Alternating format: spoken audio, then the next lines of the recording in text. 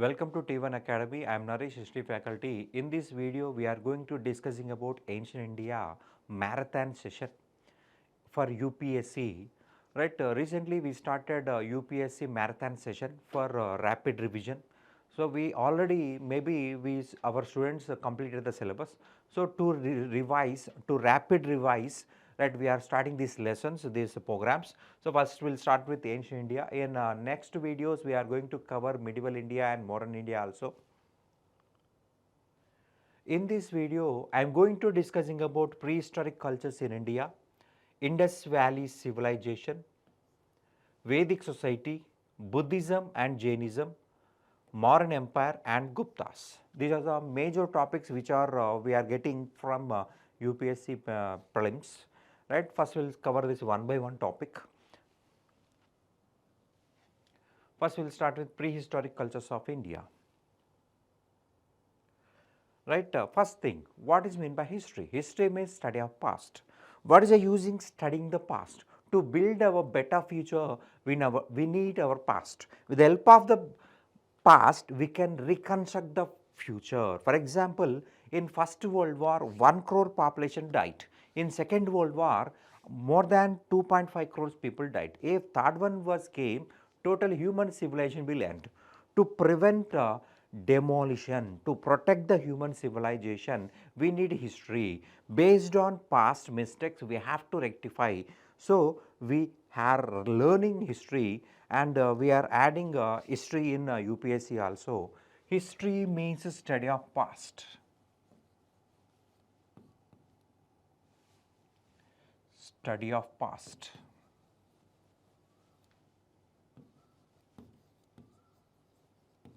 History means study of past. With the help of the past, we can reconstruct history based on facts, based on archaeological evidences, script.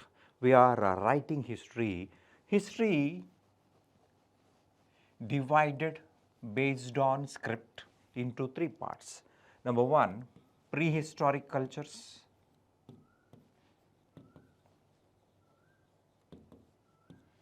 Protohistoric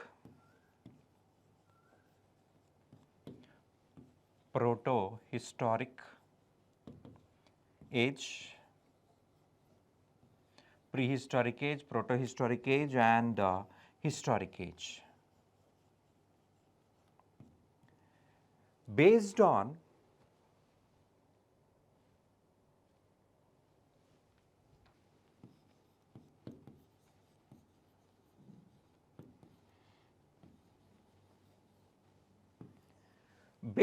script, we divided history into three parts. Number one, prehistoric age. Number two, protohistoric age. And number three, historic age.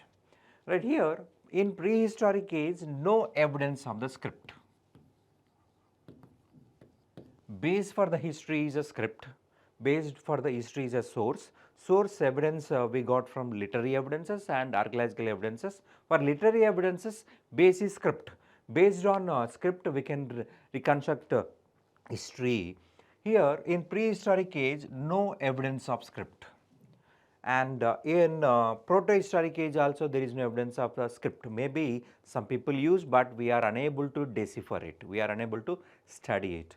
In historic age, people aware of script. People can write, read, etc., etc. So, we will see the example prehistoric age. For example, Paleolithic, Mesolithic, Neolithic, in this period there is no evidence of script. So, to study prehistoric age, we depend on archaeology. Protohistoric age, during that period, people use the script, but today we are unable to read it. We are unable to read it. For example, Indus Valley civilization. Indus Valley civilization, people study the script, but today we are unable to read it. Historic age, people use the script and still we are continuing. For example, we have Vedas, we have Upanishads, we have so many books, right? These books written in script form, written in books form. So, we are still reading the Sanskrit books, we are still reading the Prakrit books and etc., etc. To study prehistoric age and protohistoric age, we use archaeology, and to study historic age, we use history. We use history. Right, in this topic we are going to discuss prehistoric age, age of human, age of human. If you saw the age of human around 13 lakhs years ago, humans developed in Africa. Africa considered as a birth of human race, cradle of human race. Africa considered as birth of human race or cradle of human race. Right, around 2 millions ago, people of Africa was born. In India, also same like that.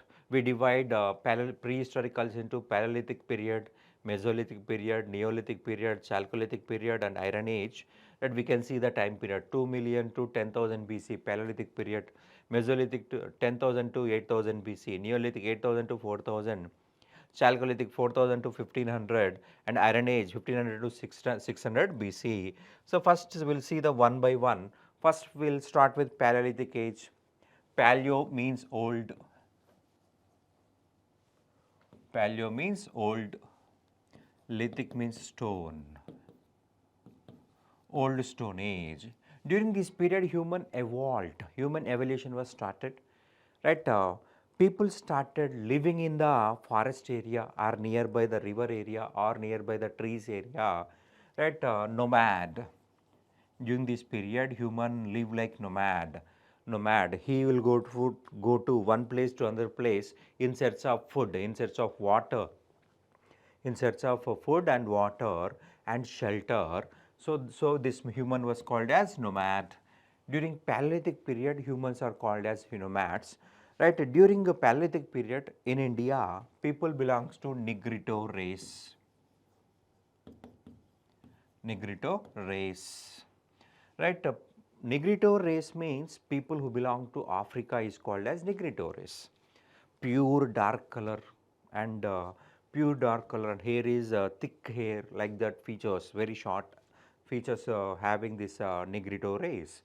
Right, during Paleolithic period, people live in the forest area or big huge rock boulders or nearby the river area, nearby the trees to get proper food, to get proper water.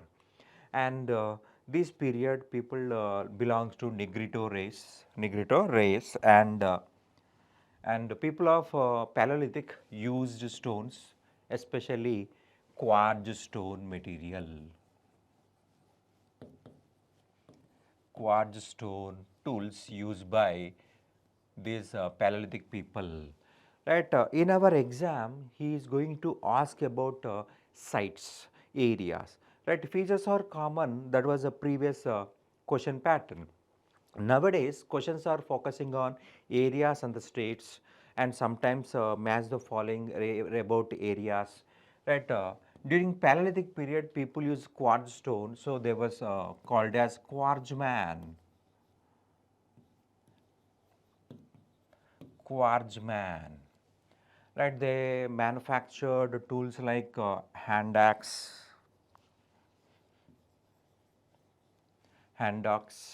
choppers,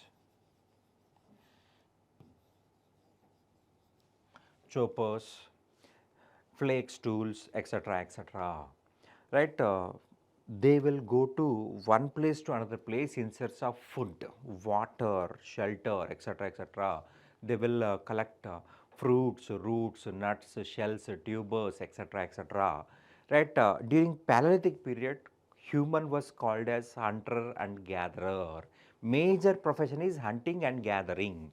Major profession is hunting and gathering. They will go to one place to another place for the hunt the animals.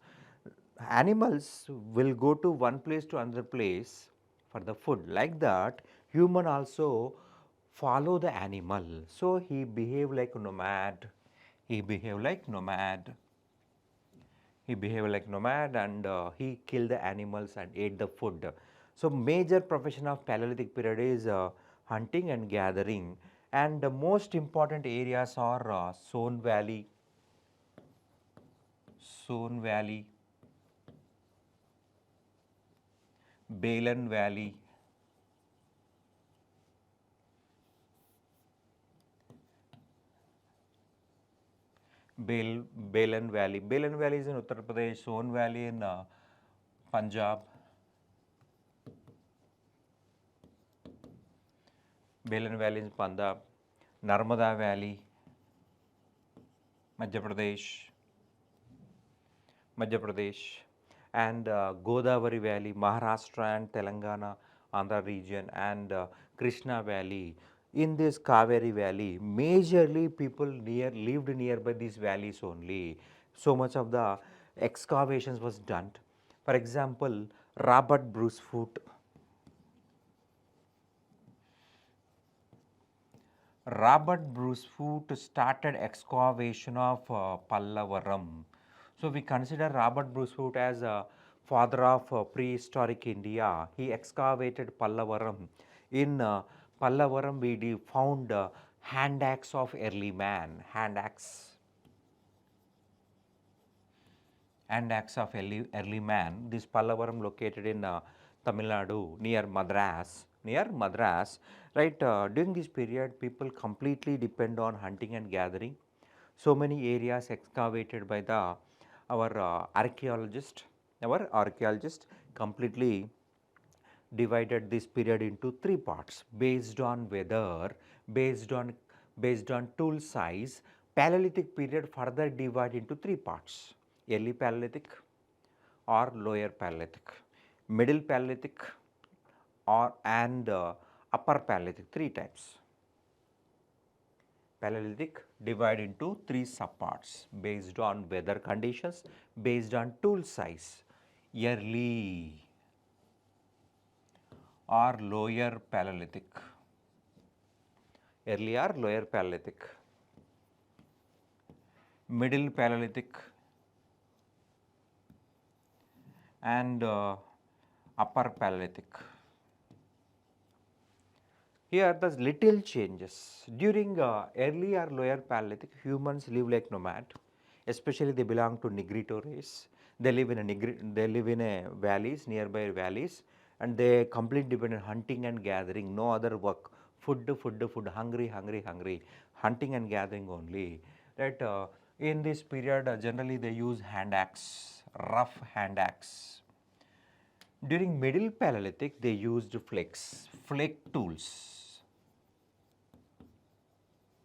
Flake tools made up of blades made up of flakes. Blades, burins made up of flakes only. So we can consider Middle Paleolithic as a flake tool industry. Flake tool, right? For the money here, Middle Paleolithic period during this evidences was discovered in Nevasa. So Middle Paleolithic also called as Nevasa culture.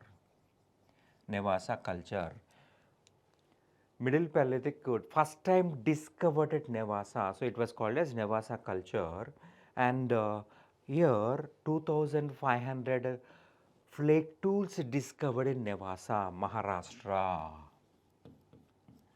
Here Nagarjunakonda, Buddha Pushkar, Thani Valley, and Renigunta. These are the important places.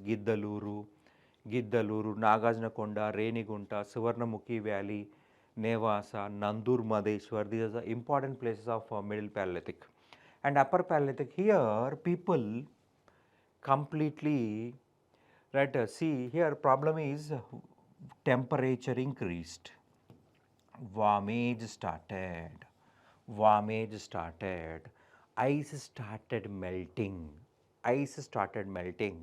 In early Paleolithic and Middle Paleolithic, we have Ice Age only. In Upper Paleolithic, warmage started, temperature increased, so animals developed, animal-based grass-based animals eating like a tiger. These are animals, cruel animals was developed in Upper Paleolithic period. And another development is Homo sapiens for the first time appeared. Homo sapiens for the first time appeared in Upper Paleolithic area.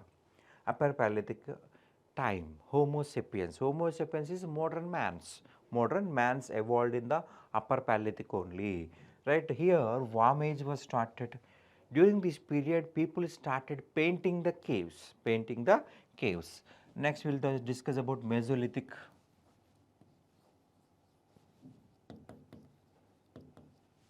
Meso means micro or tiny. Meso means micro or tiny. During this period, tool size decreased. Tool size decreased. Lithic means stone. During this period also people use stones, but they used 1 centimeter to 8 centimeters tools. Tool size decreased. For example, arrows, arrowheads, right? Arrowheads, arrowheads, spearheads, points, blades, scabbards, borers. These all used during this period. And second thing, warmage started. Ice completely melted. There is no ice on the earth. Ice was completely melted. There is no ice on the earth. So warmage developed. So warm blooded animals developed. Grass developed. Deer, stag, pig, cow, cattle. These all animals, grass based animals developed. Then curial animals like a tiger, lion also developed this period. And if you saw the humans in this period, people lived nearby the shelters only, rocks only, caves only. And one more thing, one of the best development is domestication was started. Domestication was started during Mesolithic period. In India, first place is Adamgarh, Madhya Pradesh, and Bagor, Rajasthan. In these two places, for the first time in India, humans domesticated animals. First animal to be domesticated is dog, wild dog. First time that is a wild dog, then onwards domesticated dog. Wild dog was domesticated during Mesolithic period. First places to domesticate animals in India is Adamgarh, Madhya Pradesh, Bagor and Rajasthan. These two areas first domesticated animals. First they domesticated dog, cattle, pig, horse, etc., etc.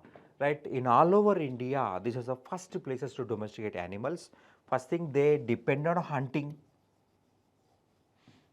They depend on hunting. They depend on domestication. Domestication was also started during this period. Domestication also started during this period. And second thing, people started painting the caves. Best example areas is here Bhimbetka, Madhya Pradesh. Bhimbetka, Madhya Pradesh. This area is in Madhya Pradesh nearby the Bhopal city. Right, V.S. Wakankar excavated Bhimbetka cave paintings. Bhimbetka cave paintings. Right, if you observe this Bhimbetka cave paintings, this was discovered in 1957. This was discovered in 1957, and around 2003, UNESCO declared Bhimbetka caves paintings as World Heritage Sites. World Heritage Sites. And we have another painting, we have another evidence also that Bhimbetka cave paintings excavated by V.S. Wakankar. He was Vishnu Sridhar Wakankar. In 1957, he discovered Bhimbetka cave paintings, and in 2003, UNESCO declared World Heritage Sites. World Heritage Sites. Right? If you observe that Bhimbetka area in our around 10 square kilometers radius, around 10 square kilometers radius, 500 rock shelters was painted. One of the oldest cave paintings in India is Bhimbetka cave paintings. Right? Sohagi Ghat.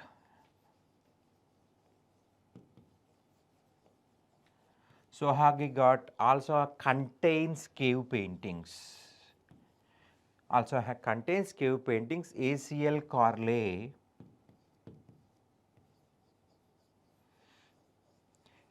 discovered Sohagi Ghat cave paintings in 1867.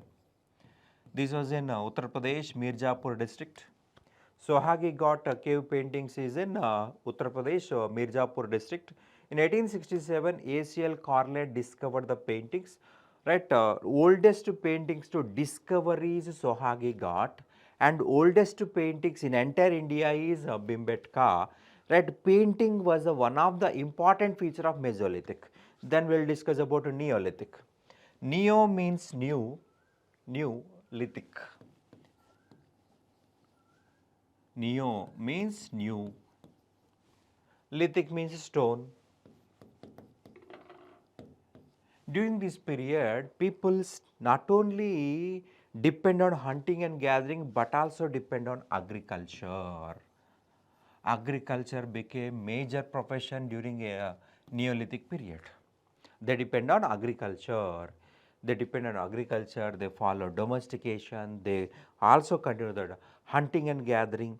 They ate animal food, they ate plant-based food, so they developed agriculture. They not only developed agriculture but also depend on hunting and gathering. They also used to paint the caves, and they also lived nearby the houses, right? They started construction of houses.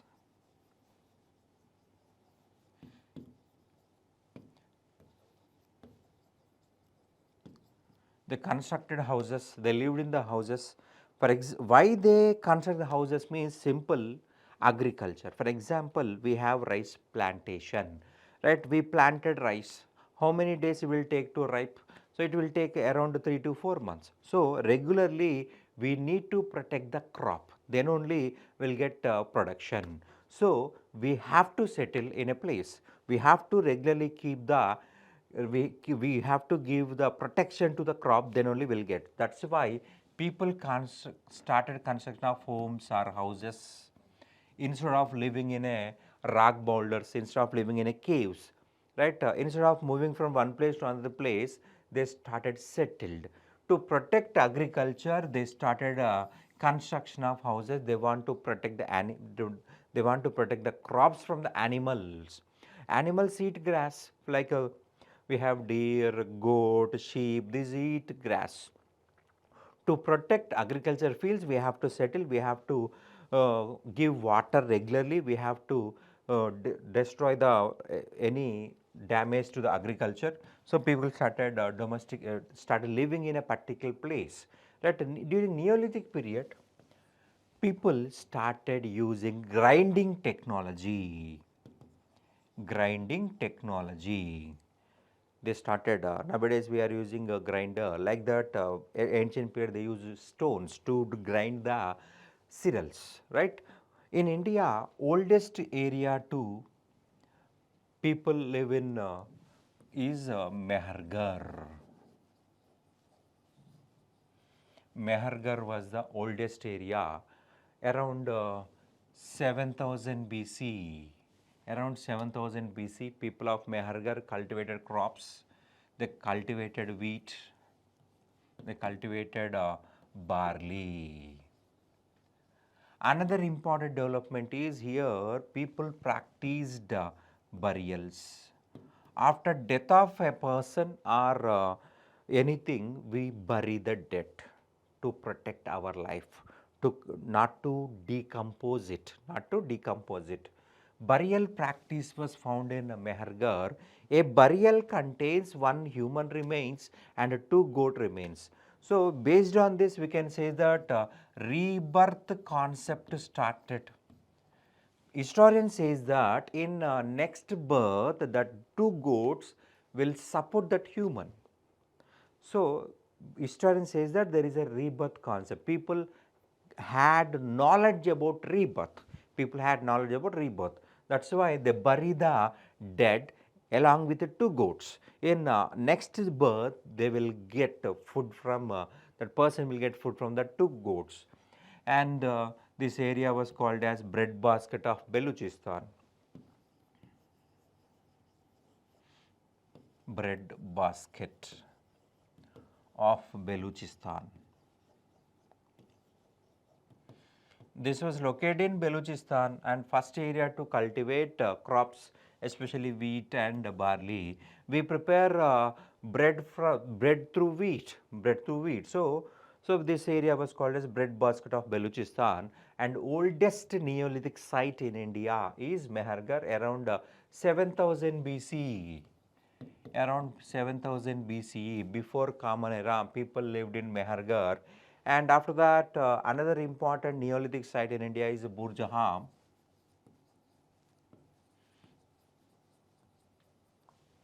Burjaham located in Kashmir.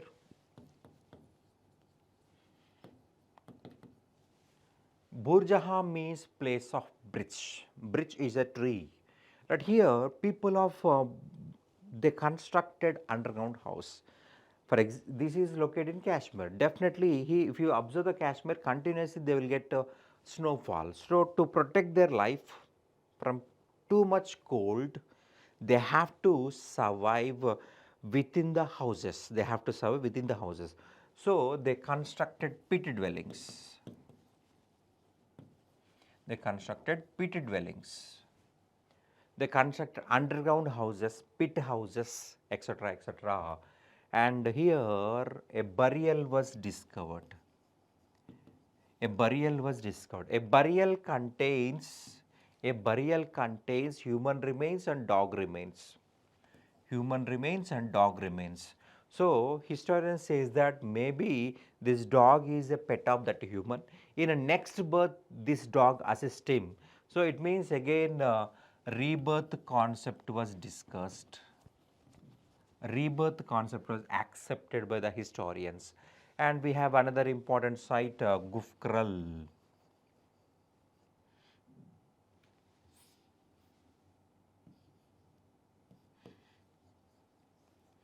Gufkral means caveman potter. Caveman potter, right? Here also, this area also located in Kashmir. So they constructed pit dwellings in Gufkal also. They extensively manufactured the pottery. Extensively manufactured the pottery. And in Bihar, we have a place called Chirand. Here, people of Chirand cultivated all type of agricultures, all type of wheat, barley, etc., etc. And they use mud to prepare the toys. Snake toy was discovered in Chirand. So historian says that they started worshipping the snake. Snake worship started, bone tools used in Chirand region. And if you come to South India, we have a number of sites in Karnataka, Andhra and Tamil Nadu. If you observe Karnataka, we have Lingsugur. This was the first area to excavated by Indians, right? In 1842, Dr. Primrose excavated Lingsugur. That was the first Neolithic area to excavate.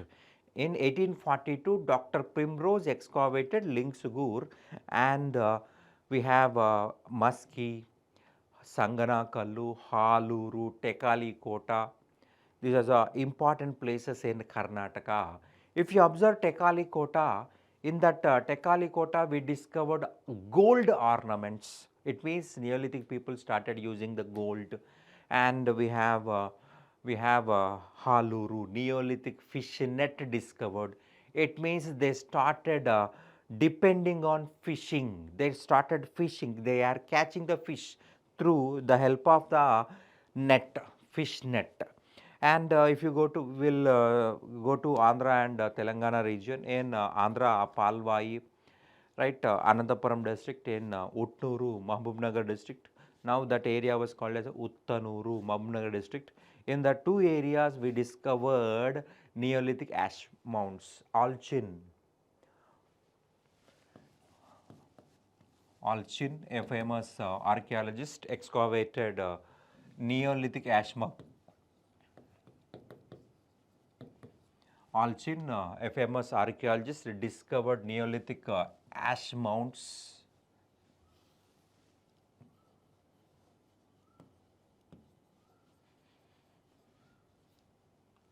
Neolithic ash mounds discovered in Uttanuru or Utnuru, Mahbubnagar district, and Palwai.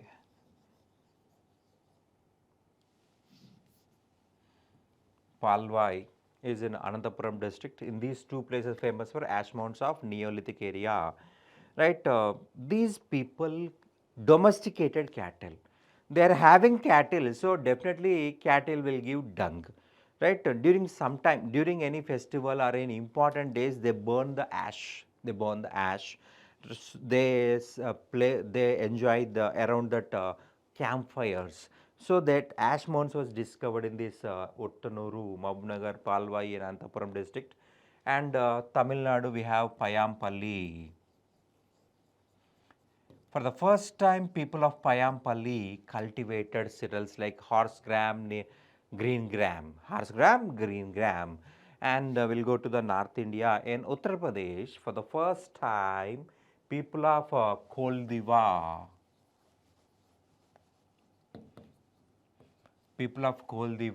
cultivated rice. In entire the world, first place to cultivate rice is Koldiva and second place is Mahagara. These two located in Uttar Pradesh only. Koldiva and Mahagara located in Balan Valley near Prayagraj district, near Prayag and is in Uttar Pradesh only. For the first time in the world, rice was cultivated in these places. First place is Koldiva, second place is Mahagara, and Mehergar people were the first to cultivate cotton in entire the world. First area to cultivate cotton is Mehergar, right? This is a important development of Neolithic in this Indian point of view. Next, we'll discuss about Chalcolithic period. Chalco means copper, lithic means stone. They not only used copper but also used stone. So, Chalcolithic, copper stone age. Copper stone age in India, after Neolithic, copper stone was started. Here, copper was the first metal to be used by humans on the earth, right? First metal to be used by human is copper.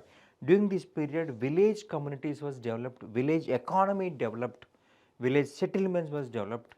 In Rajasthan, Chalcolithic period was called as Ahar culture. In Madhya Pradesh, Malwa culture. In Maharashtra, Jorve culture. In Bihar, Chirand culture. Like that, people developed their own individual features. Ahar culture is a part of Rajasthan, located on the bank of Banas river. Ahar, Balatal, Bagor, Ganeshwar, and we have Tambavati. Tambavati, another name is Ganeshwar. Largest area in Ahar culture is Tambavati or Ganeshwar. Tambavati had huge number of copper tools, and if you observe the Gulind, people of Gulind started using burnt bricks. Started using burnt bricks. They started using burnt bricks and constructed mud houses, and we have Malwa culture. In that, most important is Navadotoli, largest site is Navadotoli. In Kayata and Dhanwada, people started worshipping bull. In Kayata, we discovered Chalcolithic, we have stone industry, Chalcolithic sword industry was developed in Kayata region, and next place is Jorve. Jorve culture developed in Maharashtra region. In Maharashtra, Jorve is completely village culture,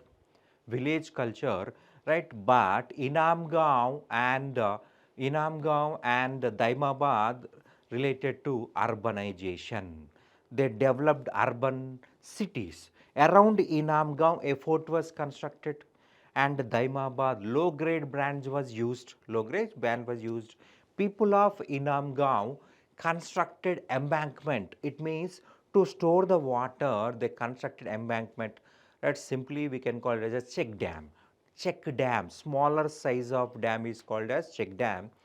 To store the water, to develop the agriculture, they constructed a embankment in Inamgaon, right? Jorve culture is completely village culture, but this Inamgaon, Daimabad is to urbanization. Right, next we see the pottery. In Ahar culture, they use black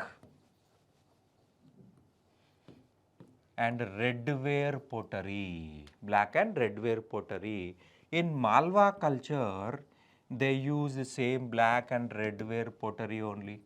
Black and redware pottery only. But in Jorwe culture, there is a slight different. Black and ashware pottery was used. Black and ashware pottery was used. Right, this is a little difference between Ahar, Malwa and Jorwe.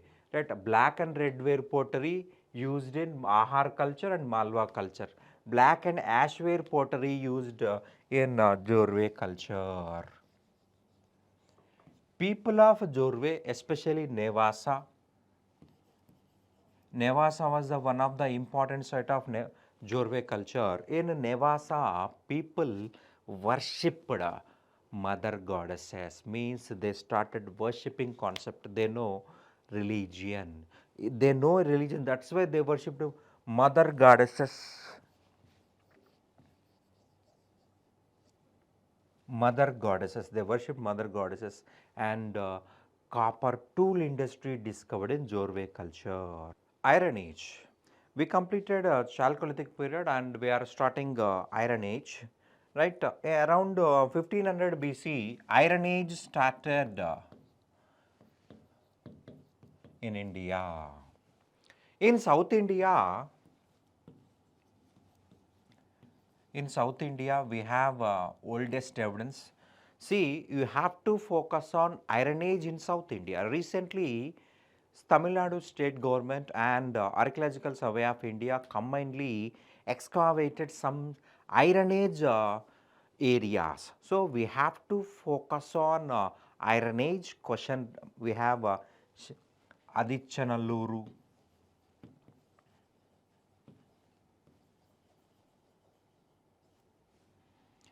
Shiva Gangai,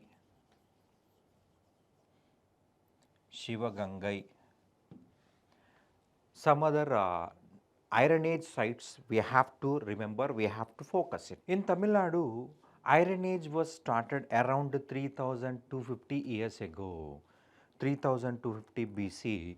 Right, Tamil Nadu government, Archaeological Survey of India combinedly done excavations in Tamil Nadu region, many Adichanalluru, Shivagangai, even central government gave funds to Adichanalluru to excavate this site, Shivagangai, Mamanduru and Pallavaram and nearby regions, right, Payampalli, Brahmagiri. Brahmagiri is in Karnataka. These are important Iron Age sites. In South India, Iron Age was called as megalithic culture. Huge boulders, huge rocks was used to construct burials. Burial practice was the most important. We have a dolmen type, menhir. We have dolmen, menhir, chist burials, dolmen burials, right? A sarcophagus.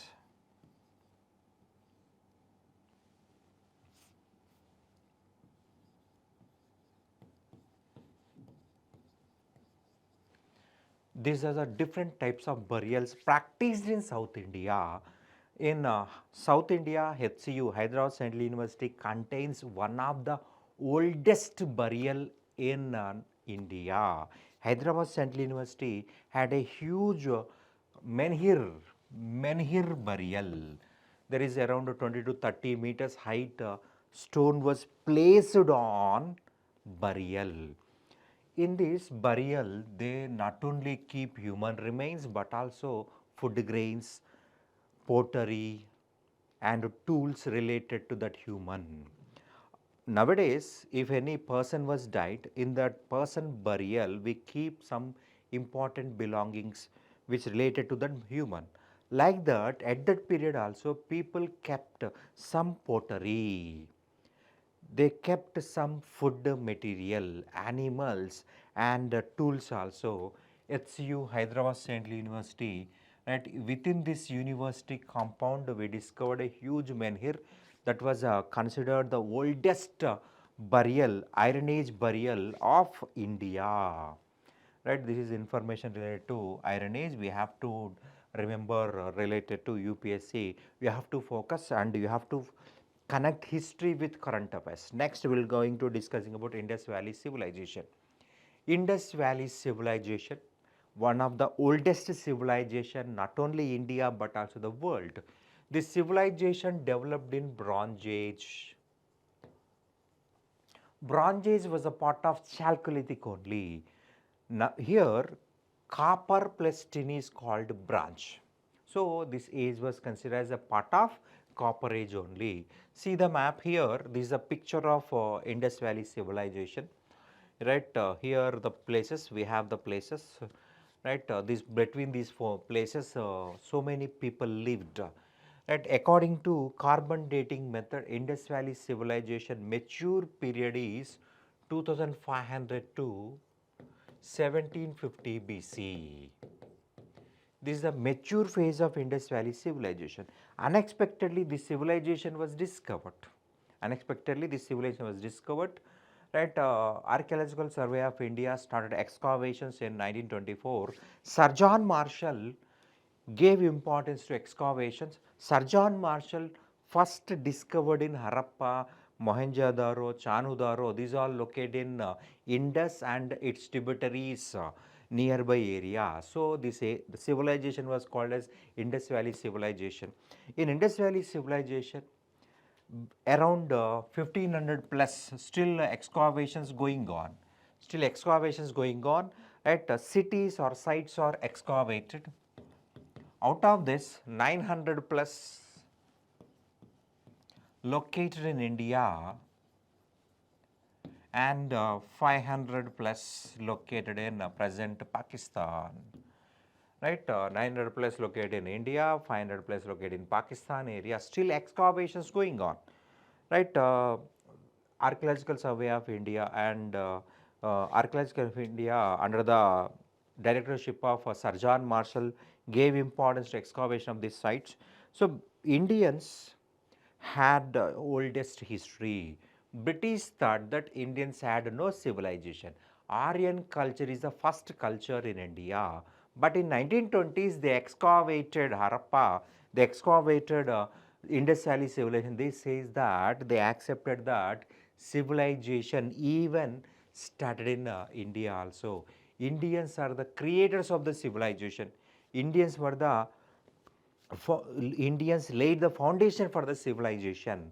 That in civilization, most important features are first one, agriculture.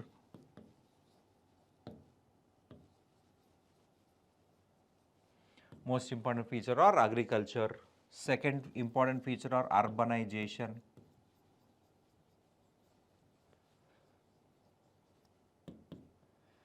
Urbanization. Third important feature are script and science and technology. Finally, trade. Right, these five features you can see in Indus Valley civilization: agriculture, urbanization, script, science and technology, trade.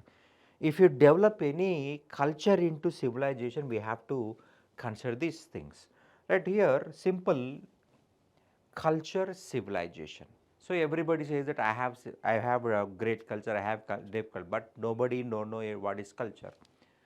In culture, we concentrate on festivals, food habits, dress code, customs, etc., etc. And development of culture is called as civilization. What we are is culture, what we have is civilization. What we are is culture, what we have is civilization. Development of culture is called as civilization. So, we already completed Paleolithic, Mesolithic, Neolithic culture, and this topic we are going to discussing about Indus Valley civilization. Development of culture is called as civilization. First, we'll start with boundaries of Indus Valley civilization. Right, north boundary of Indus Valley civilization is Manda. This Manda city located on the bank of Chenab River, Jammu Kashmir, Jammu Kashmir, and the south boundary of Indus Valley is Daimabad. South boundary of Indus Valley is Daimabad, and here river is Pravara. Pravara river, Maharashtra, and east boundary Alamgirpur. Alamgirpur was the east boundary of Indus Valley civilization. After crossing this area, you will not find evidence related to Indus Valley civilization. And west boundary Sukta Zendor.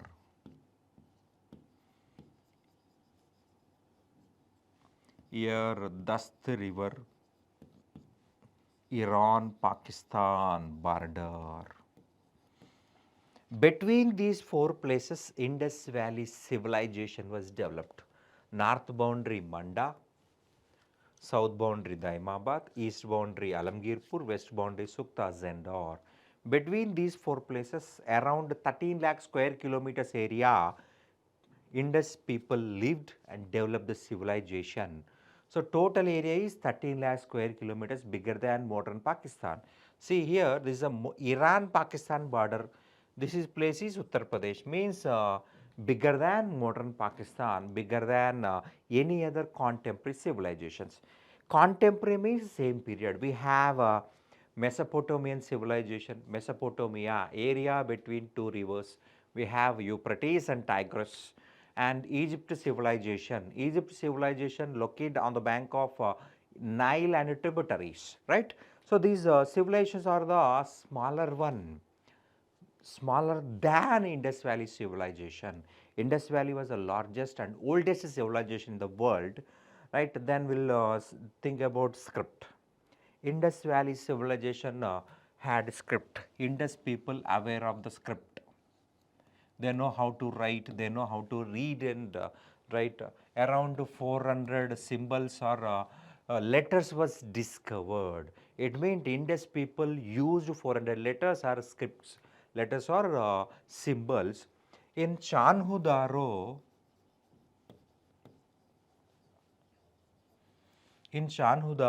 ink pot was discovered. Ink pot. What is the use of ink pot? To write any information we need ink. But nowadays we are having pens, right? Pens containing ink. But if you go back to 50 years or 100 years, ink is separate, will come on separate, and we use some feathers to use to write. Right, nowadays we are mixing ink and pen. At that period, pen is different, ink is different. We have to dip in that ink and we have to write like that. Right, in Chanhudaro, ink part was discovered. It means they know how to write. Around 500 letters or letters or symbols was used. Right, they never repeated the letters. Once they wrote, they never repeated. They started at left, ended at right, again started right, ended left, and again started left, ended right. So it's looking like going like a snake. So they were called as snake script. This Indus script contains letters and pictures, so this was called as pictographical script. There is a pictures, so picto. There is a letters, graphical, pictographical script. Indus script also called as pictographical script, Indus script also called as snake script, and the scientific name of Indus script is Bostrophidan.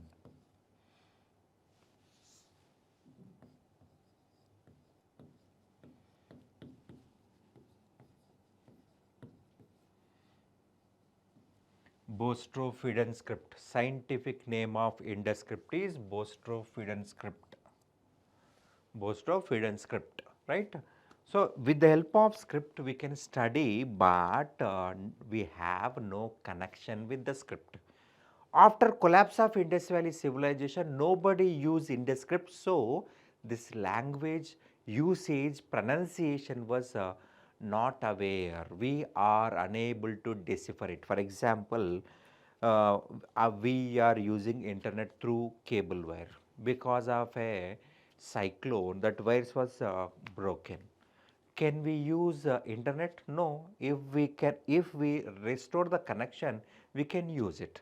Right after collapse of Indus Valley civilization, nobody used Indus script, so we don't know the pronunciation. We discovered the script, but we don't know how to pronounce it. What is the sound? Right? Indus script was not yet deciphered. Many archaeologists, many scientists try to decipher the meanings, try to decipher the pronunciation, but failed. Next, we'll go for urbanization. In Indus Valley civilization, we have more than 1,500 cities. Every city divide into two blocks, lower town and upper town. Lower town is a open area. Lower town is a open area and upper town protected with a citadel. Citadel or acropolis. At lower town is a open area and huge area. Upper town is a smaller area but protected with the outer wall. Protected with the outer wall, upper town. Right, very smaller area, but within that area they constructed huge buildings, 2 floors, 3 floors, and huge areas was constructed. So based on this, historian says that maybe in the society there is no caste system, they follow class system, class based society, rich class, poor class, kings, common people, officials, common people, influential people, common people, class divided society. Indus society is a class divided society. Right? Evidence is every city divided into two blocks, right? Lower town, upper town. If you observe the lower town houses, that is congested houses, barracks discovered. Barracks only found in lower town. In the upper town, there is a small area, but huge buildings are discovered. 2 floors or longest hall, longest courtyard, etc., etc. So, based on this evidence, historian says that there is a rich-poor division. There is no caste system. And in Chanhudaro, there is no citadel. One and only city had no citadel is Chanhudaro, and Dholavira city divided to three blocks, lower town, upper town and middle town. Three layers was discovered. Lower town, upper town, middle town was discovered in Dholavira. That is the exemption to these two. There is a division. First thing, Chanhudaro. Chanhudaro had no citadel.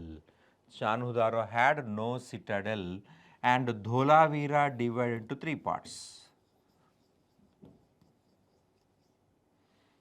Dholavira divided into three parts. Chanhudar located in Sindh, Pakistan, and Dholavira located in Gujarat. Recently, UNESCO declared Dholavira as a World Heritage Site. So we have to focus on Dholavira. We have to concentrate on Dholavira related information. We may get question on Dholavira. Right, Dholavira divided into three parts, and in that area, a water reservoir was discovered. So like that, questions may get. And in the construction of roads and buildings, they follow grid pattern. Grid pattern. Grid means length, width are equal. Length, width are equal. That construction was called as grid pattern.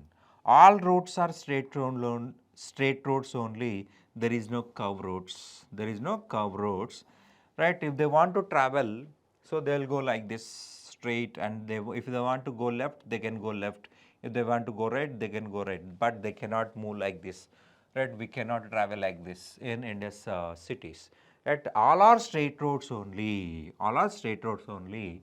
Why they constructed means below the main road, they constructed underground drainage. They constructed underground drainage. Water wants to flow freely. So they need straight lines. Then only water will move freely. Right? Mud cannot struck. Mud cannot struck. Right? Every house had main road connection. For example, this is a house. there is a connection, and they kept some place and construct a house. They gave up some space between two houses. Right? Every house had main road connection, every house had drainage connection. Right? We'll take one house example. At within the courtyard area, for example, this is a house, right? At the center they construct the houses, at the corners they construct the bathrooms, wastewater channel connected to mainline drainage, wastewater channel connected to mainline drainage, and this is the mainline drainage. And here problem is in Indus Valley civilization, every house had main road connection. Below the main road, they constructed the underground drainage. Right? For example, this is a house, right? At the corners, they construct the bathroom. Wastewater channel connected to mainline drainage. To clean the mainline drainage, they constructed manholes. Right, if you observe the underground drainage bed, gypsum was discovered. It means most advanced thinking. Right, nowadays we are using gypsum in the cement to give hardness. Right, so this polluted water cannot sink into the earth, so drinking water may not pollute. This construction was found in each and every city, right? Only one city had no grid pattern and underground drainage, that is Banwali. Only one city had no underground drainage and no grid pattern. In the construction of Banwali city, they follow circular pattern and open drainage. In the construction of roads and buildings, they use burnt bricks. Burnt bricks are very harder than dried bricks.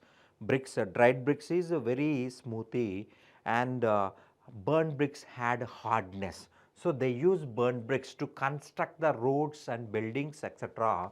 That in Indus Valley civilization, most important feature is grid pattern.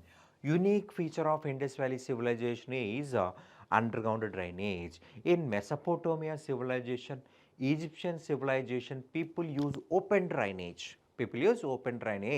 But these Indus Valley people gave importance to health, right? So they constructed underground drainage. Right? People of Indus Valley gave most importance to health. For example, polluted water are flowing on the earth. Definitely mosquitoes will develop, pigs will roam, and rodent will live. Right? Because of mosquito will get malaria, chikungunya, whatever. Pigs, brain tumor, brain related plague, brain tumor related, we may get diseases. To prevent diseases, we have to use underground drainage. These people use underground drainage means they gave importance to health hygiene measures. Perhaps Indus Valley was the one and only civilization to give importance to health and symmetry. They constructed symmetries with the help of burnt bricks also. So they gave importance to health measures. And next we'll talk about agriculture. Agriculture was the backbone of Indus Valley civilization. Nowadays people follow 3 agriculture seasons, but at the period they follow two types of agriculture seasons, Rabi season and Kharif season. In these two seasons, they cultivated the crops. Kharif season, they cultivated cotton.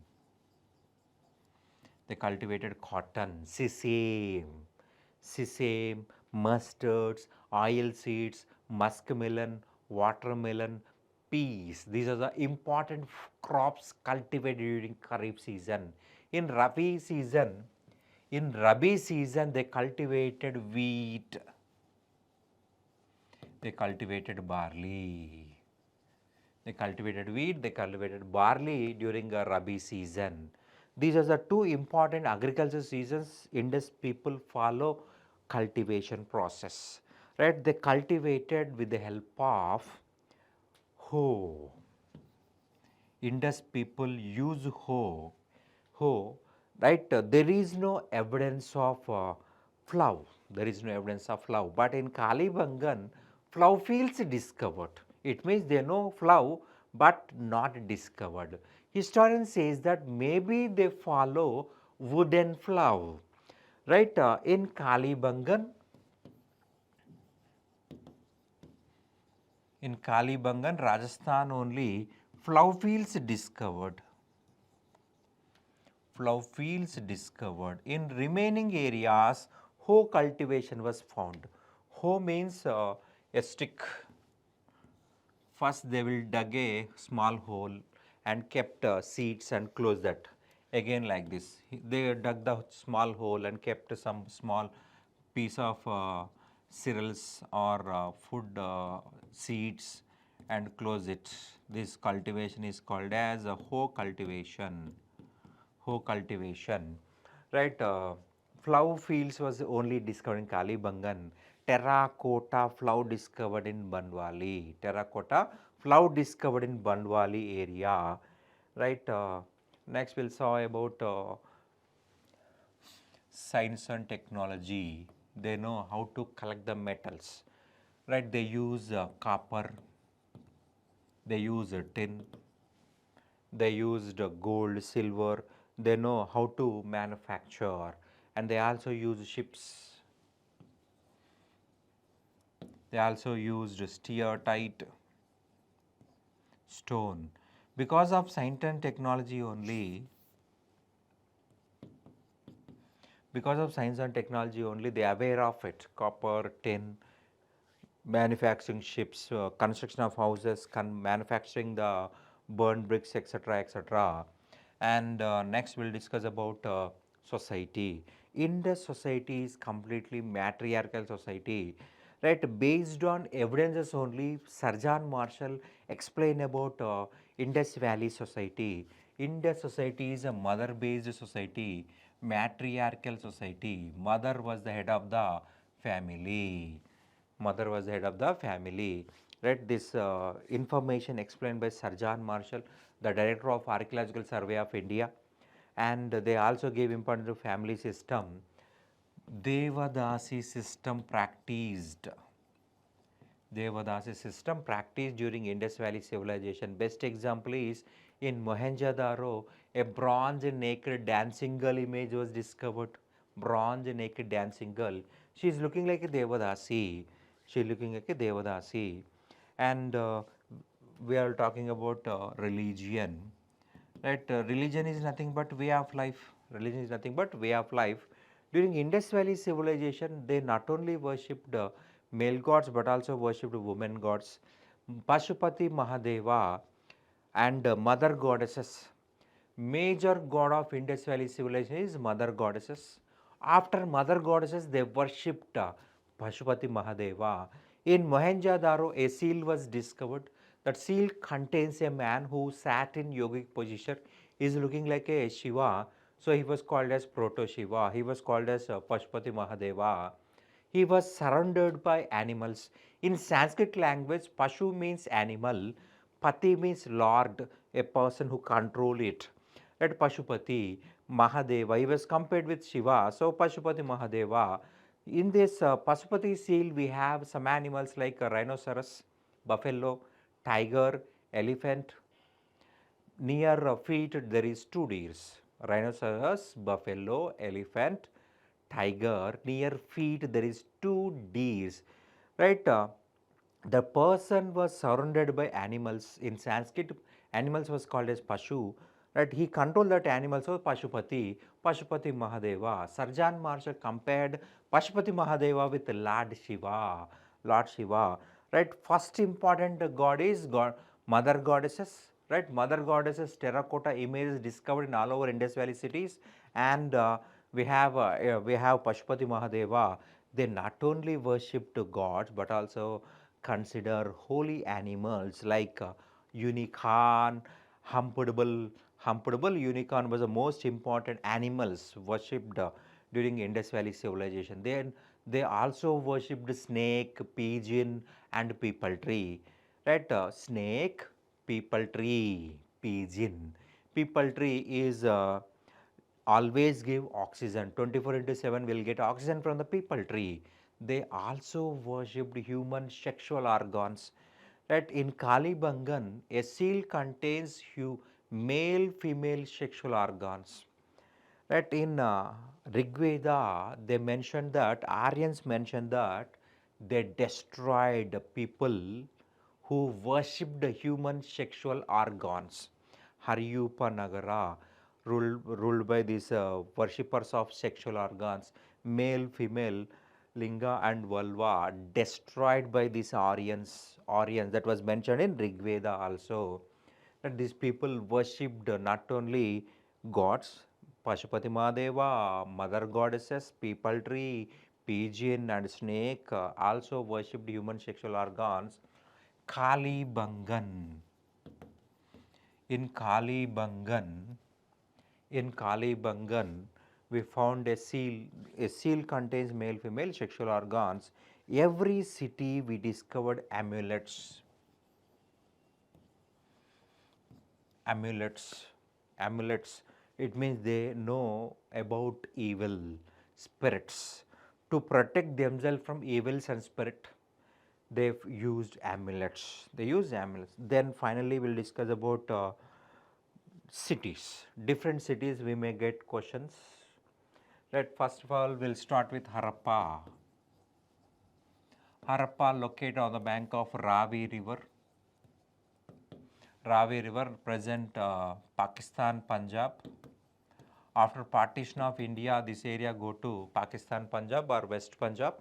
That is located on the bank of Ravi River. In 1921, Dayaram Sahani started excavation of Harappa, and the most important findings are here 6 granaries. 6 granaries discovered near Ravi River and H-shaped graveyard or cemetery. H-shaped cemetery or graveyard discovered in Harappa, and a wooden burial discovered. This wooden burial contains bronze mirrors. It means they gave importance to beauty. And they used scales. Scales also discovered in wooden burial, and red jasper.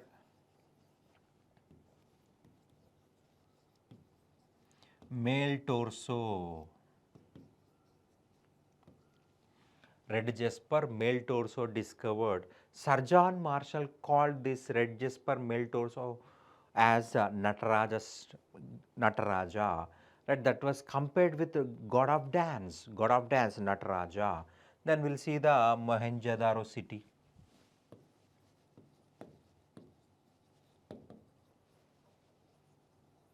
In 1922, Rakul Das Banerjee excavated Mohenjo-daro. Rakul Das Banerjee, R.D. Banerjee excavated Mohenjo-daro. This city located on the bank of Indus River. Here Mohenjo-daro, mound of dead in Sindhi language. Nearby Great Bath, huge skeletons was found. So that area was called as Mohenjo-daro. Right, R.D. Banerjee excavated here around 7 times.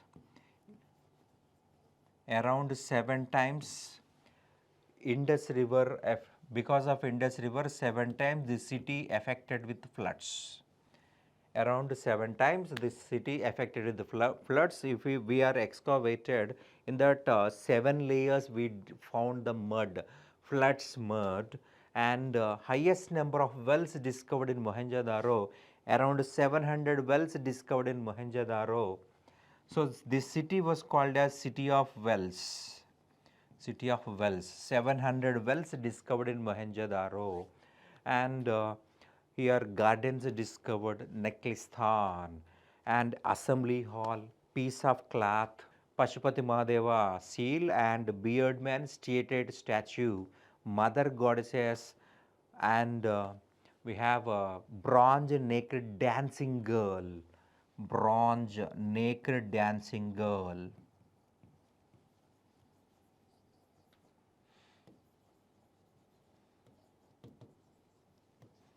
statue discovered in Mohenjo-daro, bronze naked dancing girl. Right, male torso discovered in Harappa, female or dancing girl statue discovered in Mohenjo-daro.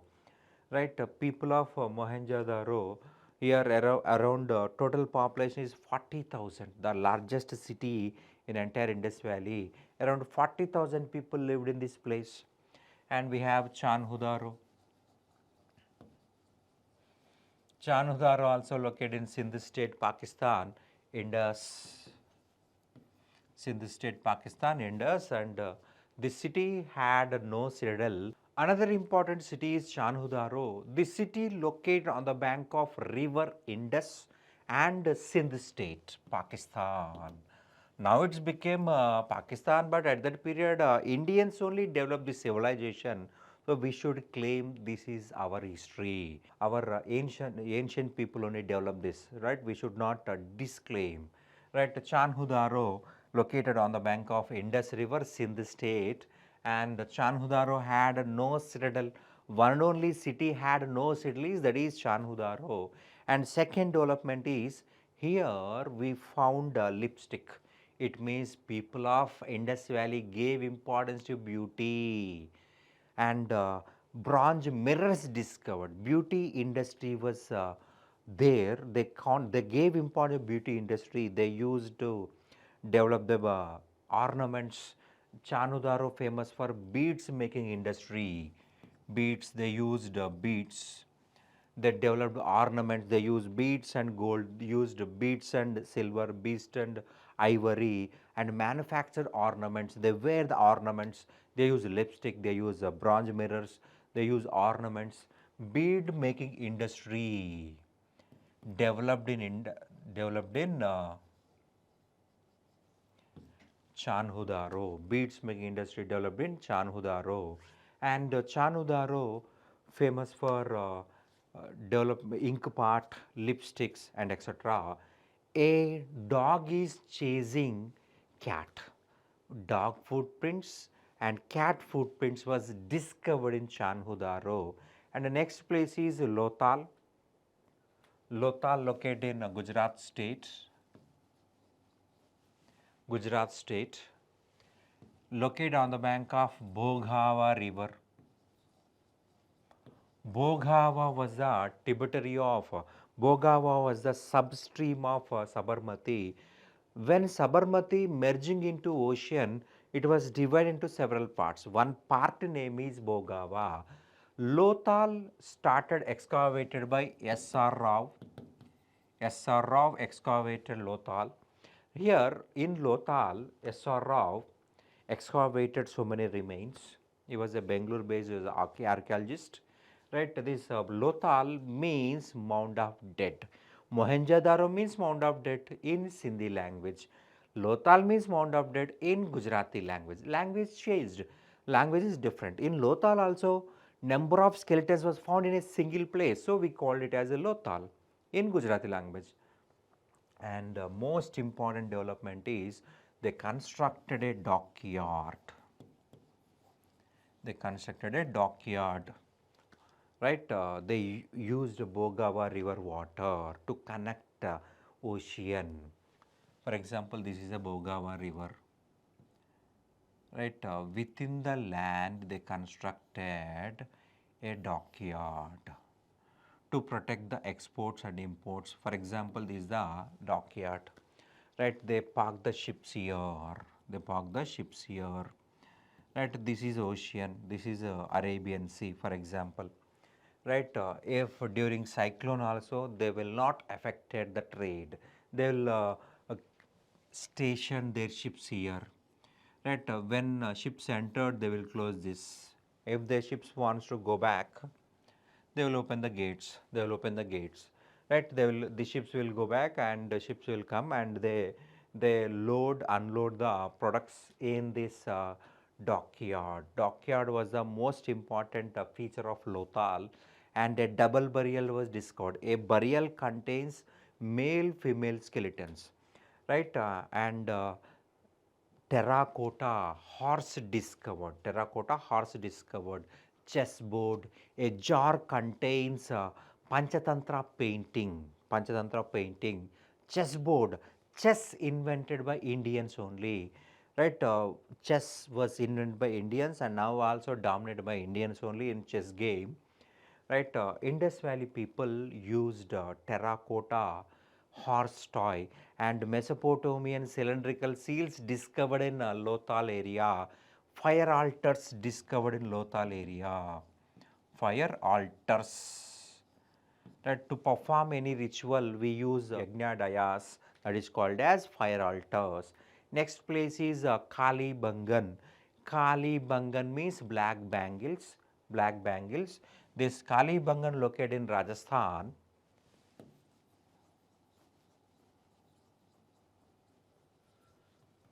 Kali Bangan located in Rajasthan.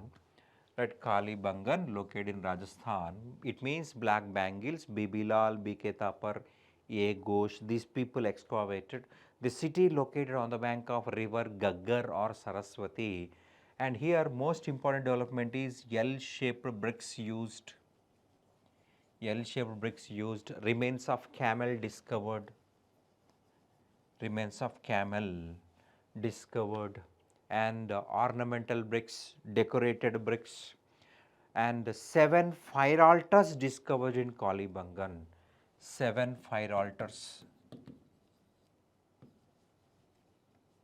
7 fire altars discovered in Kalibangan.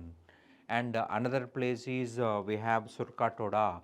Surkatoda located in Gujarat. Here part burial discovered. It means child infant mortality rate was more.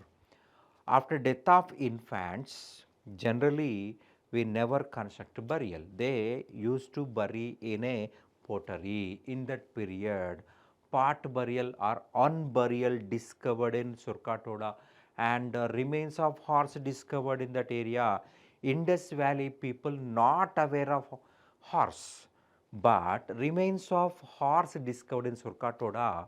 Professor Romila Thapar says that horse that is not belongs to horse remains, that is belongs to donkey remains. According to Professor Romila Thapar, that remains belong to donkey, not horse, not horse, right? And Rangapur, rice husk discovered.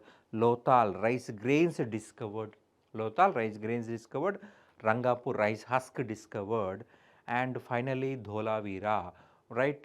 In 1991, J.P. Joshi, Jagapati Joshi excavated Dholavira. In 2001, Kutch earthquake, Dholavira was demolished. Dholavira was demolished. Dholavira divided into 3 blocks: lower town, upper town, middle town, and there is no river. Without river, without water, we cannot survive. We need water. So, people of Dholavira constructed a reservoir. Dholavira people were the first to construct a reservoir, not only India but also the world. They preserved the rainwater in that reservoir and cultivated the crops, and they used water for the daily usage. And micro bead ornament discovered in Dholavira, micro bead. Right, finally we'll talk about the trade. Indus Valley people had commercial relations with Mesopotamia civilization. Mesopotamia cylindrical seals discovered in not only in Lothal but also other areas of Indus Valley civilization. Indus material discovered in Mesopotamia cities: Susa, Telasmer, Kish, Nigger, and Umma city. In Umma city, Mesopotamia, here Indus cotton bags discovered. Indus cotton bags discovered. Indus cotton bags. This Umma city belonged to Mesopotamia civilization. Susa, Telasmer, Kish, Nigger. In these 4 places, that Indus metal was discovered. In Mesopotamian civilization, Indus Valley was called as Meluha. In Mesopotamian literature, they were called as Meluha. Right? We imported Sindhan cotton from Meluha. This statement was found in a Mesopotamian inscription. They also mentioned Tilmun, Bahrain, Magan, Makran, right, and Mesopotamia, right. We have to remember this. And they used, Indus people use shape in external trade, and in internal trade they follow bullock cart. They follow bullock cart, right. They imported majorly copper from Kaitri mines. Highest metal used in highest number of metals used in Indus Valley civilization is copper, that was collected from collected from Kaitri mines, Rajasthan. Highest number of more number of copper collected from Kaitri mines. And gold gold was also collected from India and other countries like Persia and Afghanistan.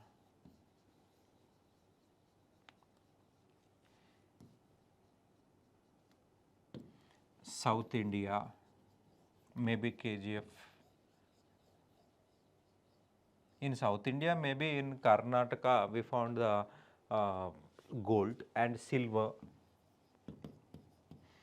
Silver found in Persia, Afghanistan, jade, Central Asia, amethyst, Maharashtra. These are the different types of tools, different types of different types of stones. Right? Generally, we use these stones in rings or ornaments, jade, amethyst, pearls, right, conch, etc., etc. Pearls imported from Persia, amethyst imported from Maharashtra, jade imported from the Central Asia, lapis lazuli imported from the Afghanistan, Badakhshan. These are the important areas to import from this material. Finally, decline of Indus Valley civilization. There is no single reason, there is a multiple reasons. Some historians like Martimum Wheeler says that Aryans destroyed Indus Valley civilization. In Mohenjo-daro, around some 30 skeletons was discovered nearby Great Bath. Right at that Great Bath area, that skeletons contains iron marks. It means the people who use iron killed these people, So Aryans started using iron in India. So Aryans responsible for the decline of Indus Valley civilization. And in Rig Veda, they mentioned that we destroyed people who worshipped human sexual organs.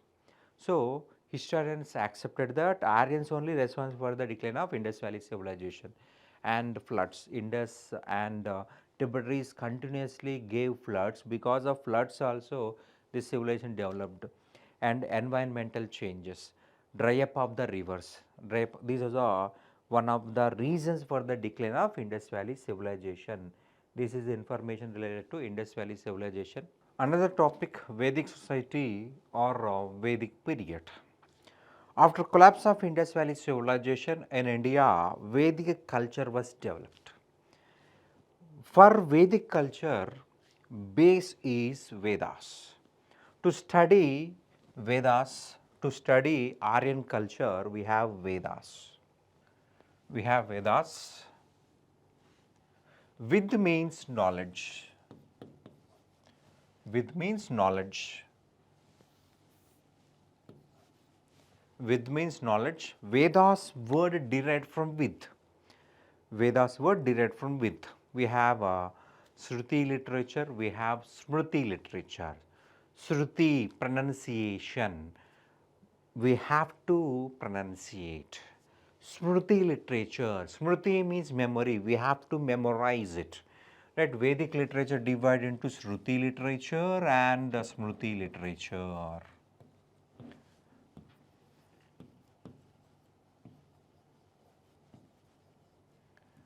Smriti literature.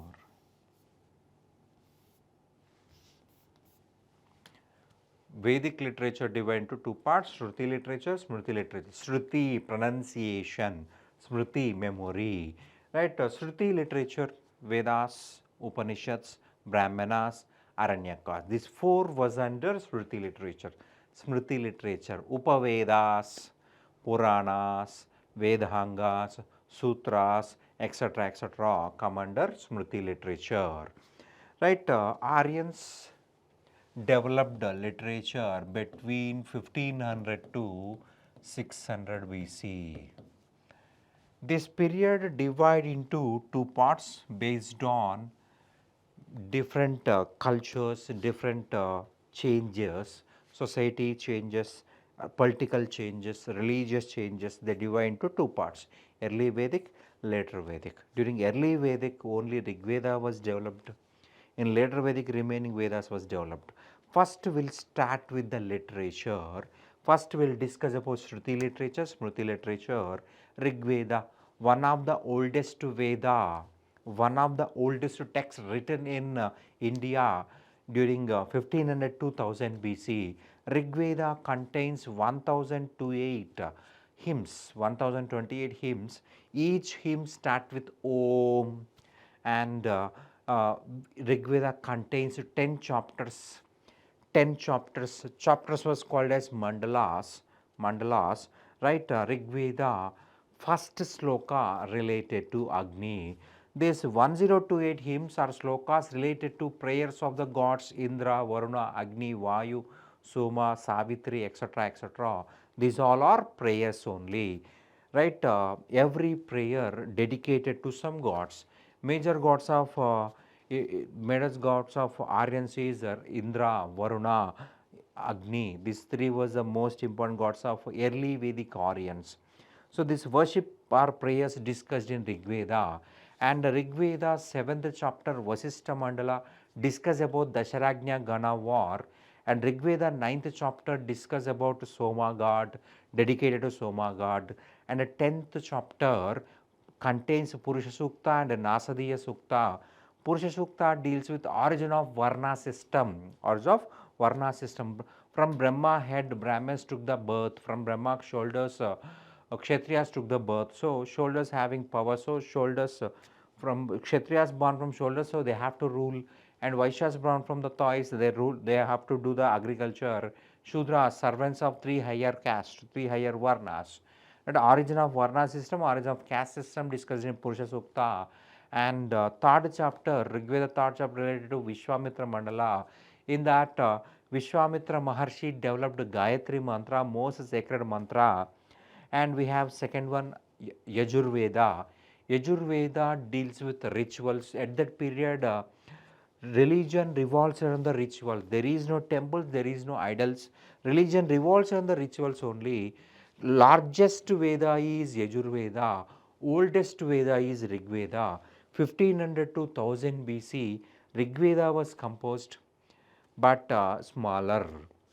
Only 1028 hymns. Yajurveda deals with rituals, Ashwamedha Yaga, Rajasuya Yaga, Putrakamesya Yaga, Chandi Yaga, Varuna Yaga, like that. So many yajnas, yagas discussed in Yajurveda. Yajurveda divided into two parts, Krishna Yajurveda, Shukla Yajurveda. Krishna Yajurveda, black, right, written in prose form. Shukla Yajurveda, written in poem form. And third one is Samaveda. Samaveda deals with music, not useful for the history. And fourth one is Atharvana Veda. Atharvana Veda deals with evils, spirits, prevention of diseases, prevention of evils and diseases, how to protect the people. War started in the mind of human.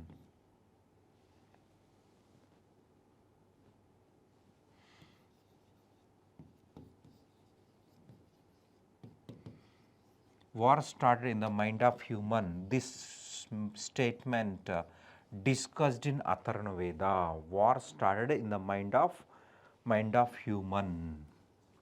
This statement was mentioned in Atharvana Veda. Then we'll talk about Upanishads. Upanishad means sitting near to the teacher. With the help of teacher, we have to gain the knowledge. we have 108 Upanishads. These Upanishads deals with soul, super soul, migration of soul, rebirth, etc., etc. Right? We have 108 Upanishads. These Upanishads question the freedom, question the domination of Brahmins, question the domination of Vedas. So Upanishads also called as Vedantas, right?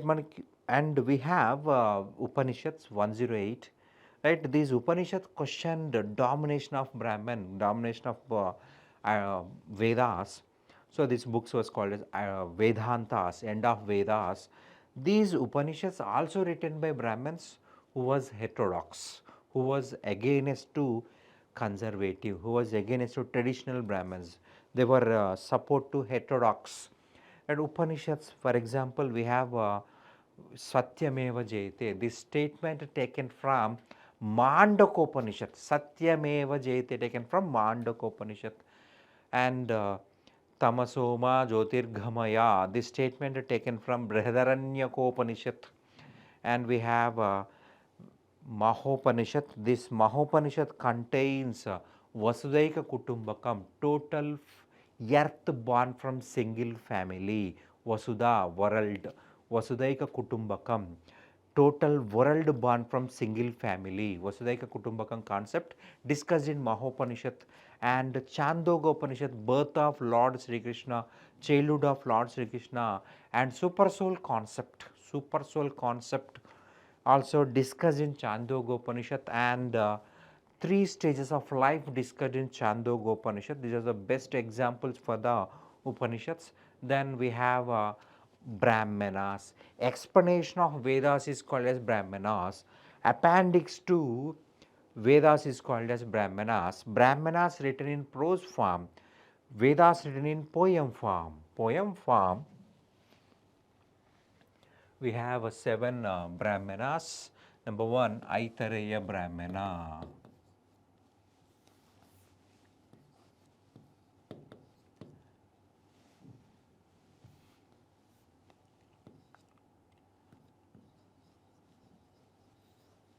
Aitareya Brahmana, this was appendix to Rig Veda. Appendix to Rig Veda. In this, discrimination of women was mentioned. A daughter has been source of misery, the son only savior of the family. This statement was discussed in Aitareya Brahmana. Women discrimination started during later Vedic period. This book composed around 800 BC. Around 800 BC, a daughter has been source of misery, the son only savior of the family. This statement was discussed in Aitareya Brahmana. And Shatapatha Brahmana.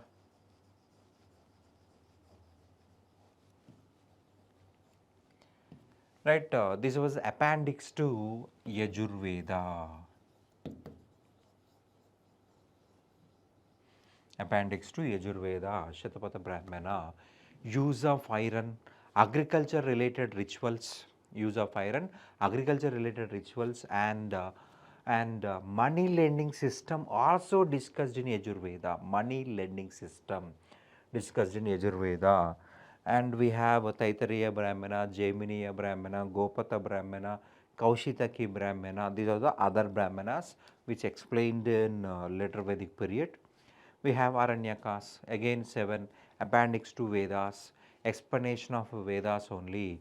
People who live in the forest developed these books. Forest dwelling people developed Aranyakas, appendix to Vedas only. And we have Vedangas, limbs of Vedas called as Vedangas. Shiksha, pronunciation. Shiksha, pronunciation. We have some letters to pronounce very loudly, whereas some letters will we have to silent. There is a silent words, there is a huge loud words, right? Based on sounding, meaning will be changed.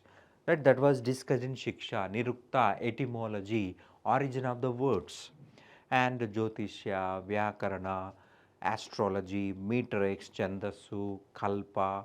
These are the parts of Vedangas, and we have Upavedas.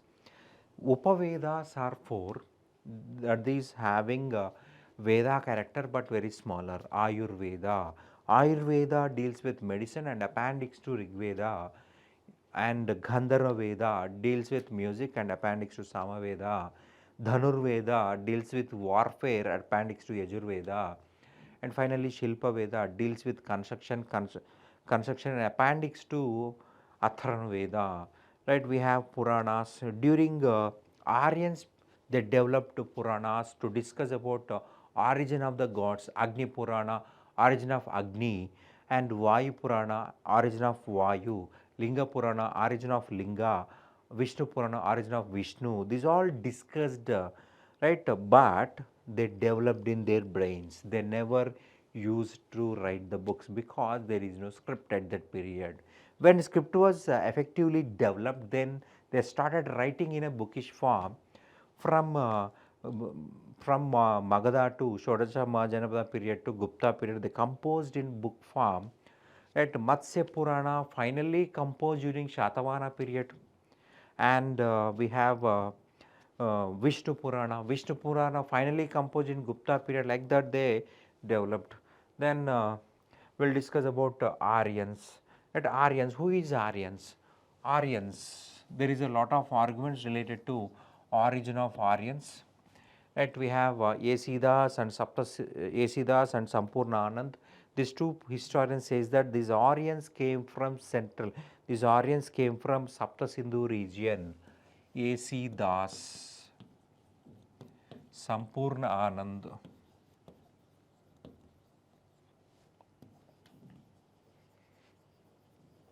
This person says that Aryans belong to Sapta Sindhu, area between 7 Sindh rivers.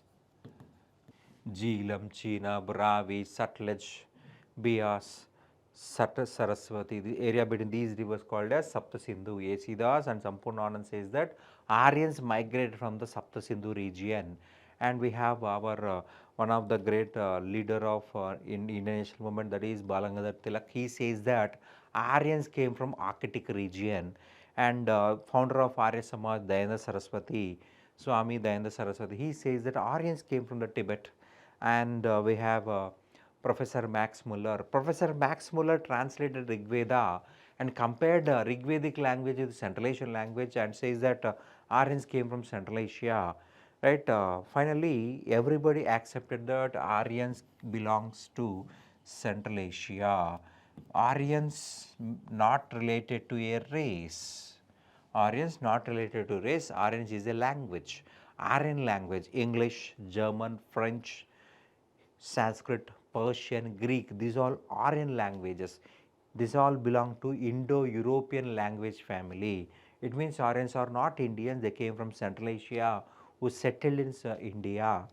They use Aryan language like Sanskrit.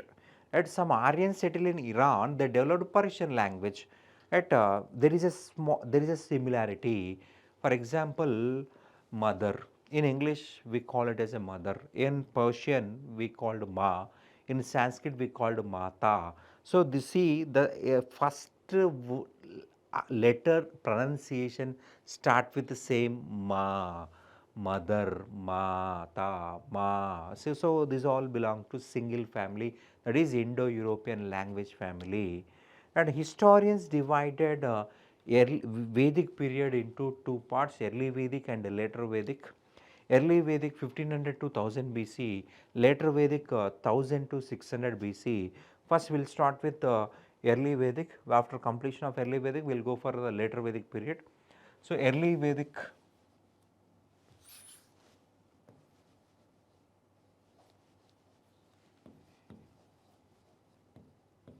early Vedic 1500 to 1000 BC.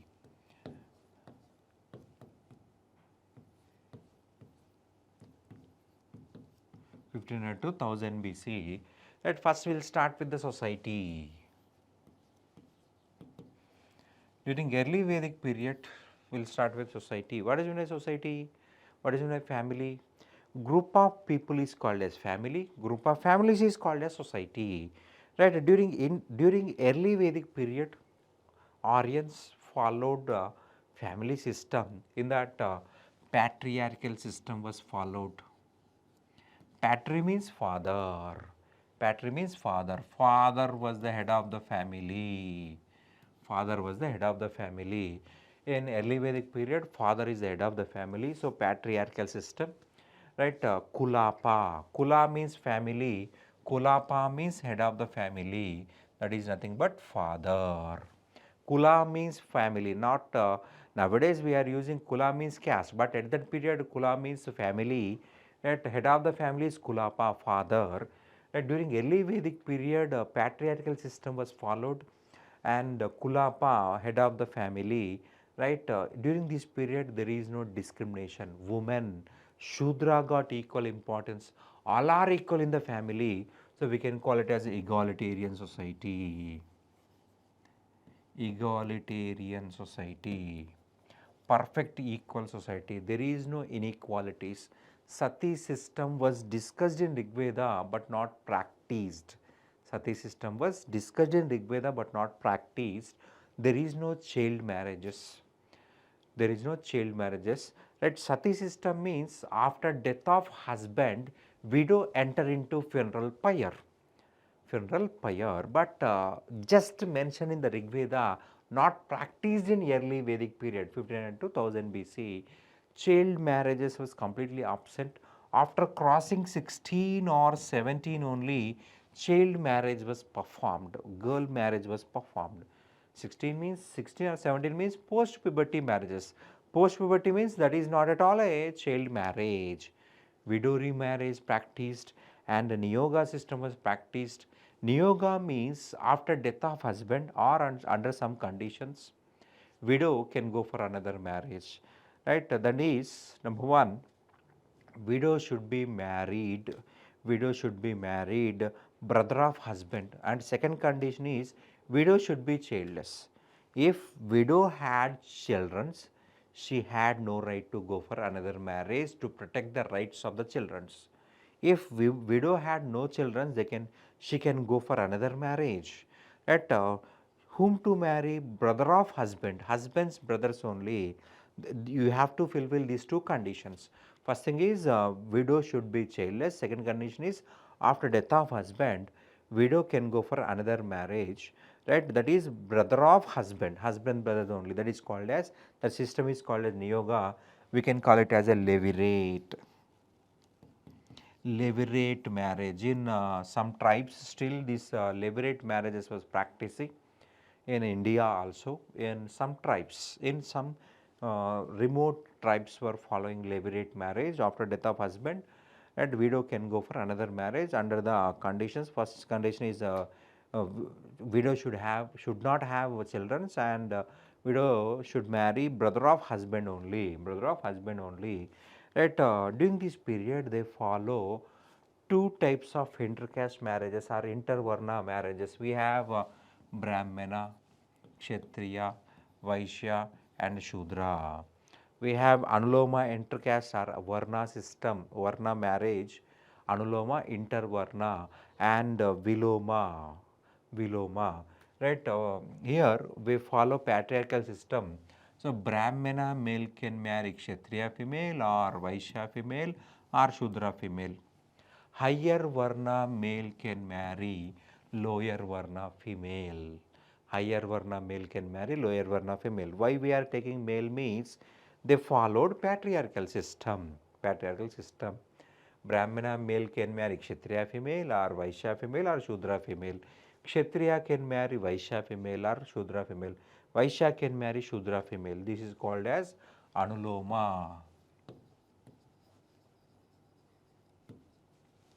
Intervarna. Nowadays we are calling Varna as caste. So marriages, intercaste marriages, and Viloma. Viloma, intercaste or intervarna marriage. Lower Varna male can marry higher Varna female. Shudra male can marry Vaishya female, or Shudra or Kshatriya female, or Brahman female. Lower to higher is called as Viloma or Pratiloma. Viloma or Pratiloma. intercaste marriage or intervarna marriage. Shudra male can marry Vaishya female or Kshatriya female or Brahman female. Right, during this period, women and Shudra had education. They can go for education, they can go for political assembly, they can attend political assembly, they can perform rituals. Everybody got equal importance. Rigveda, a sloka contains, I am a worked as a priest, my father worked as a soldier, my mother worked as a grinder. I am working as a priest means I am a Brahman. My father working as soldier means Kshatriya. My mother worked as a grinder means Shudra. Right? A single family contains three castes. So it means caste mobility was accepted. Caste mobility was accepted. Every people accepted this mobility, and there is no untouchability. Untouchability was absent. Untouchability was absent, and everybody ate non-vegetarian food. Namamso madhuparko bhavati. This statement was, this sloka was mentioned in Rig Veda. It means without meat, dinner was not complete. Namamso madhuparko bhavati. Everybody ate non-vegetarian food. Community dining, all caste ate together. Brahmana, Kshatriya, Vaishya, Shudra, all caste ate together. So there is no any discrimination. There is no any discrimination. That's why this period was called as egalitarian society, perfect equal society. You will not find any type of discriminations. There is no untouchability, there is no child marriages, there is no sati system. They practiced widow remarriages, right? All types of equalities enjoyed by the people of the society, early Vedic society. Then we'll discuss about political conditions. King is the head of the tribe. King is the head of the tribe. King is the head of the tribe. Rajan. Rajan was the head of the tribe. He was elected king. He was not hereditary. His position is not hereditary. King position is not elected, right? He was elected by the people of the tribe. Here in the election, Gramani played important role. Gramani played important role in the election.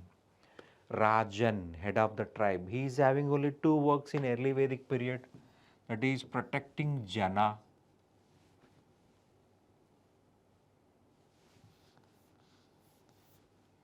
protecting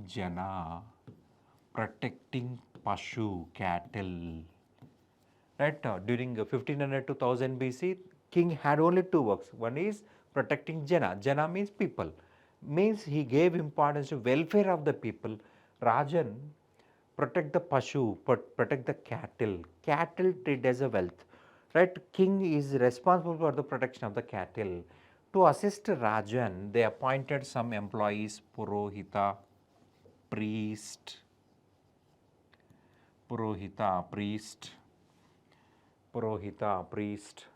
right? Senapati in charge on Gavisti. Gavisti means search of cattle. Gavisti, war. To get cattle only, they involved in the war. So Gavisti means war, search of cattle. At that period, in early Vedic period, land got no importance. Cattle got importance. To get the cattle only, they involved in the war. Right? Gomat, rich person, a person who is having huge number of cattle called Gomat, rich person. Gogna, guest. Gogna, guest. Right? Dauhitra, sister and collector of the milk. Right, during this period, to get the cattle only, kings involved in the wars. During this period, king gave importance to welfare of the people. To control Rajan, to promote welfare of the people, they maintained four types of assembly: Sabha, Samiti, Vidata, Gana. Four types of assemblies: Sabha, elders' house. From every family, one person will be attended. Samiti, every member in the tribe is a member, male, female, Shudra, women, everybody can attend Samiti. Vidata is completely women dominated assembly, and oldest assembly which discussed in Rig Veda. Gana nothing but war council, only war related information discussed by males. Women was not allowed to enter into the war. Women was not allowed to enter the war. So here Ghana is war council. These four assemblies controlled by Aryans, and not to create, not to, sorry, they try to control Rajan. Rajan wants to protect the welfare of the people and income. Bali was the tax paid by the people of Aryans to king. That is not a compulsory tax, that was a voluntary tax. Voluntary tax paid by the people. Voluntary means very less amount only. If fixed means everybody will pay. Right? Booty is completely reserved to the king. Booty, not booty, booty, right? This booty is a plundered amount in the war. For example, X tribe attacked on white tribe. This white tribe had 100 cattle. X tribe defeated white tribe, so these 100 cattle should be given to Rajan. Right, next we'll discuss Dasharagnya Gana war. Dasharagnya Gana war, Rig Veda 7th chapter related to Vasistha Mandala.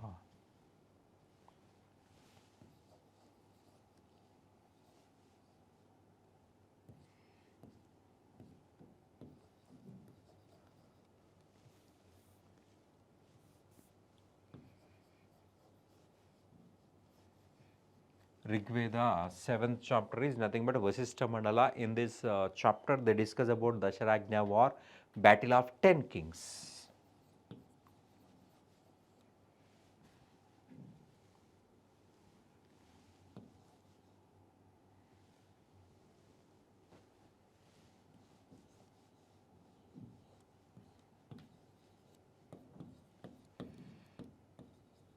One of the recorded battle in history is Battle of 10 Kings. On the bank of Parushni, Ravi, this battle was occurred.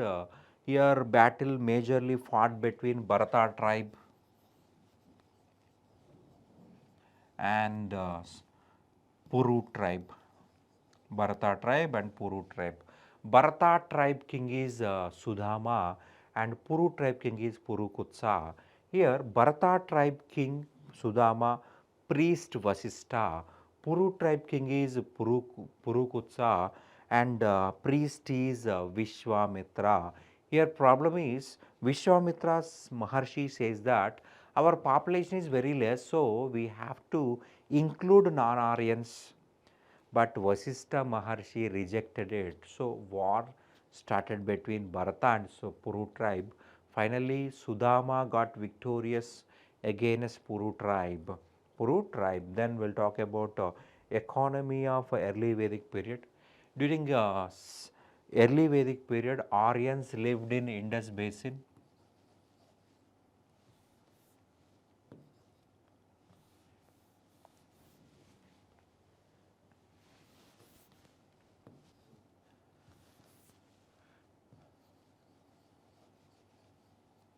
They lived in Indus Basin. Indus Basin is a less fertile area. So they depend on cattle, that is called as pastoralism. They grow the cattle, they depend on cattle wealth. And second importance given to agriculture. During Rigvedic period, agriculture is a second important. Indus area is a dry area, Indus area is a less fertile area, and people not aware of iron, they aware of only copper, ayas.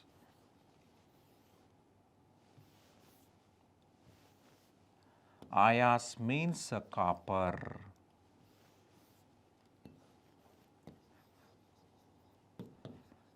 Copper is not a hard metal, so they are unable to develop good agriculture.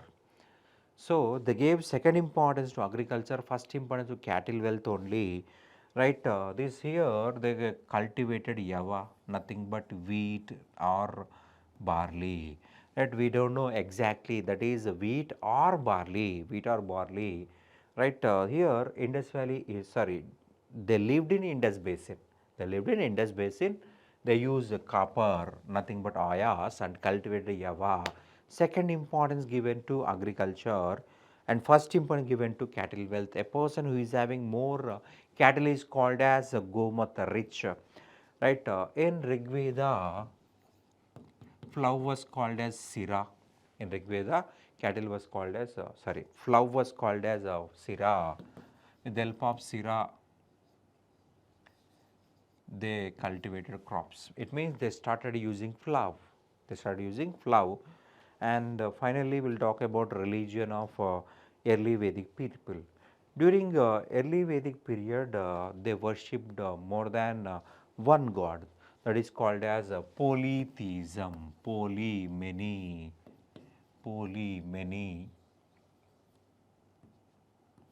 They worshipped 33 gods.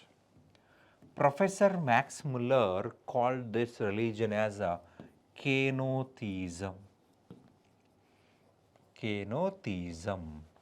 Polytheism or kenotheism. Professor Max Muller called this a polytheism. Right? Aryans tried to control the nature, but they failed. So they gave character. They worshipped that natural forces as gods.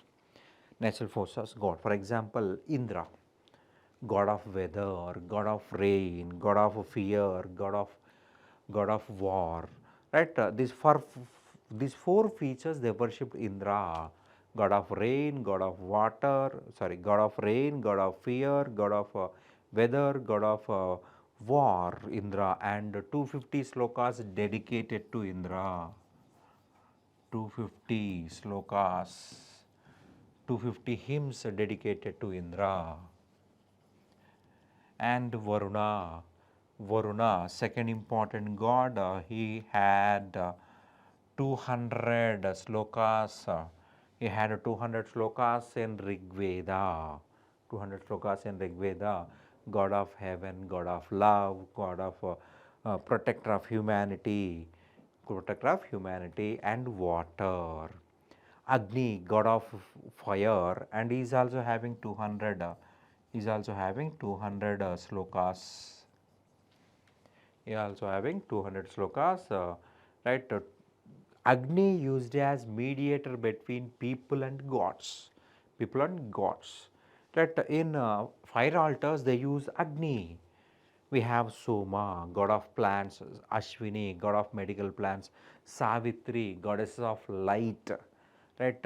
And mother of Surya, Ushassu, sunrise goddesses, Surya, sun god, Yama, first person to die, and he went to hell and became the king of hell. King of hell. Like that, they worshipped 33 gods. Right? What was the purpose of the worshipping the gods is to get material benefits. Right? They wants to get more cattle wealth. During early Vedic period, cattle treated as wealth. So to get cattle wealth, they worship the gods. And second thing, in war they have to win. In war, they only allowed males. So, to get male child, they worship the gods. These are the reasons for the worshipping the god during early Vedic period. Later Vedic period, we completed early Vedic period. Later Vedic period, 1000 to 600 BC was called as later Vedic period. Here, people migrated from Indus Basin to Ganga Basin. To Ganga Basin. Early Vedic conditions completely reversed in later Vedic.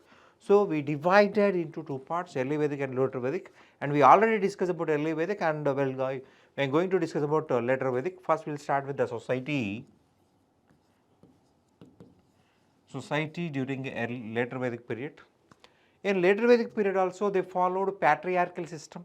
Father is the head of the family, right? He controlled the total family system. During later Vedic period, all type of inequalities started.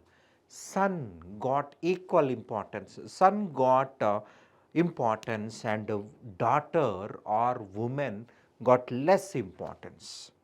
Women lost importance. Aitareya Brahmana, daughter has been source of misery, the son only savior of the family. This statement was written during later Vedic period. Aitareya Brahmana means women discrimination started. Daughter has been source of misery, that the son only savior of the family. It's promote women discrimination, encourage son, encourage male childs, and sati system start. Sati system started. After death of husband, widow should jump into funeral pyre, and child marriages strictly followed. Child marriages strictly followed. Right after birth, or 3 years or 5 years, they perform a widow. They perform the child marriages. No evidence of Niyoga system. No evidence of widow remarriage. Widow remarriage, Niyoga system or levirate marriage system was abolished. Levirate marriage system was abolished, right? And they discuss about even untouchability. Later Vedic period, evidence of untouchability.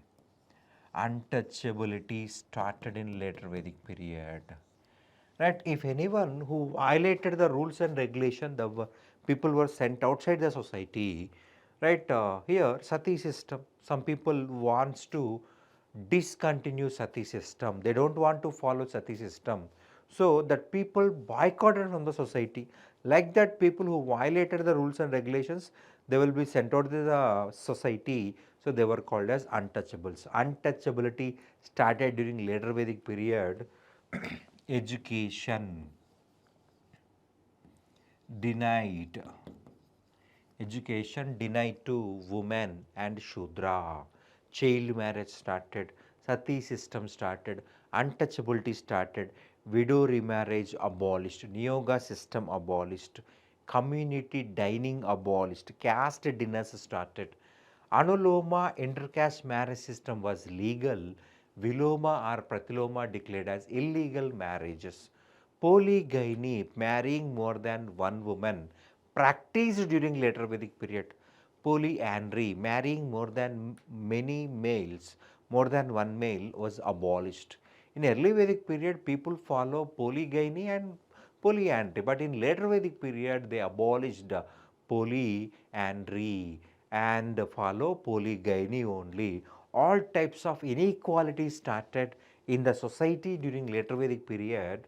Then we'll see the political conditions during later Vedic period.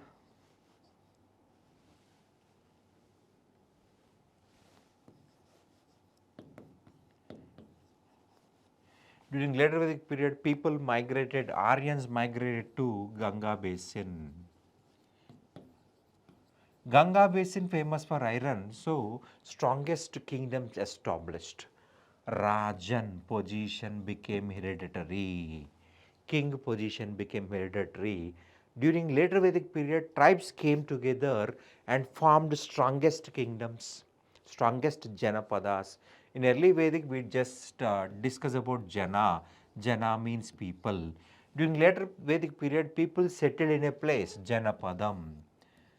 Jana means people, Pada means settlement. Janapada means early kingdoms. Early kingdoms started in later Vedic period. For example, Bharata tribe mixed with Puru and developed Kuru tribe. Kuru Janapada. Kuru Janapada started during 6th century, started during later Vedic period. Bharata tribe mixed with Puru tribe, established Kuru tribe. Right, this Kuru Janapada started in later Vedic period only. King position became hereditary. If king was died, his son will become the king. His son will become the king. His son will become the king. Right? Rajan was the head of the kingdom. His position became hereditary, and there is no elections. During early Vedic period, republican form of the government was followed. But in later Vedic period, monarchical government was started. Monarchical government was started. Janapadam. Janapadam was the most important unit in the society. King controlled, and to maintain kingdom, Rajan collected Bhaga, first compulsory tax in India, and they also followed Bali. They also collected Bali. Bali is a voluntary offering. Bhaga is a compulsory tax, first compulsory tax. To collect Bhaga, king appointed Bhagaduga. So, to maintain that money, Sangrahiti, a post was created. Sangrahiti, a post was created. That money was preserved by Sangrahiti, treasurer. And they also maintained Dwadash Ratnins, 12 Ratnas, employees, 12 employees who is wearing rings. They're having that rings contains Ratnas or jewels or pearls like that, right? So Dvadasha Ratnans, right? During later Vedic period, to get the land, they involved in the war. Best example is Mahabharata war. To get land, only Kauravas, Pandavas involved in the war, that related to later Vedic period. Then we'll discuss about economy. During later Vedic period, under the leadership of Vaideha Madhava,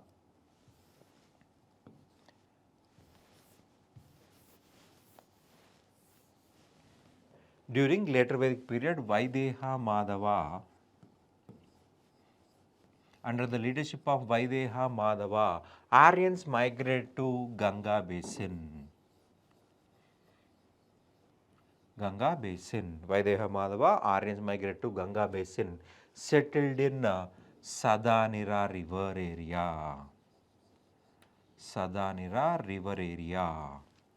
Right, Sadanira river nothing but Gandak, that is nothing but Bihar state. Madhava went up to Vaideha, went up to Sadanira river and he became the king.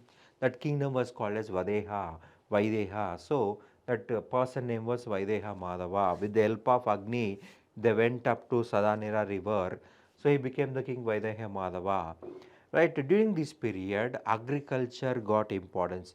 Ganga basin had rich iron ore. Ganga basin had fertile soil and continuous water supply. Continuous water supply. So, agriculture got first importance and pastoralism got second importance. Pastoralism got second importance. Agriculture got first importance, pastoralism got second importance. In this period, they used Krishna ayas, black iron, Krishna black ayas, iron. Right? Iron was used in later Vedic period, around 800 BC. In India, iron was used in North India. But here, pastoralism got second importance. Agriculture was the first importance, pastoralism was second importance. In early Vedic period, pastoralism got first importance, agriculture got second importance. Here, situation was reversed. That's why agriculture got first importance in later Vedic period, pastoralism got second importance. They cultivated vrihi, nothing but paddy, nothing but rice. Vrihi means nothing but paddy or rice. Rice was cultivated during later Vedic period. And early Vedic industries continued, textile industry, and carpentry industry, carpentry industry means nothing but furniture, making of furniture, doors, windows and etc.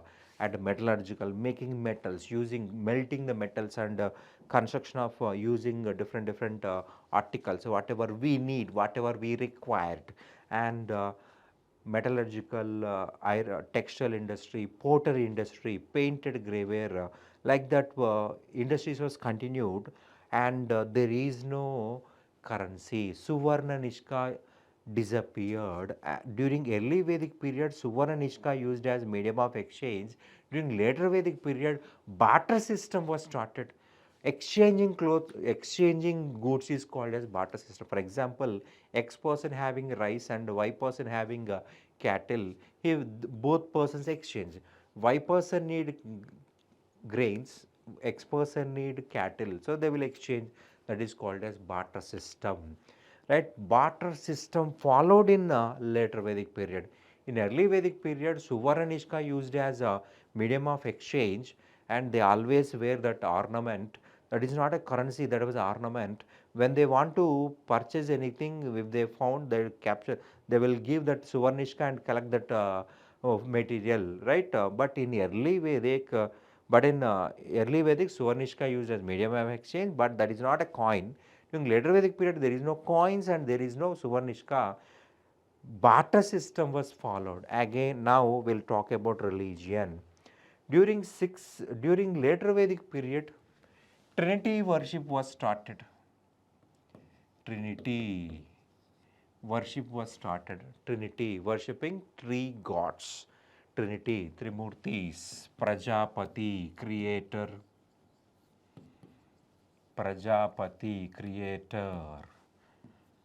Mahavishnu, protector of humanity,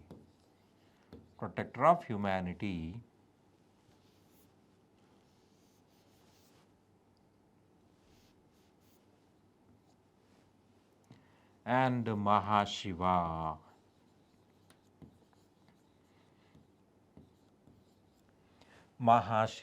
These three gods worshipped in later Vedic period.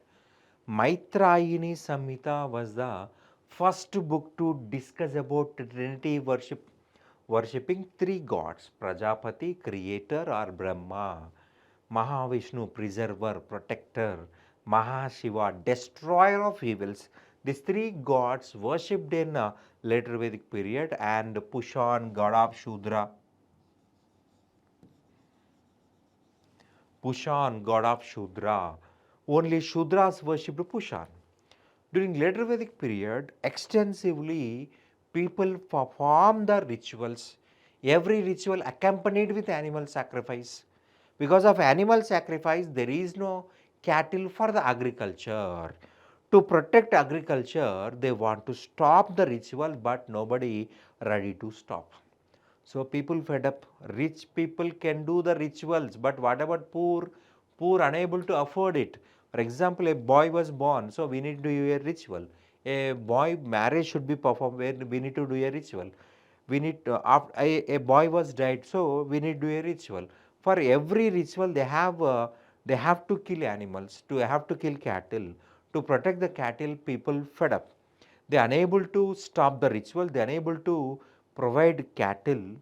So they fed up, and finally, to get salvation against violence, against luxurious life, against violent nature, people wants to get salvation. No birth after death is called as salvation. No birth after death is called as salvation, because if they had life, if they had life, again they have to born and they have to perform the ritual. If rich means they can afford animal sacrifice, but if poor means they can't afford. Poor had no money to survive. How can they kill animals in the ritual? So that is impossible. That is impossible. So these people fed up, and to get salvation, they worshipped Trinity. They worshipped Trinity. Right? This is the Aryan information. Next, we'll discuss about discuss about Buddhism and Jainism. Right? First, we'll start with the Buddhism. Reasons for the rise of Buddhism and Jainism. First thing, in 6th century BC, for the first time, people fed up with rituals. Every ritual accompanied with animal sacrifice. Agriculture greatly expanded. Agriculture need cattle. But here problem is, you have to do ritual. For example, a boy was born, you need to perform a ritual, you have to kill animals in that ritual. For example, a boy will get married, so we need to do a ritual, you have to kill animals.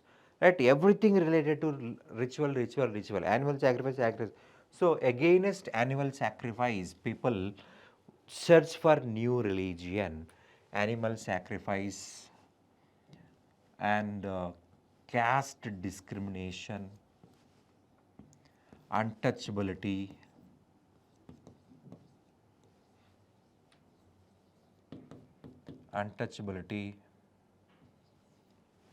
and trade and money lending system. According to Dharma Shastras, if anyone who cross the ocean, they lose the caste. So many Vaishyas refused to go to abroad and stop the trade. Buddhism, Jainism supported the trade. Buddhism, Jainism supported the money lending system. So majority people convert into Buddhism, Jainism. Buddhism, Jainism supported ahimsa, non-violence. Buddhism, Jainism supported non-violence. Buddhism, Jainism opposed wars. Opposed wars. So trade was expanded, agriculture was expanded. Because of these reasons, new religions was emerged. So first we'll start with Buddhism. Gautama Buddha, actual name is Siddhartha Gautama. Siddhartha Gautama was the actual name of Gautama Buddha. Right, father name is Shuddhodana Maharaja. He was a king of Kapilavastu kingdom. He belonged to Sakya community, Sakya Kshatriya clan.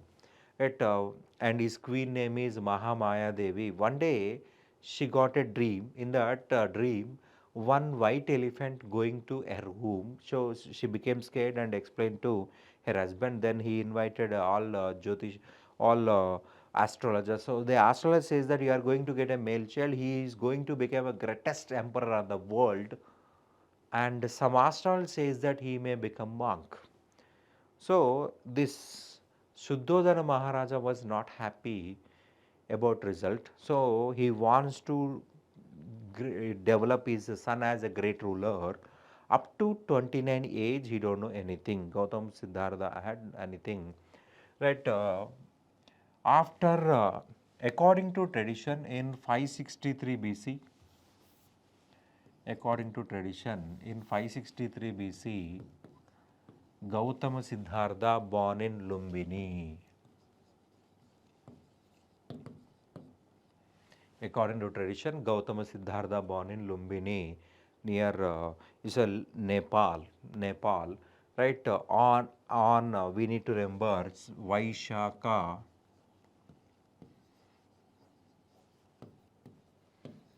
Shuddha Paurnami.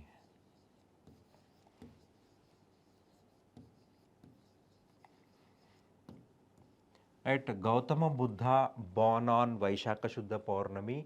According to tradition, he born in 563 BC. According to tradition, he born in 563 BC under people tree in Lumbini on Vaishaka Shuddha Paurnami as per Sanskrit calendar. Vaishaka Shuddha Paurnami. Right, after birth, within 1 week, Mahamaya Devi died. So, Prajapati Gautami raised Gautama Siddhartha. Because of Prajapati Gautami, he added Gautama as prefix. So, he was called as Gautama Siddhartha. When he became young, he was married to Yashodhara. Both had a child called Rahula, and protector is Chenna. Chenna was the protector of Gautama Siddhartha. At the age of 29, Gautama Siddhartha left palace and saw four incidents. Right, for the first time he saw the four incidents. Number one, he saw a old man, then a sick man, or a deceased man, or and third one is dead procession, fourth one is monk. These four incidents changed the life of Gautama Siddhartha. At the age of 29, Gautama Siddhartha left home, that is called as Mahabhinishkramana.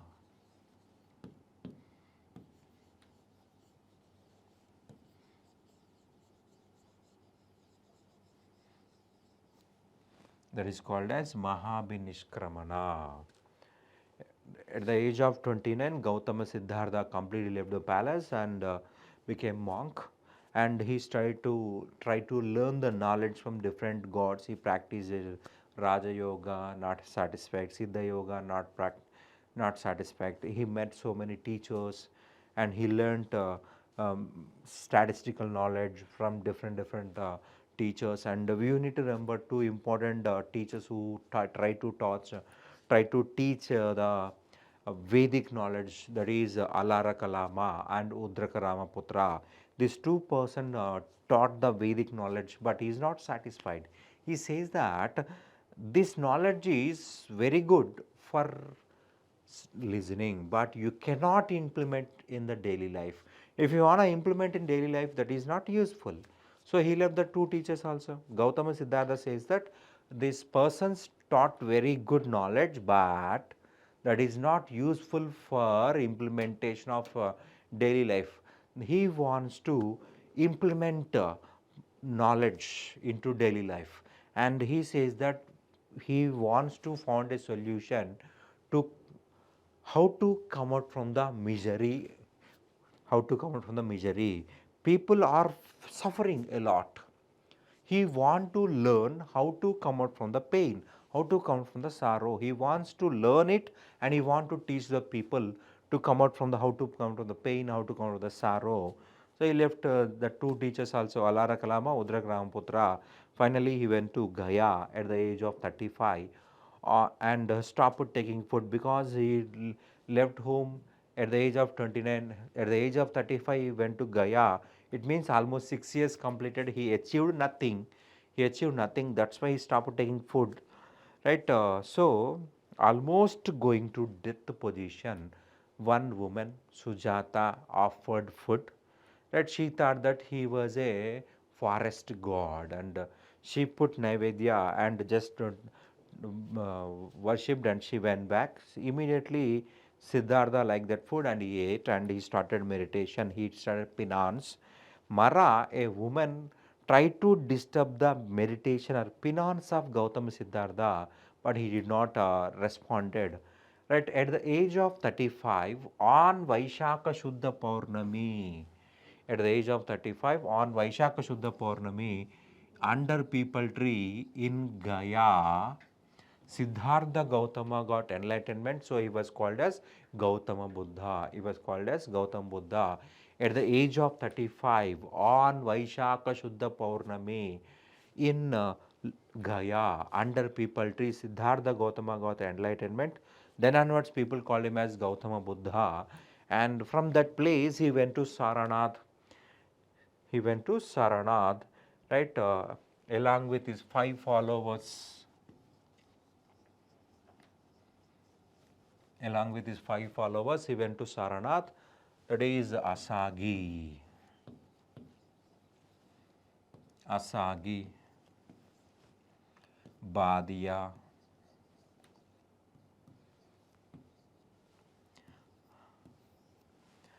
Asagi, Badia, Kondana,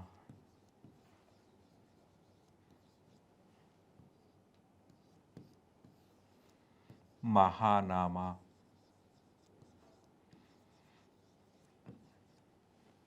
and Vapa.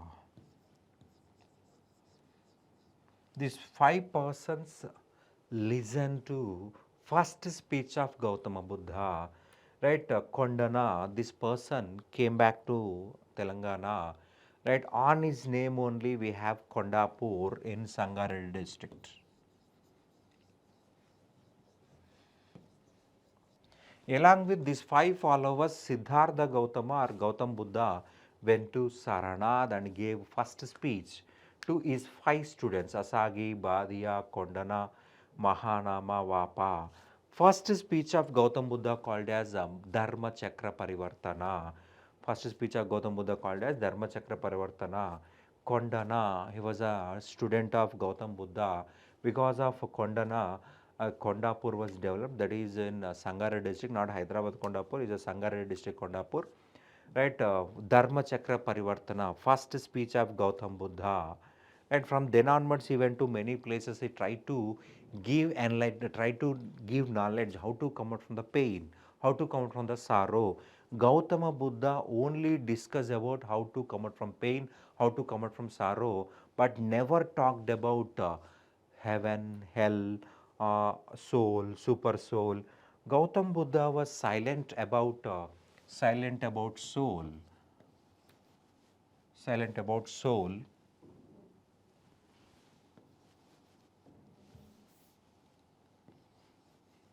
Super soul.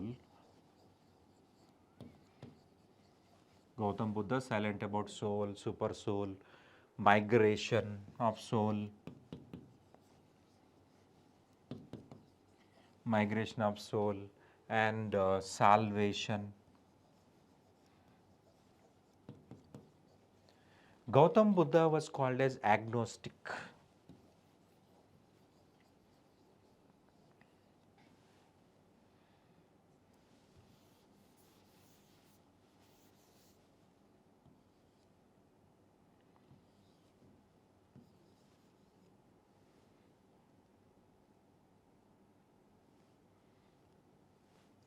Gautam Buddha was called as agnostic.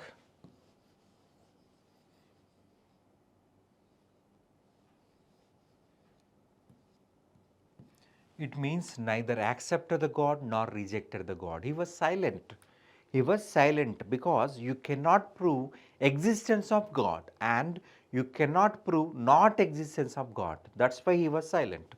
Gautama Buddha never entered into fruitless arguments because that is your waste of your time. Existence of God discussion is waste of time. Non-existence of God is waste of time. That is useless. That is useless matter. That's why Gautam Buddha was silent about acceptance of and denied of God. That was useless. Right? If God existed, nothing will be happen. If God doesn't exist, nothing will happen to you. Nothing will change to you. Right? Nobody will protect you. Nobody will harm you if God exists or not existed. That is not useful for your life. You have to live your life. You have to lead your life. God will not respond to you. God will not respond to you. Right? So, Gautam Buddha was called as agnostic, neither accept the God nor rejected the God.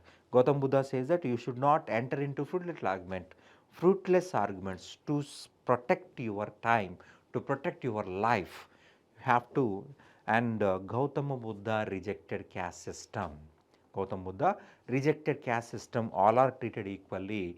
There is no discrimination. Discrimination was completely rejected by the Gautam Buddha.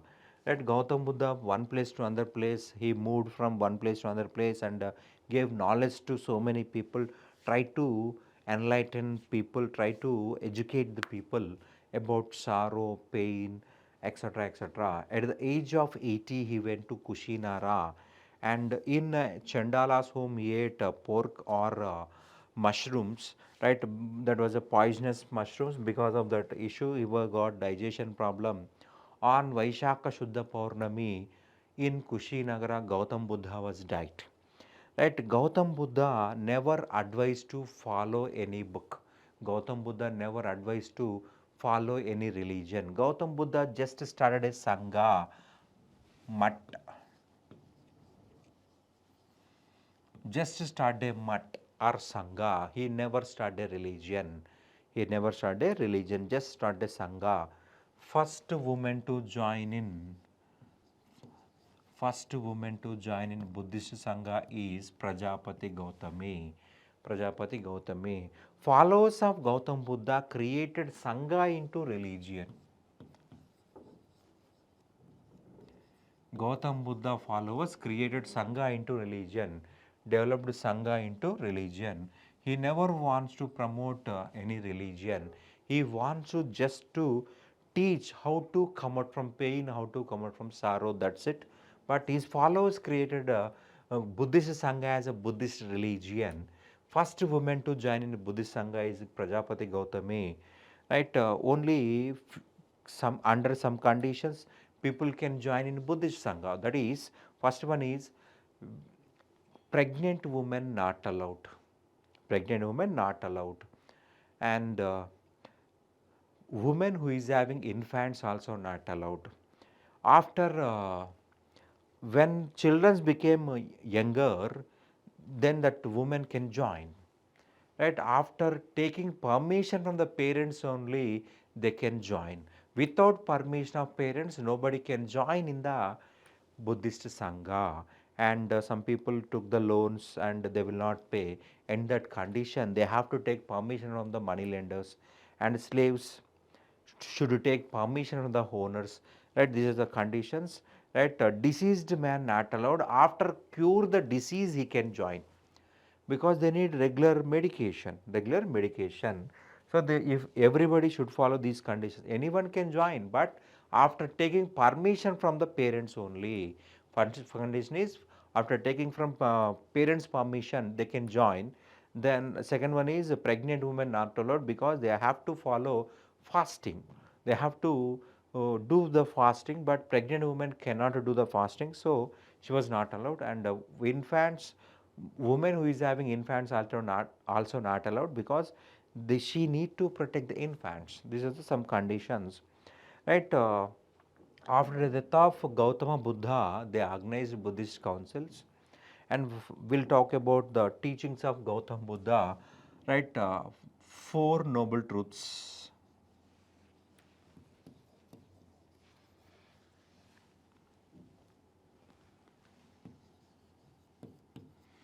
Four noble truths. Four noble truths explained by the Gautam Buddha. First truth is sorrow, dukkha. Life is full of sorrow, right? Life start with sorrow. Life is full of sorrow. Life end with sorrow. Life is full of sorrow. Second one is samudaya. Desires causes sorrow. Desires is responsible for the sorrow.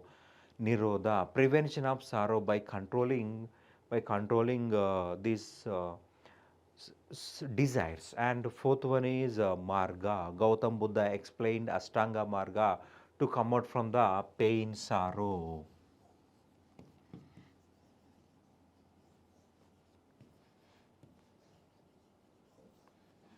Ashtanga marga, eightfold path. If anybody who follow eightfold path, they can easily count from the sorrow, they can easily count from the pain. Never discuss about never discuss about heaven, hell, anything.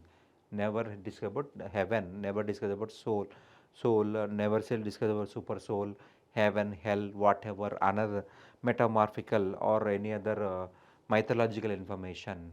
Just how to come out from the pain explained through Ashtanga Marga, right? Middle path.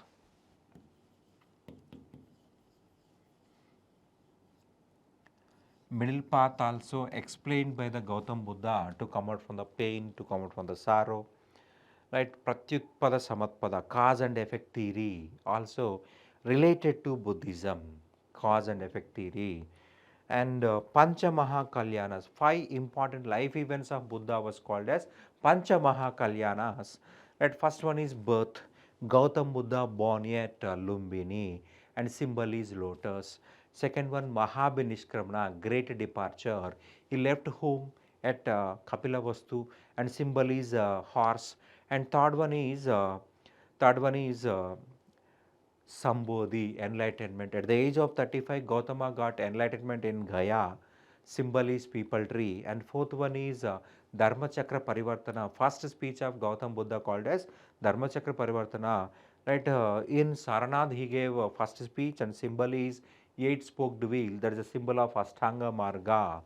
Eight spoked wheel. Ashtanga Marga. And final one is, fifth one is Mahaparinirvana, death of Gautam Buddha, symbol is Stupa. Right, after death of Gautam Buddha, four meetings was organized in uh, India, and they composed three books, that is holy books,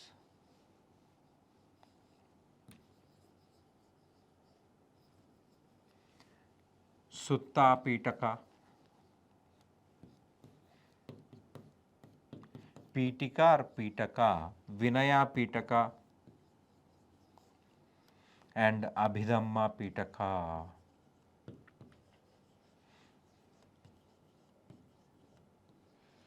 Right, these three books considered as holy books of Buddhism. Sutta Pitaka deals with the teachings of Gautam Buddha, Jataka tales, and Shodasha Mahajanapadas, etc. discussed in this Sutta Pitaka. And Vinaya Pitaka, right, code of conduct of Buddhist monks discussed in Vinaya Pitaka, and Buddhist philosophy discussed in Abhidhamma Pitaka. Buddhist philosophy discussed in Abhidhamma Pitaka. These three books considered as holy books of Buddhism. Right, in first meeting, in first Buddhist council, two books composed. In first Buddhist council, these two books was composed, Sutta Pitaka written by Ananda. Vinaya Pitika composed by Upali. Vinaya Pitika composed by Upali. And in third meeting, Abhidhamma Pitika was composed by Mogaliputta Tissa. Mogaliputta Tissa. In third meeting, under the support of Ashoka, this meeting was organized. So in that meeting, Mogaliputta Tissa developed Abhidhamma Pitaka. And fourth meeting organized in Kundalavanam, Kashmir. In this meeting, for the first time, they want to unite all branches of Buddhism into single religion. But 18 branches merged and created two major religions, Mahayana Buddhism and Hinayana Buddhism. Hinayana Buddhism strictly followed Gautama Buddha. Gautama Buddha used Pali language because Pali was the language of people. Pali was the language of the people. Gautam Buddha, to promote his message, to teach his message, he used Pali language. So, as it is, these Hinayana Buddhists used Pali language to easily reach their message to common people. Right? Gautam Buddha used Pali language because that was the language of the people. And these these Hinayans also use Pali language. They treated Pancha Mahakalyanas as sacred symbols. And next we have Mahayana Buddhist. Mahayana. Maha means great, Yana means vehicle, greater vehicle, greater vehicle. Here, Hina means smaller, Yana means vehicle. Hina Yana, smaller vehicle. Maha means great. Yana means vehicle, greater vehicle. Mahayana people use Sanskrit.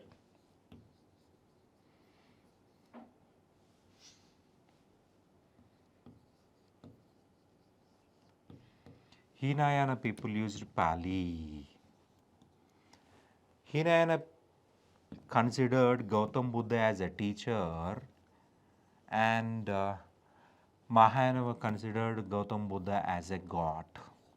Actually, Gautam Buddha never talked about God, but these Mahayanites accepted existence of God. Gautam Buddha treated as a god.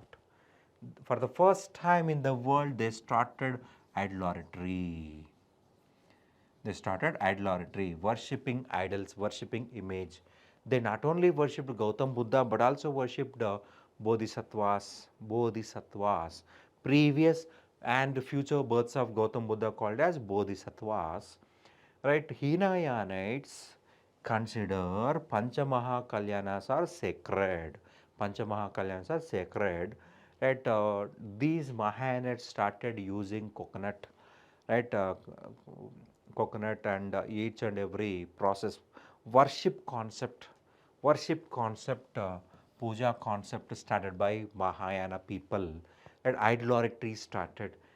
They treated Gautam Buddha as a teacher. They not only worshipped Gautam Buddha but also worshipped bodhisattvas. These bodhisattvas are discussed in Jataka folk tales. Jataka folk tales. We have Padmapani or Lavalokiteshvara. Padmapani or Avalokiteshvara. He was compassionate person, kind person. He was a kind to protect the people. And Amitabha, Lord of Heaven, and we have Kustigarbha, a person who protect from the death. Manjusri, god of knowledge. Maitreya, future Buddha. Right, we have 18 branches of Buddhism. Right, in fourth Buddhist council, 11 branches merged in Hinayana, 7 branches merged in Mahayana. Out of 18, 11 merged in Hinayana, 7 merged in Mahayana. Right, this religion developed, right, this is Buddhism. We completed Buddhism, now we will talk about Jainism. Jainism also one of the important topic in UPSC, definitely we may get questions. Sometimes we got questions from Buddhism, sometimes they may ask a question on Jainism. Right? Jainism, one of the oldest religion in India, and this here in this religion, Tirthankaras.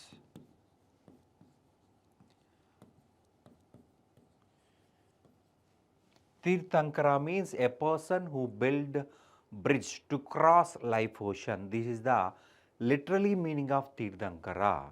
To cross life ocean, he show the way, he construct a bridge. That is called Tirthankara. In Jainism, there is 24 Tirthankaras. There is 24 Tirthankaras. Right? First person is Rishabhanada. Rishabhanada, also called as Adinada. His religious symbol is bull. And 22nd Tirthankara is Aristamanemi or Neminada. First Tirthankara to 22nd Tirthankara names discussed in Rigveda. So historians considered Jainism was the oldest religion in India. Right? We have Rishabhanadha.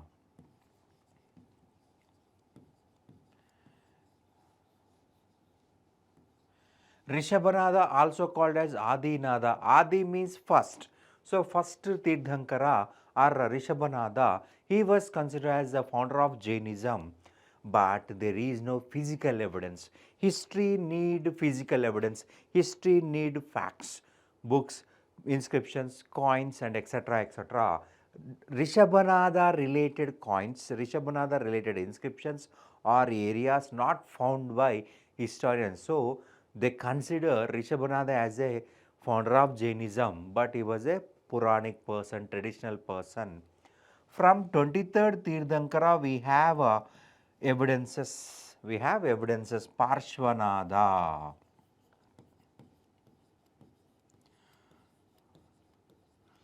Parshvanada and Vardhamana.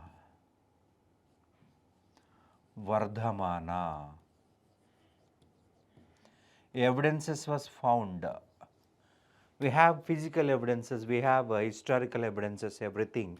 So, we consider Rishabhanada was the Rishabhanada, first Tirthankara to 22nd Tirthankara is Puranic people. Parshvanada Vardhamana was the historical persons, and Parshvanada symbol is a snake and Vardhamana symbol is a lion.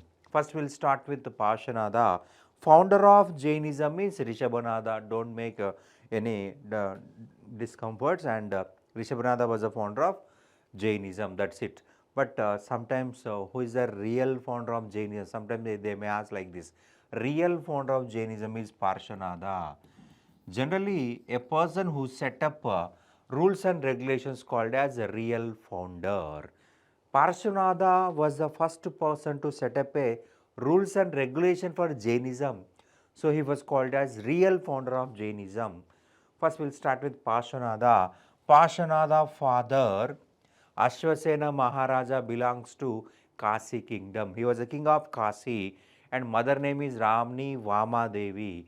Right, the parents of Parshvanada is Ashwasena Maharaja.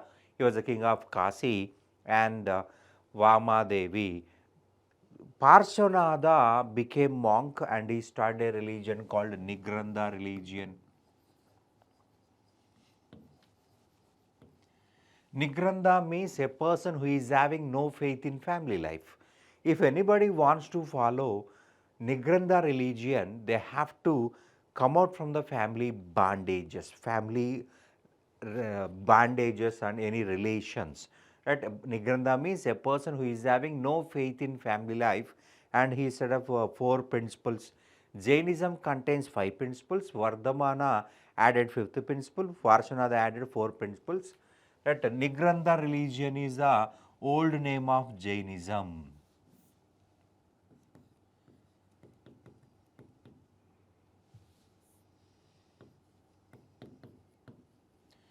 Nigranda religion old name.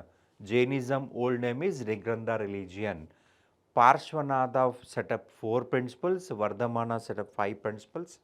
At first one, ahimsa, non-violence. We should not commit violence. We should not involve in the violence. That we through speech or through physical, mental, eyesight, we should not commit any type of violence. Asatya, non-lying. Asatya, non-lying. We should always speak truths. Asteya, we should not steal, non-stealing. Non-stealing. Aparigraha.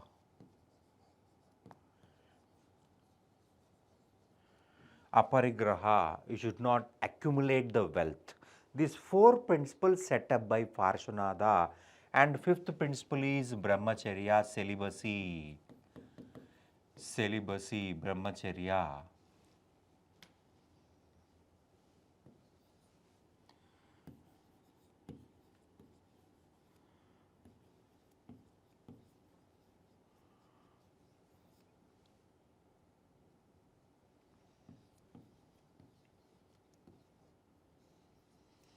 Brahmacharya.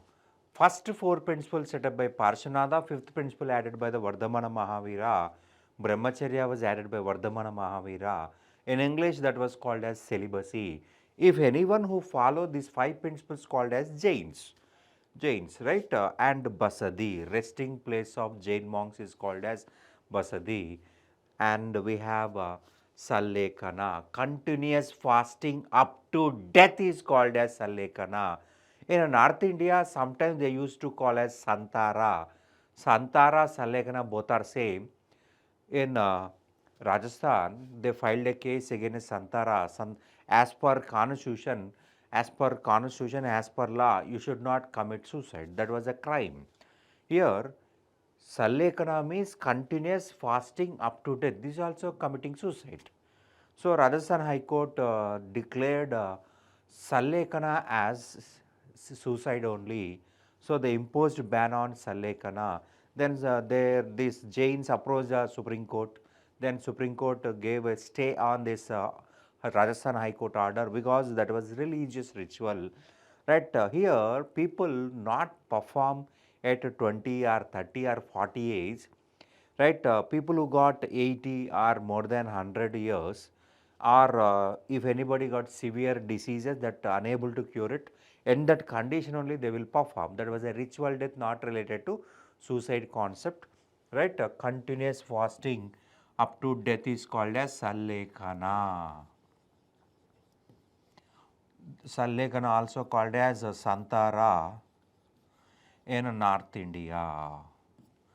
Sallekana or Santara in North India, right? Jainism, right? Jainism was one of the major features of Sallekana. Who will perform this Sallekana? We have so many features. If anybody joined in Jainism, he will get sadhu position. Sadhu position. Sadhu position. In this position, you have to get study. You have to complete your education. After completion of education, if you want to go out, you can go out and you can marry. You can marry and you can live normal life. Or if you want to continue as a monk, you can continue. You will get a promotion called Guru. You will get a promotion called Guru, right? After some time, you will get a promotion called Acharya. Right? Guru is a teacher to Sadhu. Acharya is a Guru to Guru and Sadhus also. And Arhat. Arhat, eligibility to perform Sallekana. And if you continue still practicing Jain principles, that you will reach a position called Tirthankara.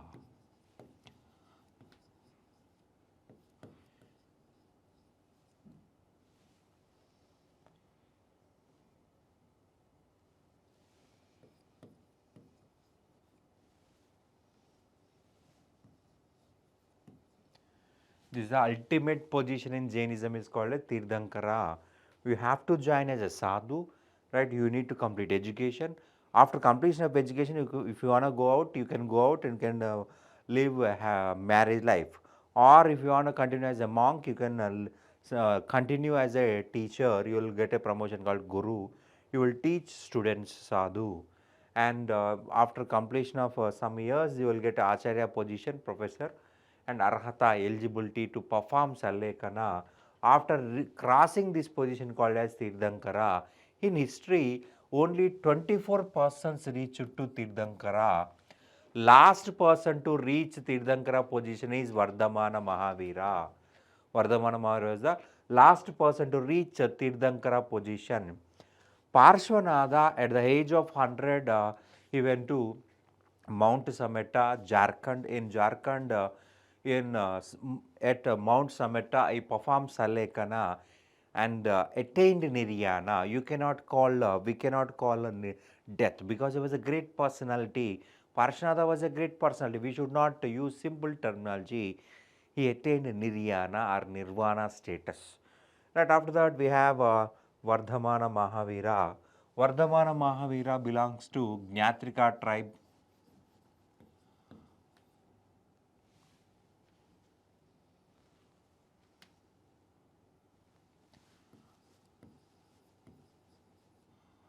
Vardhamana was the actual name of Mahavira. His father name is Siddhartha, mother name is Trishala Devi. This Trishala Devi belongs to Lichavi dynasty. Lichavi is right. Chetaka, king of Lichavi dynasty. Chetaka's sister is Trishala Devi. Vardhamana was a son of Trishala Devi, Chetaka's son-in-law, and the father is Siddhartha. They belong to Gnatrika tribe. Gnatrika, Kshatriya tribe. According to tradition, he born in 540 BC and performed Sallekana in 468 BC. Is a time period of Vardhamana Mahavira. He born in 540 BC and performed Sallekana in 468 BC. At Vardhamana born in Kunda village, and he married Yashoda. He married Yashoda. They got a daughter called Priyadarshini, and Priyadarshini also married, that was Jamali. Jamali was the husband of Priyadarshini. At the age of 30, Vardhamana parents died. Siddhartha died. After death of Siddhartha, Trishala Devi performed the sati and died. They were following Vedic religion, so that woman performed sati and died. Once at a time, father, mother died. So he unable to come out from the pain. Our parents died, he is crying a lot. Vardhamana crying a lot. He unable to come out from the pain. He unable to come out from the sorrow. My parents died, my parents died. So he became monk. At the age of 30, he renounced his life. He became Sramana. In previous exams, they asked what is meant by Sramana. Sramana means a person who left the home in search of truth. A person who left the home in search of truth. That is called as Sramana. Right? We have Vardhamana. At the age of 30, he left home and renounced family life. He took the permission from his brother Nandivardhana and became monk. At the starting, he joined in Ajivaka religion. He joined in Ajivaka religion. Founder of Ajivaka religion is Makkaliputta Gosala, and Niyati was the principle. Niyati was the principle of Ajivaka religion. This Niyati, predetermination, everything already decided. You should not involve anything. That was, everything was already determined. Right? Around 6 years, Vardhamana was in Ajivaka tradition. He came out from Ajivaka, then he joined in Nigranda. At the age of 42, he performed penance. And he got enlightenment, ultimate knowledge. He got Kaivalya Jnana, Kaivalya Jnana. He got Kaivalya Jnana, so he was called as Kevali. A person who got ultimate knowledge is called as, in Jainism, Kevali. Right? He got ultimate knowledge, he got victory over his senses, so he was called as Zina. Kevali, Mahavira, great conqueror.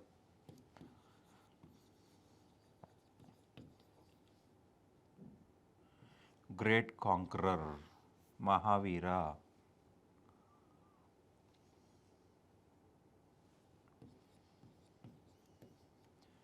These are titles of Vardhamana. Up to 468 BC, he went to one place to another place and he taught his knowledge to other people. Right? Vardhamana rejected existence of God. Vardhamana says that there is no God, there is no God, and he accepted caste system. Salvation is not a property of anyone. If Shudra, if woman tries, they will get salvation. Salvation, as per Vedic religion, only Brahmana, Kshatriya, Vaishya, males only will get the salvation. And Brahmana women will not get the salvation. Kshatriya women will not get the salvation. And Vaishya women will not get the salvation. And Shudras, males also had no salvation. Brahmana, Kshatriya, Vaishyas, males only having salvation. Vardhamana says that everybody eligible to get salvation. There is no, here salvation was not attached to anyone. Salvation is not attached to anyone. Brahmana, Kshatriya, Vaishya, Shudra, anyone, if anyone tries, they will get salvation. Gautama Buddha neither accepted the God nor rejected the God, but Vardhamana rejected the God. Gautam Buddha was called as agnostic because neither accepted nor rejected the God. Here, Vardhamana completely rejected the existence of God. Gautam Buddha rejected caste system, but Vardhamana accepted caste system. Vardhamana accepted caste system. Gautam Buddha never talked about salvation, but Vardhamana talked about salvation. If anyone tries, they will get salvation. If women or Shudra perform, they will get salvation. But Gautama Buddha completely silent about salvation because we cannot prove the how we will get salvation, where there is no any mechanism, there is no any measures to measure, there is no any measurements to calculate the salvation, anything. That's why Gautam Buddha was silent, but Vardhamana Mahavira accepted salvation. After Vardhamana, his followers accepted existence of God, but placed these gods below than Tirthankaras. Below than Tirthankaras. At the age of 72, Vardhamana went to Pavapuri, Bihar.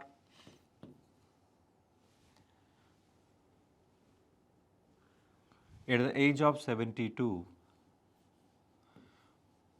Vardhamana Mahavira went to Pavapuri. In Astipala's home, Vardhamana performed Sallekana and attained Nirjana status. So, Vajji and Malla people, Vajji and Malla kingdom people, as a respect to Vardhamana Mahavira death, they kept lamps in their streets, houses. Right? Like that, Deepavali festival started in Jainism.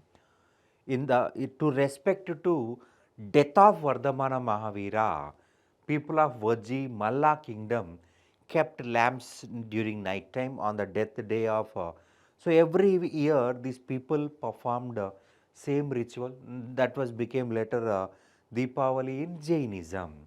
And here we have a Jain 5 principle, fifth principle celibacy or brahmacharya added by Vardhamana Mahavira, and we have three ratnas of Jainism: right action, right speech, right action, right knowledge, right belief. These three considered as three ratnas of Jainism.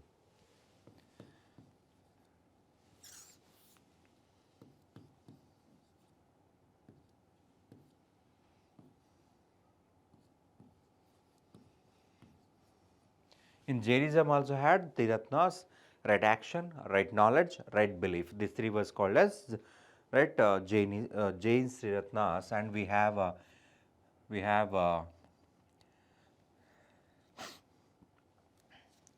Anekantavada.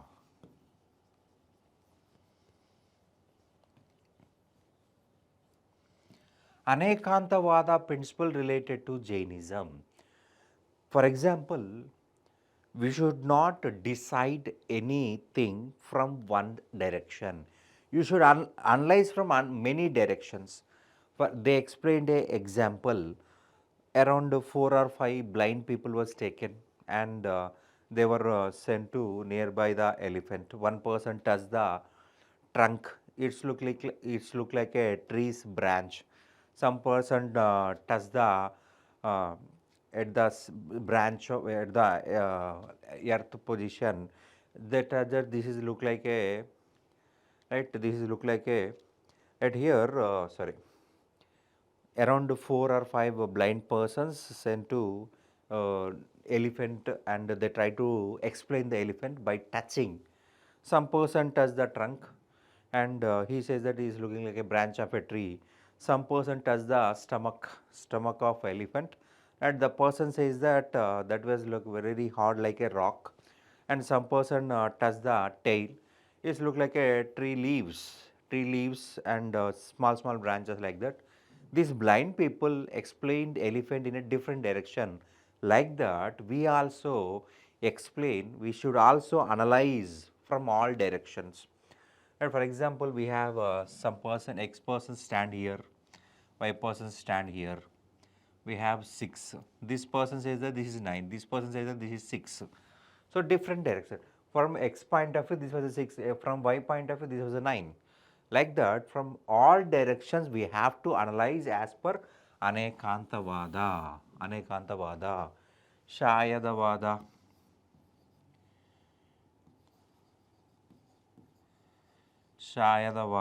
Nyayavada.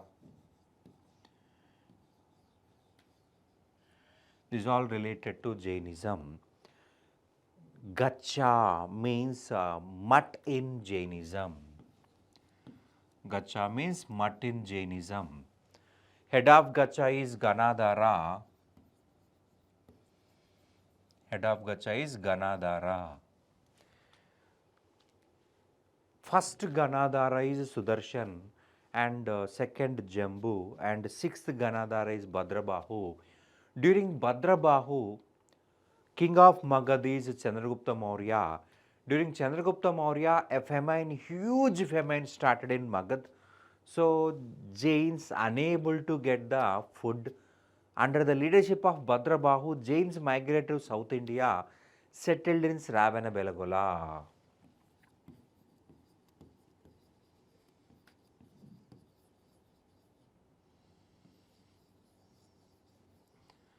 Settled in Sravana-Belagola, right? They faced similar conditions, Magadha conditions in Sravana-Belagola also. So they discarded the clothes, they removed the clothes, became naked. They says that sky was the cloth to these people, so they were called as Digambaras, sky clad. Under the leadership of Stulabhadra, some Jain monks lived in Magadha only. Stulabhadra was the leader of this North Indian monks, and they, with the help of the king, they used white clothes. They wear white clothes and they led the lavish life. The South Indian monks remove the clothes and maintain simple life and severe penance, severe poverty. But North Indian monks who settled in Magad used money with the help of a king, and they got money, they got a cloth, they used white clothes, they used lavish, they used to live a lavish life, and they were enjoying. After completion of famine from Sravana-Belagola, South Indian monks went to north, and they organized first Jain council in Pataliputra. First Jain council president is Stulabhadra.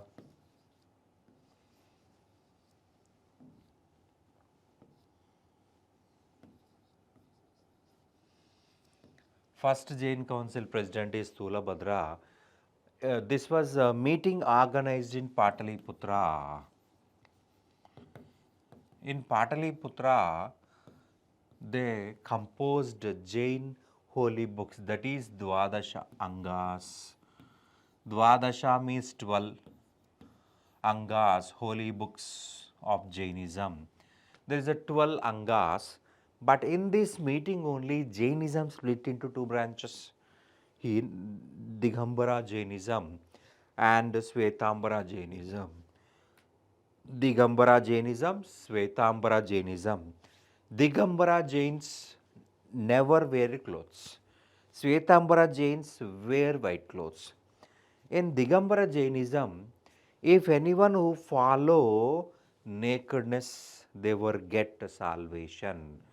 Here, women unable to follow the Digambara tradition. So, in Digambara tradition, they allowed women to wear clothes. They cannot live naked. Women cannot live naked. That's why they were allowed to wear white clothes. But in Digambara Jainism, there is no salvation to women because they are not following nudity. In Svetambara Jainism, everyone wear white clothes, males, females. So everybody had moksha, everybody had salvation. So in first Jain council, Jainism split into two branches.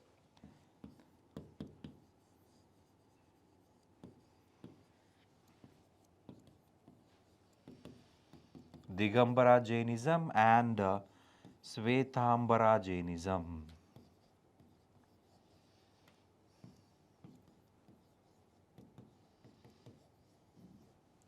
Digambara Jainism and Svetambara Jainism. Right, holy books is Dvadasha Angas. Split in Jainism discussed by Hemachandra Suri in Parisisti Parvan book during Kumarapala, during Gujarat Chalukya dynasty, Kumarapala and Jayasimha Siddharaja. Hemachandra Suri was a poet.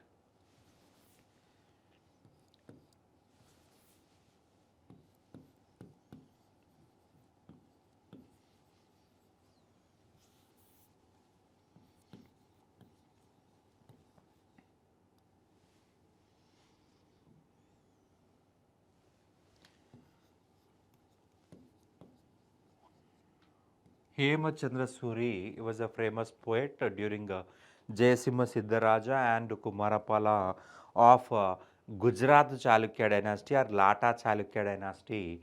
During these two persons, he composed Parisisti Parvan.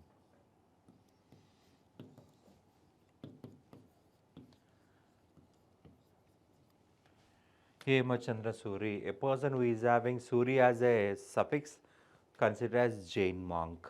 A book contains Chintamani as a suffix, that book was a Jain book. A person who is having Suri as a suffix, and the person was, that person or that monk was called as Suri, that was called Jain, right? And a book contains Chintamani as a suffix, that book considered as Jain book, that was a code name, right? Parisisti Parvan, split of Jainism was discussed, right? We have Sravana Belgola in Tamil, in Karnataka, Hassan district, Hassan district Karnataka.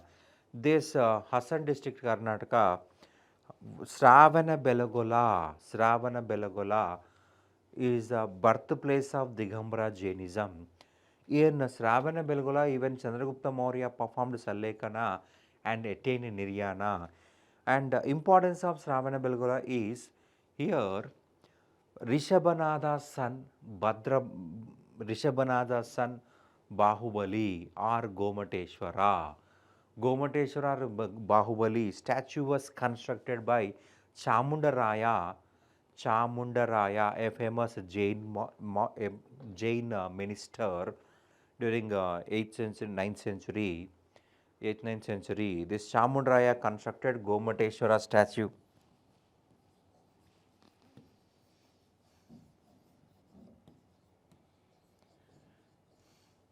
Gomateshwara statue.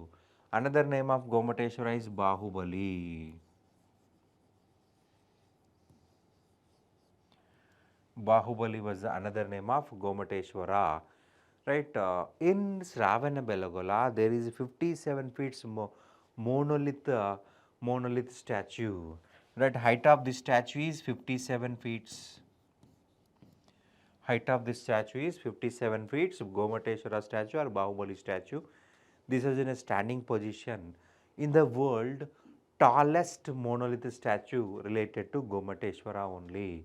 Tallest monolith statue, that is Gomateshwara statue or Bahubali statue. That another name of Gomateshwara is Bahubali. Every 12 years they organize Mahamastabhishekam. Mahamastabhishekam, from head to legs, they will abhishek, they will perform abhisheka to this Gomateshwara statue for every 12 years. That is called as Mahamastabhisheka. And in 6th century AD, second Jain council organized in Vallabhi, Gujarat. At Gujarat, here Devavrata Kshama Sramana was the president. Devavrata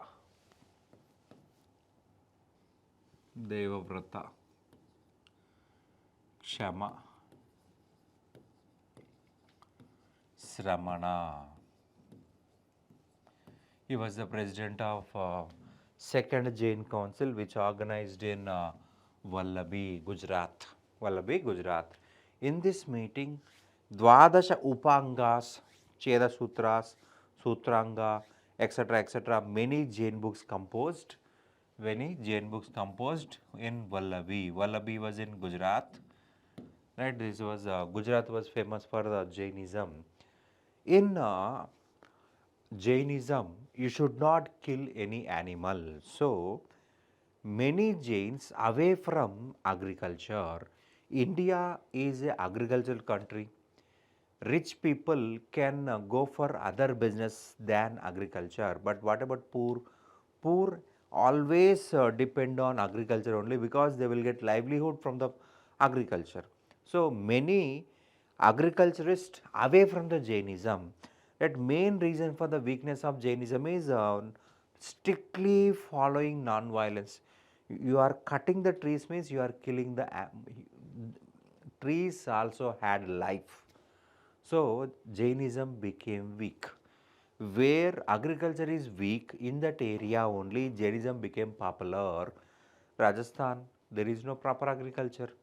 Gujarat, Maharashtra, Karnataka, these states are less dominated, less agricultural states, because Rajasthan has completely desert area, Gujarat also has in desert area, Maharashtra we have Western Ghats, Karnataka we have Western Ghats. In that area, there is no proper agriculture, so people depend on the trade and commerce. So they will get huge money from trade and commerce. They are unable to, right? They were not involved. They never involved in agriculture, because they have to kill creatures, right? For example, they have to till the land. In that tilling, some creatures will die, right? Worms, pest will die, right? We used to pesticide the crop, so pest will die. That was also related to killing animals. So Jainism became weak because of strictly following non-violence. In Buddhism, middle path was one of the important reason to promote as a Asian religion. Gautam Buddha was called as Light of Asia by Edwin Arnold. Because of middle path, everybody accepted Buddhism. But in Jainism, they strictly followed non-violence. Buddhism, there is a little flexible than Jainism. And this is information related to Jainism. Mauryan Empire. After Jainism, after religions, we have another important topic is Mauryan Empire. First historical empire in India is Mauryan Empire. Chandragupta Maurya was the founder of Mauryan Empire. In this topic, definitely we may get questions on Mauryas, especially Chandragupta Maurya or Ashoka architecture, Mauryan architecture, Mauryan policies, Mauryan administration, and art and architecture. So, one by one we will see this. First founder of Mauryan Empire is Chandragupta Maurya.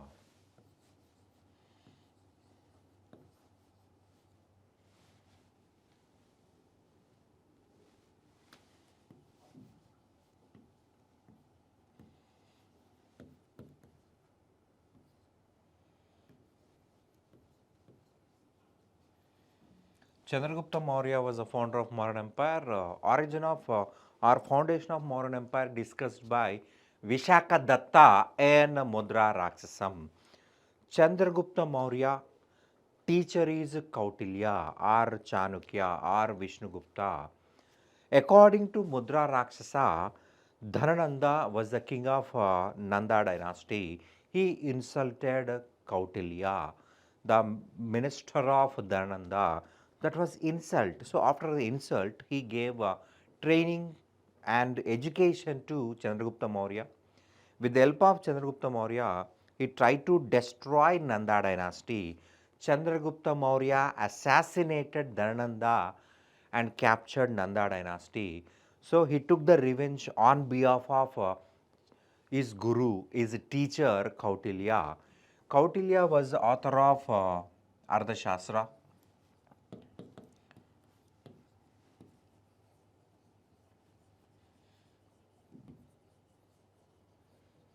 Arthashastra is nothing but not economics. It's not deals with demand and supply. It deals with political statecraft. How king should rule kingdom. How ministers should have relations, right? King and ministers relation, king and army relation, king and fort, king and people relation. People should be people behavior towards the king behavior towards the people. Like that, Saptanga theory explained in Ardhashastra by Kautilya. There is 15 chapters and 108 around 180 subtopics. There is a 15 chapters and 180 subtopics written by Kautilya. R. Shama Shastri brought into limelight the Ardhashastra. This book deals with political statecraft. Right? Mauryan administration also provide in this book by Kautilya. We have Markandeya Purana. According to Markandeya Purana, Mauryans belong to Asura Jati. Mauryans belong to Asura Jati, and we have Mudra Rakshasa. According to Mudra Rakshasa, Mauryans belongs to Shudra community, lower caste, Shudra community, lower caste, and Buddhist and Jain books claim that they were Kshatriyas. They were Kshatriyas, especially Parisisti Parvan. In Parisisti Parvan, Chandragupta Maurya mentioned as he was a Kshatriya. He belonged to Pipalavana and he tamed peacocks. So, because of peacock, this dynasty was called as Maurya. Maurya, and we have Milinda Panho. Milinda Panho book written by Nagasena. Nagasena was the author of Milinda Panho in Pali language. In this book, Nagasena said that during Dhanananda, a revolt started in Kandahar. To suppress the revolt, Nanda military commander Bhadrasala went to Kandahar. At the same time, Chandragupta attacked on. When Bhadrasala went to Kandahar, he took opportunity because already most of the army was in Kandahar. There is no army in Patliputra. So he destroyed Patliputra. He killed Dhananda and led the Mauryan Empire. This information we found in Milinda Panho, written by Nagasena. Questions of Menander, Milinda Panho, written by Nagasena in Pali language.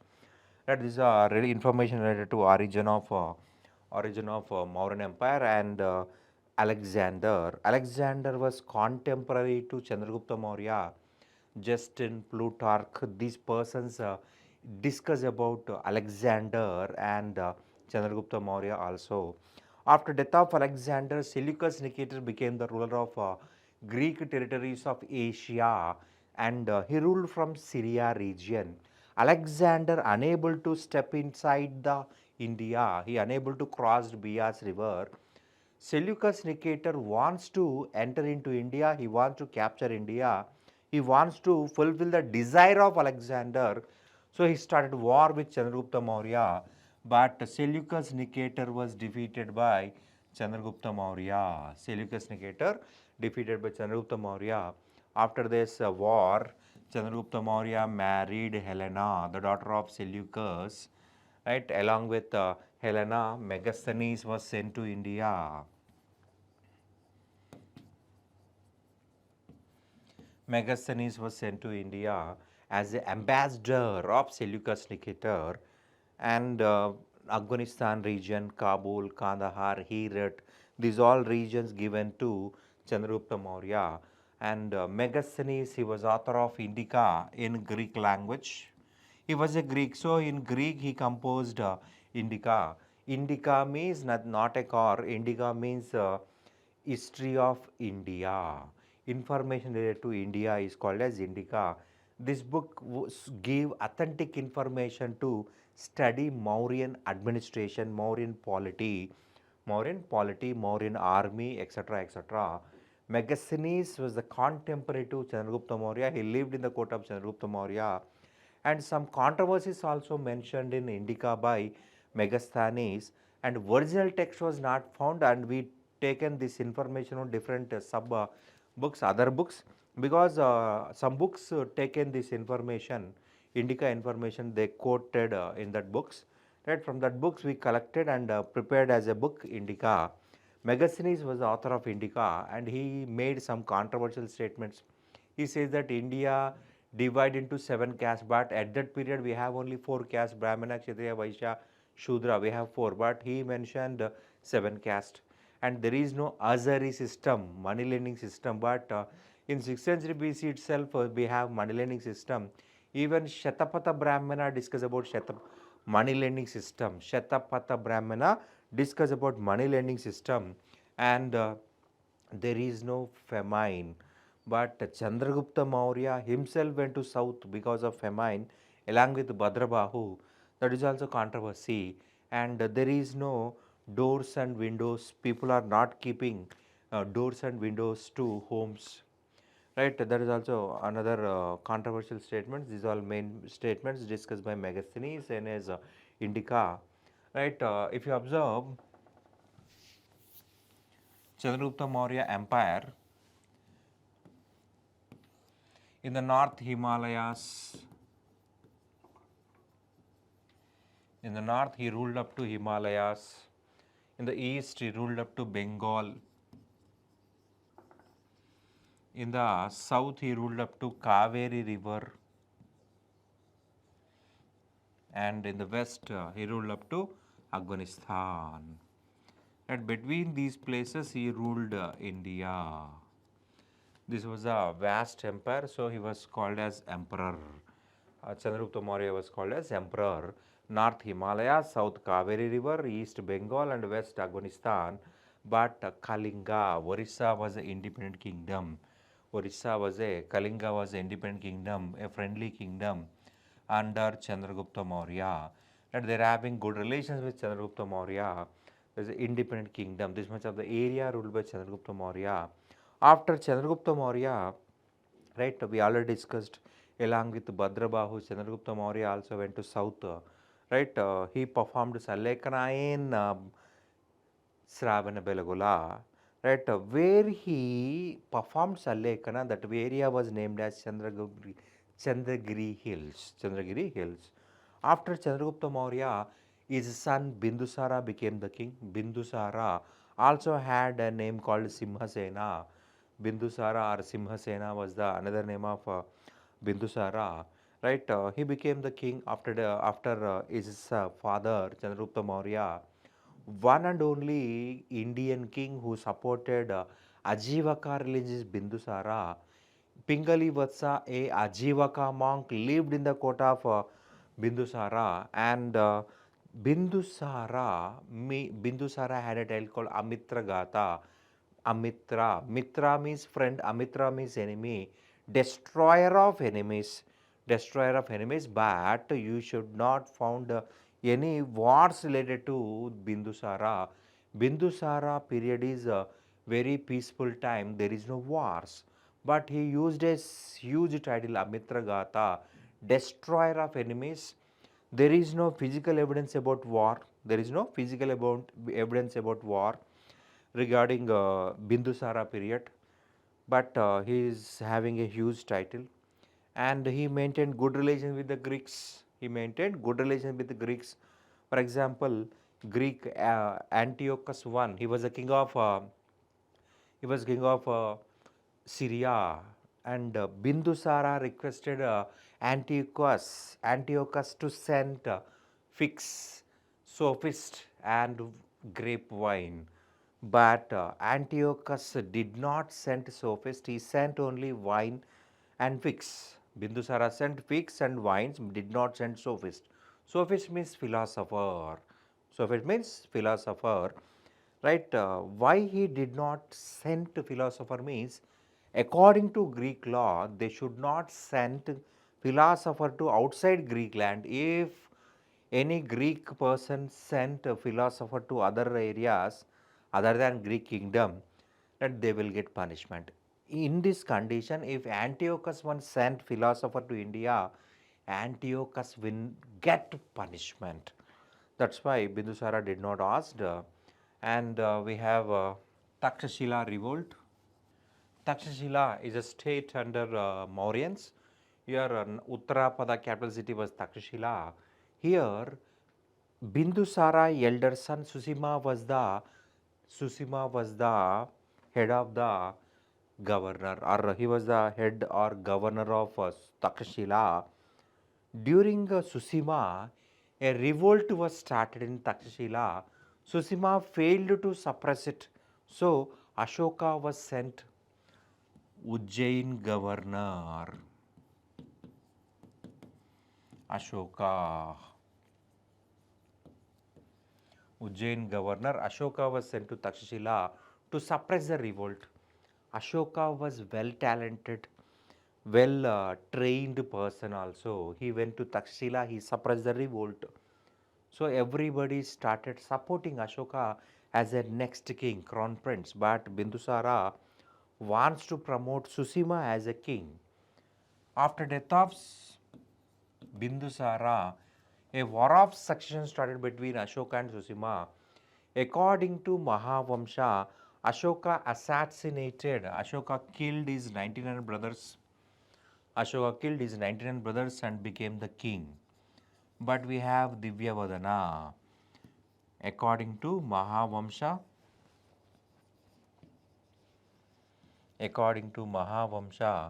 Ashoka killed his 99 brothers and became the king. We have Divyavadana. According to Divyavadana, Ashoka killed just 6 brothers. This is very acceptable truth. According to Divyavadana, just killed 6 persons and became the king. Ashoka, a great king, one of the greatest ruler of entire Indian history.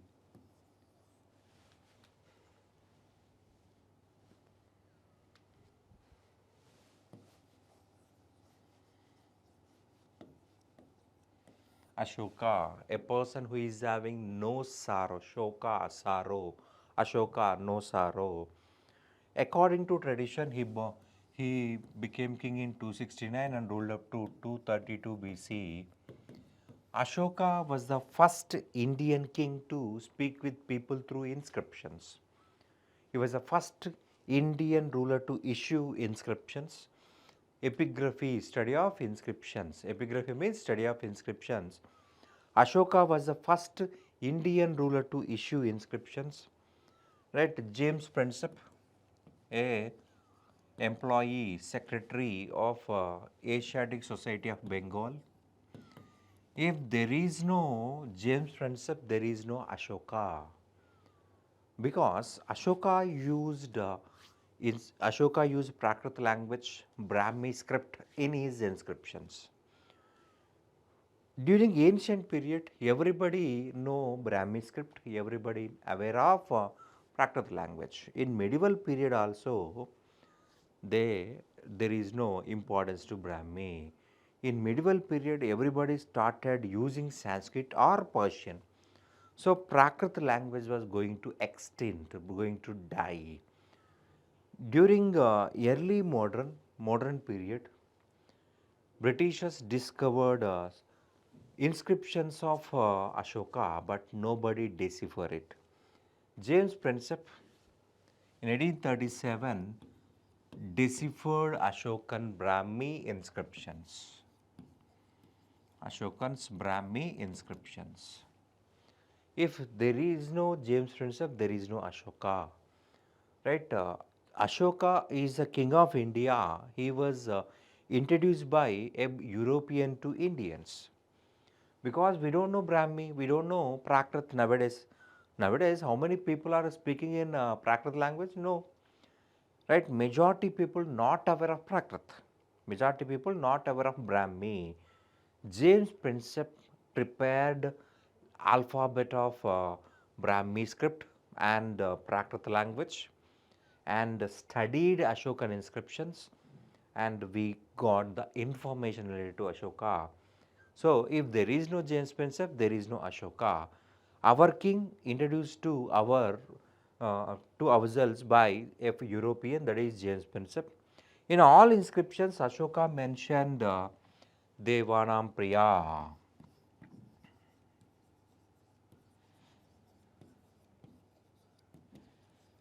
Priyadarshi.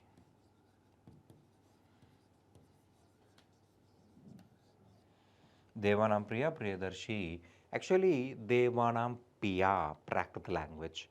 Piyadasi, Prakrit language. That is in Sanskrit, Devanam Priya, dear to God.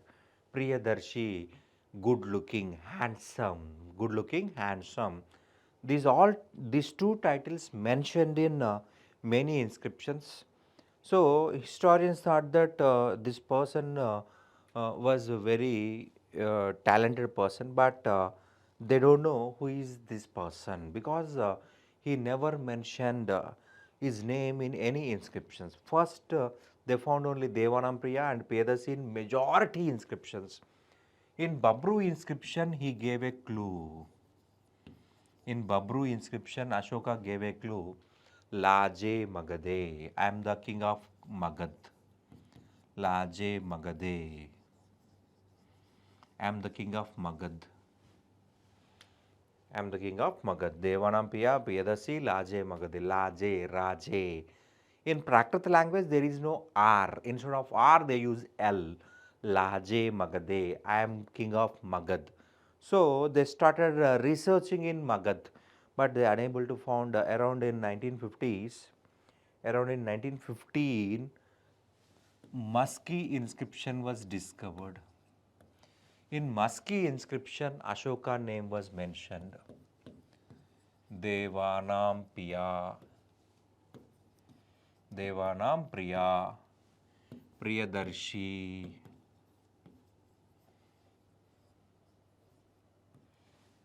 Laje Magade, Ashoka. Right? In Musky inscription, he mentioned these four terms. For example, in Musky inscription, he just mentioned Ashoka means you cannot connect these inscriptions, remaining inscriptions. In Musky inscription also, he mentioned these all words: Devanam Piya, dear to God; Priyadarshi, good looking, handsome; Laje Magade, I am the king of Magad; and Ashoka. Right? So we came to know that these all inscriptions related to Ashoka. In four inscriptions, Ashoka mentioned his name: Musky, Karnataka, Nittur, Karnataka, Udegolam, Karnataka. Musky, Nittur, Udegolam, Karnataka, Gujjara, Madhya Pradesh. Gujjara, Madhya Pradesh. In these four inscriptions only, Ashoka mentioned his name. Right, through inscriptions he spoke about his himself, and in his 8th ruling period, Ashoka attacked on Kalinga region.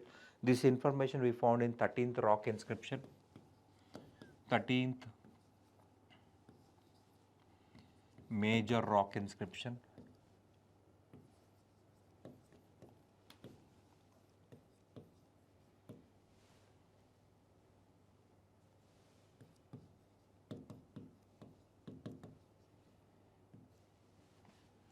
Thirteenth major rock inscription.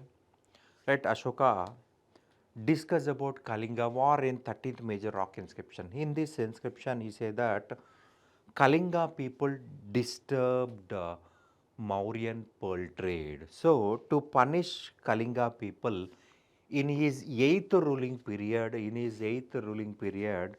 means around 261 BC, he attacked on Kalinga. In this battle, 1 lakh soldiers died. 1 lakh soldiers died, and 1.5 lakh people converted into slaves and sold in the slave markets. Huge loss. First recorded war to discuss about huge deaths, 1 lakh death. At that period, population is very less, but here 1 lakh population died. 1 lakh population died. There's a huge war. After Kalinga war,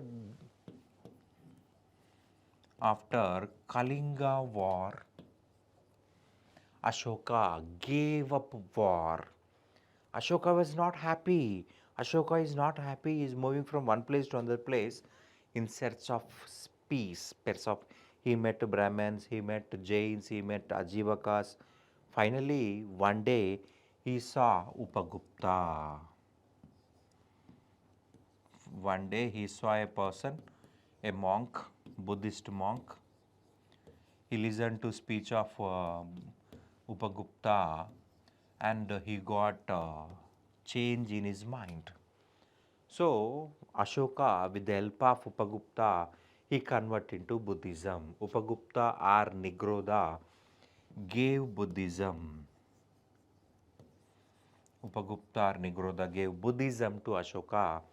Right? One day, he actually is not satisfied with his life. Right? After Kalinga war, he was dissatisfied. He met Brahmins, he met Jains, he met Ajivakas, he met Charvakas and other religious people also. Finally, once he listened the teachings of Upagupta, he was a Buddhist monk.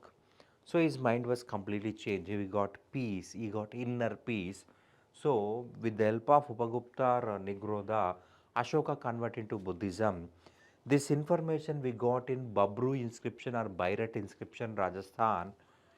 Alexander Cunningham shifted this Bairat inscription or Babru inscription to Calcutta. Babru Hills, Bairat Hills. So this was called as Babru inscription, Buddham Sharanam Gacchami, Dhammam Sharanam Gacchami, Sangam Sharanam Gacchami. These three lines mentioned in Babru inscription. It means Ashoka converting into Buddhism.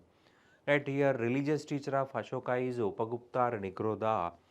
He went to Buddhism. He converted to Buddhism. He used to wear saffron dress. Right in India, Buddhist was the first to use saffron dress. Right, they used saffron clothes, and he converted to Buddhism. And after converting to Buddhism, he also organized Third Buddhist Council in Patliputra. In Third Buddhist Council, Mogaliputta Tissa composed Abhidhamma Pitaka, and he tried to promote Buddhism not only India but also the Asian territories. Ashoka, his own son Mahendra, daughter Sangamitra, sent to Sri Lanka. They promoted Buddhism in Sri Lanka. Ashoka sent another daughter Charumati to Nepal. She went to Nepal and promoted Buddhism in Nepal. And Ashoka sent royal family members Sona, Uttara to Burma. Burma present name is Myanmar. Ashoka went to that. Ashoka appointed Dharma Mahamatras to protect the morals and ethics. Ashoka Dhamma is nothing but Buddhism. Ashoka Dhamma is not about Buddhism. Ashoka Dhamma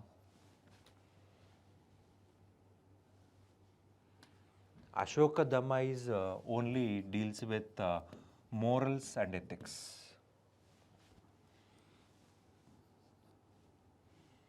Ashoka Dhamma are not related to Buddhism, about morals and ethics.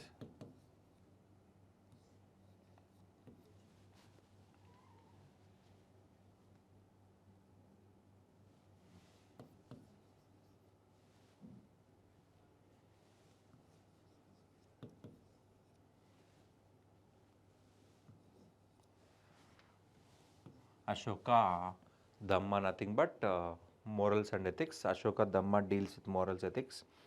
Right, in his inscriptions, Ashoka never discuss about victories, never discuss about casualties, right? He always wants to promote peace, harmony among his people, his subjects. Ashoka says that if I am in kitchen or dining or sleeping or in administration process, whenever people required my services, they can call me, I will come. When I am sleeping also, you can easily approach me. When I am eating also, I will accept to come serve you, like that. And ashoka Ashoka condemned. Ashoka condemned animal sacrifice. In rituals, many people sacrifice the animals. That is inhuman. That is inhuman. We should show mercy on animals. We should not kill any animals. Ashoka rejected rituals. Performing rituals is useless. Performing rituals is useless. Killing animals in the rituals is useless.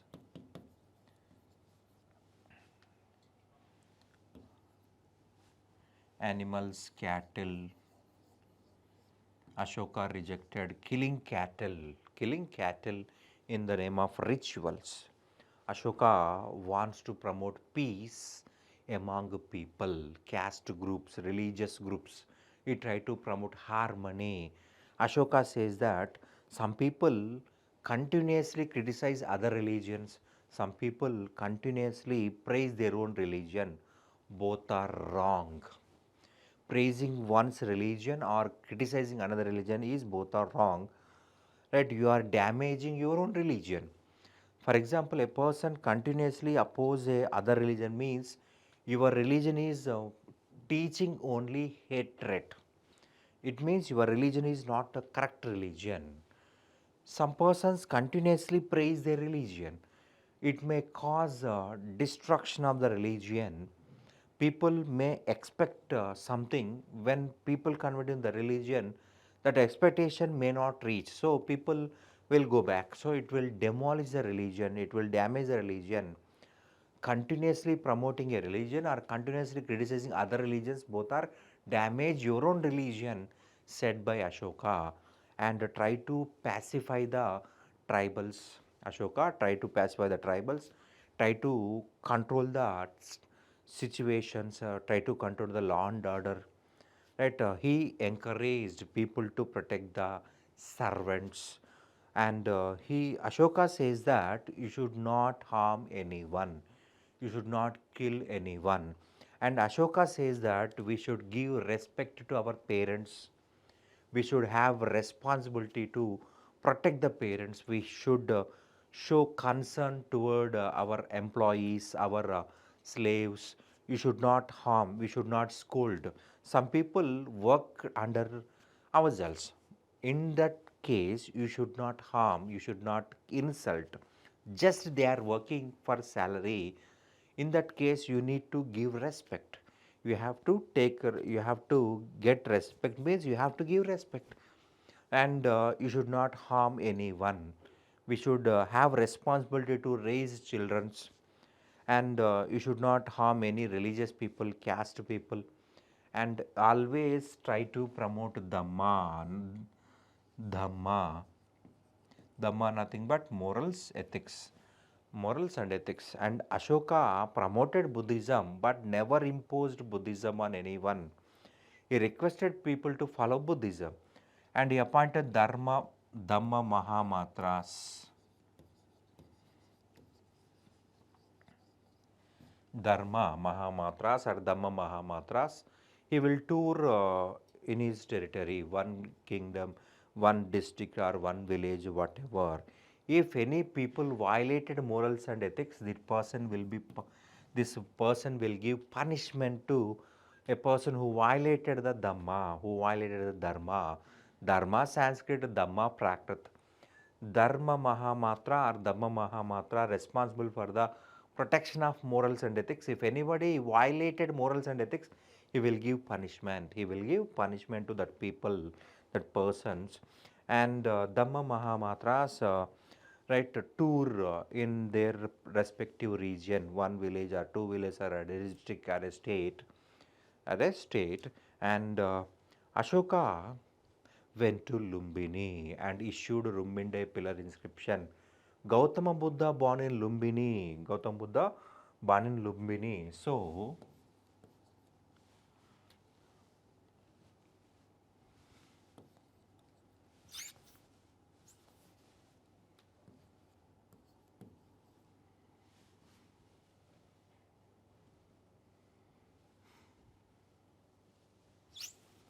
Gautam Buddha born in Lumbini. So, he visited Lumbini and issued Rumbinde pillar inscription.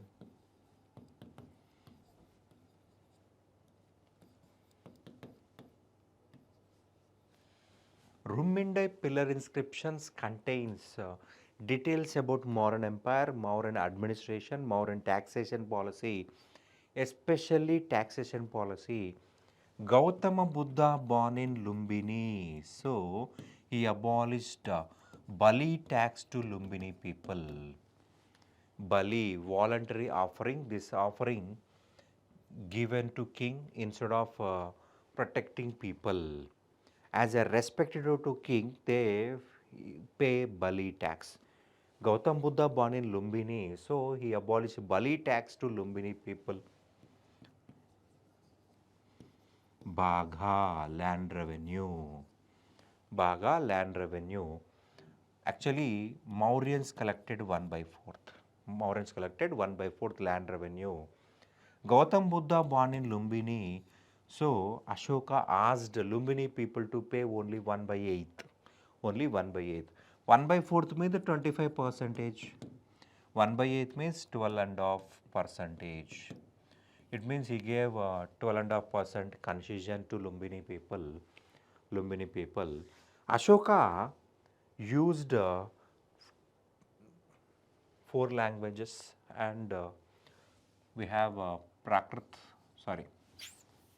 Ashoka used 3 languages, Prakrit language. Ashoka used 3 languages, that is Prakrit, Aramic and Greek. 3 languages, but used 4 scripts.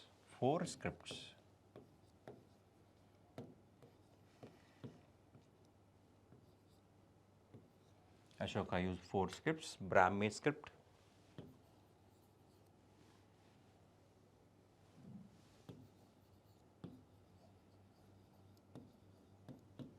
Kharoshthi script,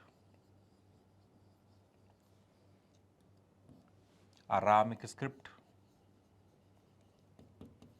and Greek script. To write Prakrit, he used Brahmi and Kharoshthi. In mainland India, from Kashmir to Kaveri, and Bengal to Gujarat, Rajasthan, he used Prakrit language, Brahmi script. Inscriptions found in Pakistan and Afghanistan, Ashoka used Prakrit language, Kharoshthi script. Right, because in that area people follow Kharoshthi script. Here difference is Brahmi script start at left, end at right. Kharoshthi script start at right, end at left. Start at right, end at left. That in present India, from Kashmir to Kaveri River, Bengal to Gujarat region, we found a Brahmi script, Prakrit language. In Pakistan, Afghanistan, we found Kharoshthi script, Prakrit language. Only one inscription contains bilingual inscription, that is Gandhara bilingual inscription.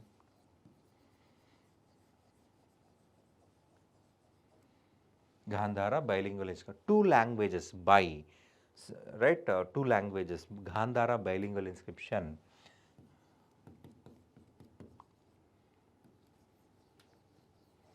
Gandhara bilingual inscription. Aramic language, Greek language. Aramic script, Greek script. Aramic language is different, Arabic is different. Aramic was completely now died. Arabic languages belong to Saudi Arabia, but Aramic is in Central Asian language. There is no relation between Arabic and Aramic. This is a Semitic language, right? Oldest language. Arabic was a medieval language. That was a medieval language. This is the oldest language. Aramic Greek languages, Aramic Greek scripts used by Ashoka and Gandhara bilingual inscription. This inscription also deals with Ashoka Dhamma. Ashoka Dhamma. This inscription also deals with Ashoka Dhamma. Dhamma nothing but Ashoka Dharma.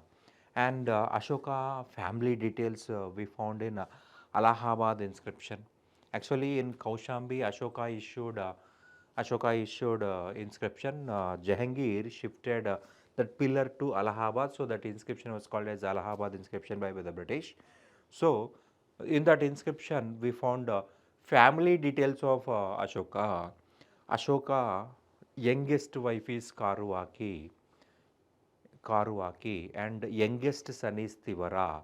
Youngest wife and smaller youngest wife and youngest son. Youngest wife son is youngest son Tivara. This inscription also called as queen inscription or queen edict, because Ashoka mentioned queen name Karuaki Tivara.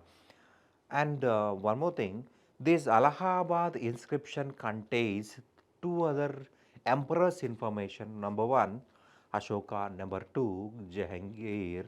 Sorry, number two is Samudragupta. Number three is Jahangir. Three rulers or three emperors' information was found on Ashoka inscriptions. Ashoka, Samudragupta of Gupta Empire, and Jahangir. These three emperors' information was found on Allahabad inscription. Allahabad inscription, right? Asandi Mitra was the chief queen of Ashoka. Chief queen means a woman who is allowed to sit with the king, and her son will become the next king, and her son will become the next king. So Asandi Mitra was the chief queen. After death of Asandi Mitra, Tissa Rakshita became chief queen. Tissa Rakshita was a Shaivite, and she gave poison to people tree in Gaya, where Gautam Buddha got enlightenment. In which tree? Here in Gaya there is a people tree. Under people tree Gautam Buddha got enlightenment. So this Tissa Rakshita was not a Buddhist. She damaged. She gave poison with nails, poisonous nails to this people tree of Gaya. And Padmavati, she was mother of Kunala, and Mahendra Sangamitra. These two persons' mother is Vidisha Devi. And this is family information related to Ashoka. Right? According to Puranas, Ashoka divided his empire among his successors. Eastern part given to Dasharatha, grandson of Ashoka. Western part given to son Kunala.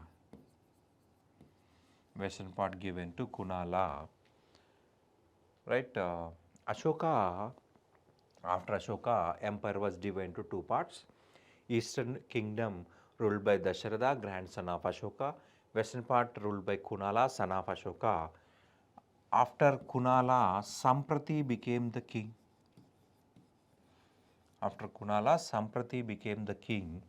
During Samprati, Dasharatha died without male child.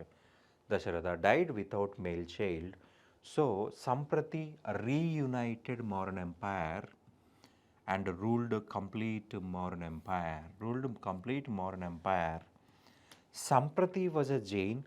Like Ashoka, Samprati promoted Jainism.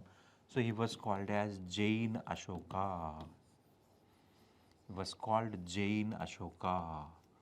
Like Ashoka, he promoted Jainism. So he was called as Jaina Ashoka. Samprati was called as Jaina Ashoka. And Samprati, here Suhastin. This Suhastin, a Jain, gave Jainism to Samprati. So he promoted Jainism. He constructed so many Jain Basadis, and our last ruler is Brihadrata. According to Harsha Charitra, Pushyamitra Sunga, a Brahmin military commander, assassinated Brihadrata in front of his soldiers only. So, last ruler in modern empire is Brihadrata.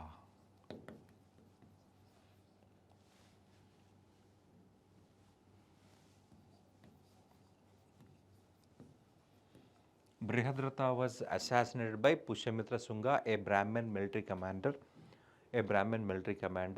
That in front of army only they killed your Brihadrata. So modern empire was collapsed. At the decline of modern empire, your main reason is Brahmanical reaction. Ashoka was responsible for the decline of modern empire because Ashoka gave importance to peaceful policy and never went to wars, and he never tried to train his successors as a warriors. Ashoka trained them as a peacekeeping persons, promoted peace. Brahmins want to revive Vedic religion. Brahmins want to revive Vedic rituals. These Mauryans supported Buddhism or Jainism, so there is no rituals. So to revive their culture, they demolished, they destroyed modern empire. They destroyed modern empire. Mauryan administration. Administration of Mauryans, we have so many sources to study that one, especially especially Ashoka inscriptions, Kautilya Ardhashastra and Indica, Megasthenes Indica. These three sources help us to study Mauryan administration.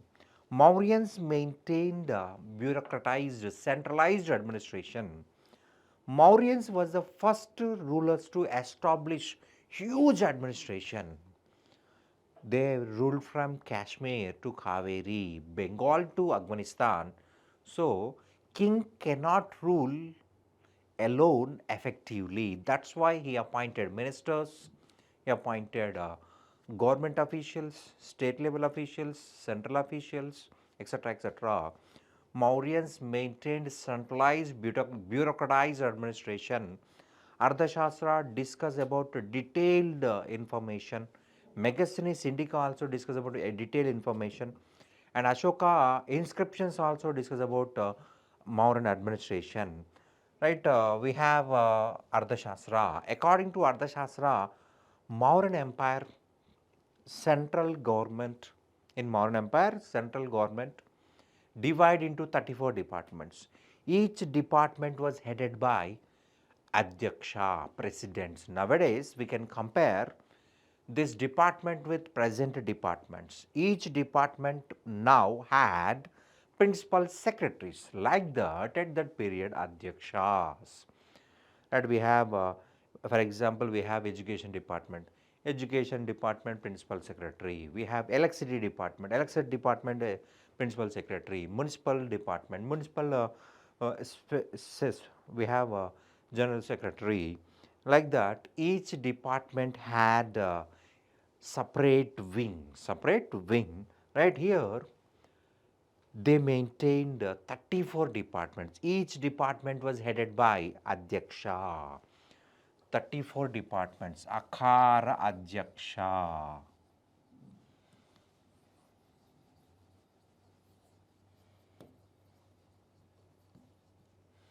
In charge on mining department, gold, silver, iron, whatever. Right, in charge on mining department, Akhara Adhyaksha. Whatever they collected, they have to pay half amount as a tax to the government. For example, a miner of gold, a gold mine owner collected 1 kg gold from the mines. So, he need to pay half kg as a tax because he is getting from the kingdom. Akapala Adhyaksha, in charge on accounts, simply auditing department.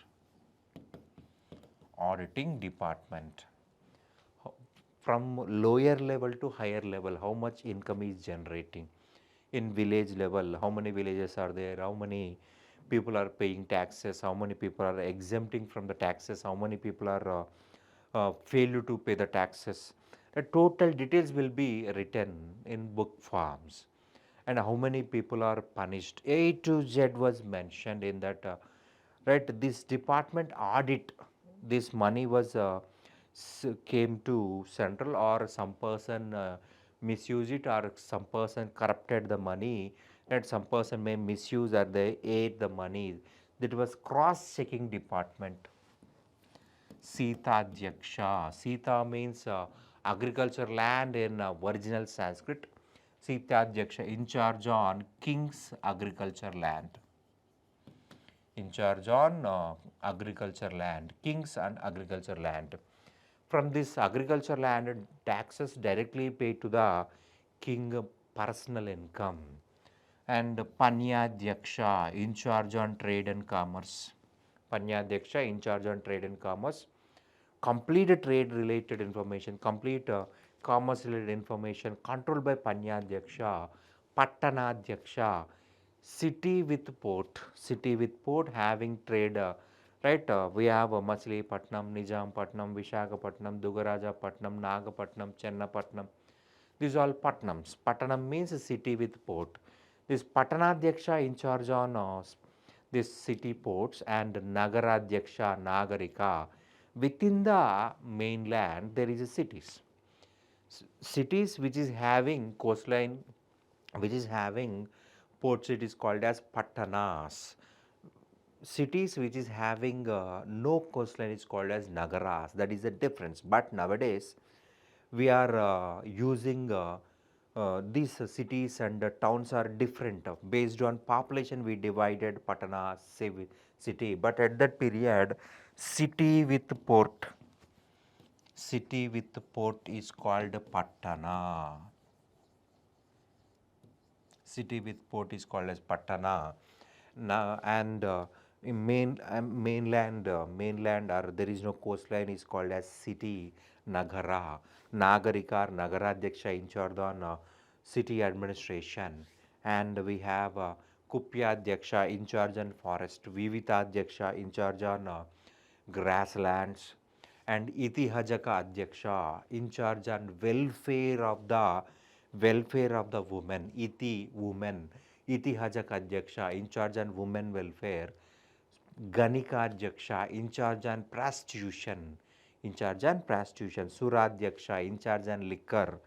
Like that, so many departments was there. From each department they collected the taxes, and we have special employees, we have officials also, not related to separated departments. That is Samaharta.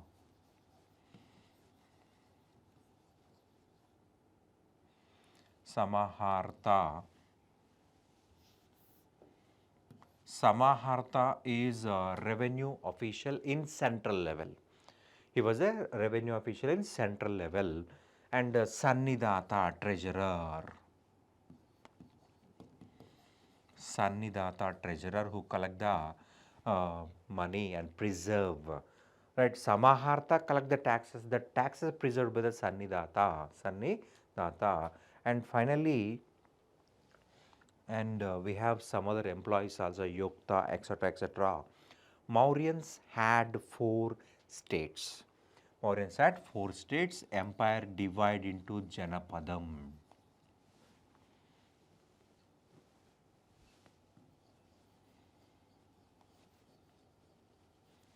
Empire divided into Janapadam. Janapadam nothing but state. And state was headed by Kumara Amatya.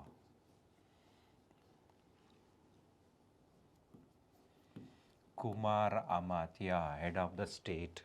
Sometimes they used to call Aryaputra.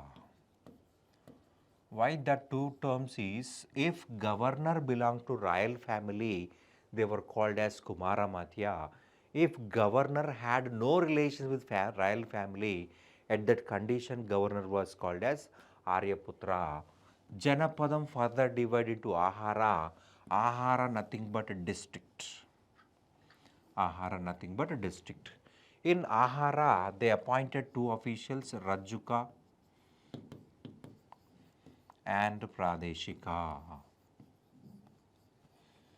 Rajuka and Pradeshika. Rajuka was in charge on revenue. Rajuka was in charge on revenue. Pradeshika was in charge on law and order. Here, Mauryans appointed Rajuka Pradeshika as equal post. Both are having equal position. Rajuka in charge on law and order, equal rank to Pradeshika. Both had same rank. Nowadays we are having group 1 rank, group 2 rank like that. Rajuka Pradeshika has same rank. Rajuka in charge on revenue, Pradeshika in charge on law and order, and Rajuka deals civil cases, Pradeshika deals with criminal cases. So they are equals. They are not higher lower officer. Both are equal rank only. And assistant of these two persons is Yokta. Yokta means assistant. Assistant to Rajuka, assistant to Pradeshika. Right? Rajuka having assistant Yokta, same name, assistant name is Yokta. He is having a one assistant Yokta. Pradeshika also had another assistant Yokta. Name are similar, attender at Yokta. There is two assistants. Rajuka has one assistant, Pradeshika has another assistant. And Ahara further divide into Visaya. Visaya means group of villages. Vishayapati was in charge on Vishaya. Vishayapati was in charge on Vishaya. And lowest administrative unit is village. Lowest administrative unit is village. Head of the village is Gramani. Gramani was the in charge on village. Gramani was the in charge on village.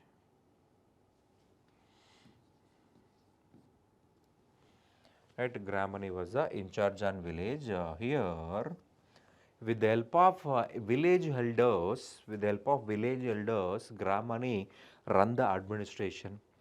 And we have 4 states, right? Chandragupta Maurya created 3 states and 4th states added by the Ashoka. 4th state added by Ashoka. First one is Uttarapada. Uttarapada, nothing but present Afghanistan, Pakistan, and some parts of Kashmir. This was under Uttarapada, and your capital city was Takshila. From Takshila, they ruled it. And Dakshinapada, right? Maharashtra, Deccan, complete Deccan, and Karnataka, Telangana, and Andhra region, right up to Kaveri river. That was Dakshinapada, ruled from Suvarnagiri, that is very near to Kurnool town. That was present name of Suvarnagiri is Yerragudipadu. Right, even Ashoka issued inscriptions in Yerragudipadu, Rajla Mandagiri, that was in Andhra region. Right, that was a southern state, Dakshinapada, and Avantipada, central India, Madhya Pradesh, Gujarat, some parts of Uttar Pradesh, some parts of Rajasthan. Avanti Pada and capital city was Ujjain. These 3 states created by Chandragupta Maurya. After Kalinga war, Ashoka created the 4th state, that is Prachya Pada. Prachya means east. Tosali or Thauli was the capital city of Prachyapada or Kalinga state. These 4 states created by the Mauryans, and Pataliputra nearby regions directly ruled by the king only, directly controlled by the king only. These 4 states, and next we'll discuss about army. Mauryans maintained elaborate army. According to Pliny, Pliny was the author of natural history. Pliny was the author of natural history.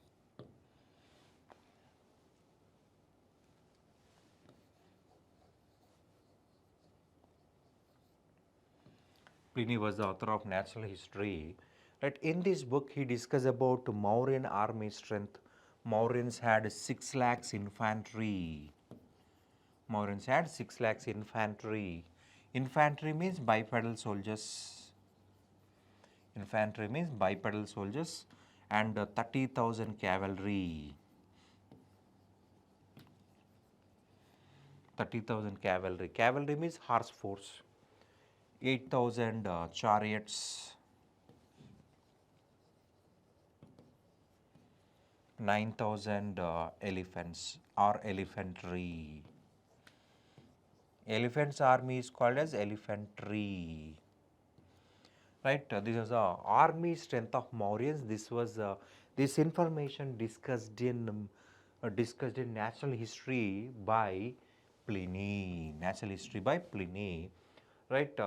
And we have Megasthenes in Indica. Megasthenes says that Mauryans divided their army into 6 boards or 6 committees.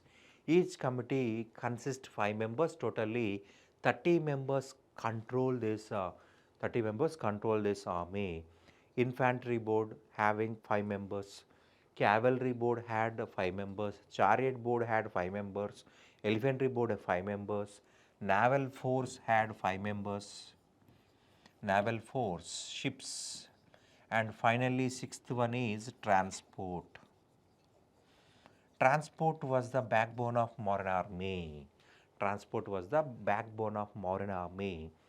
Right, there is a 6 boards: infantry, cavalry, chariots, elephantry, naval force, and transport. You cannot say that war completed in 1 day or 2 days or 3 days or 1 month or 1 year.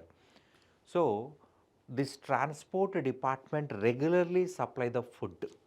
This transport department regularly supply the clothes, medicines, weapons. Transporting food, material, clothes, medicines, any other assistance. So, this was the transport was the backbone of Mauryan army. And in geography, Strabo, also author of geography, Ptolemy, Ptolemy was the author of a guide to geography. Strabo also was the author of geography, but not. Yeah, Ptolemy was the author of a guide to geography. Strabo was the author of geography. According to Strabo, Chandragupta Maurya had women bodyguards. And he never believed male bodyguards, and he never sleep in a single room. Today he slept in a one room, next day he will not sleep in that room, he will go to another room. Regularly he will change the rooms because of threat. Some people, if any a person may kill him, so he always suspicious, so continuously change, and he never sleep in a single room. Regularly he will change the rooms, go to one place, and he is having women bodyguards. And Ashoka inscriptions discuss about Ispanese system or spy system. To rule effectively the Mauryan Empire, they need Ispanese system and spy system. Secret information should be collected, and secret information should be provided for the king protection. King need to protect himself from internal threats and external threats. Right, in internal threats, queens, kings marry so many women, so they are having so many sons, so they want to promote their son as the next successor, next ruler. In that condition, they may damage other sons, they may kill able successors. That's why king always maintain secrecy, and each and every person was suspicious. At everybody nowadays we see some places we are under CCTV surveillance, like that. At that period, Mauryans maintained spies, Ispane system. Right, nobody don't know about anyone who is a spy, who is not a spy.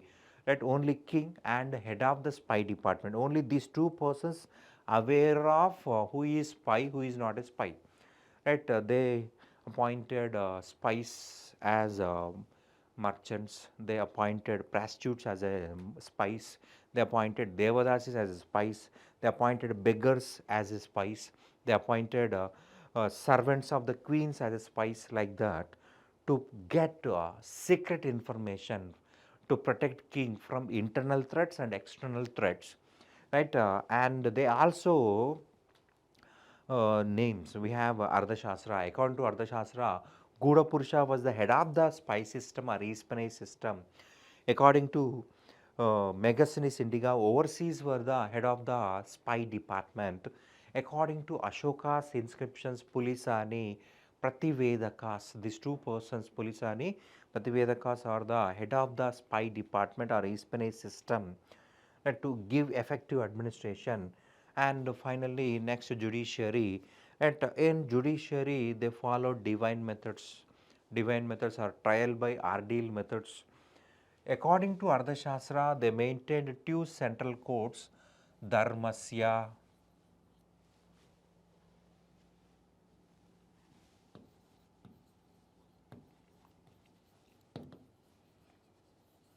and Kantakashodhana.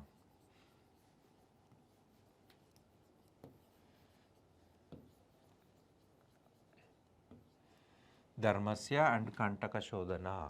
Dharmasya is a civil court. Kantakashodhana is a criminal court. Right?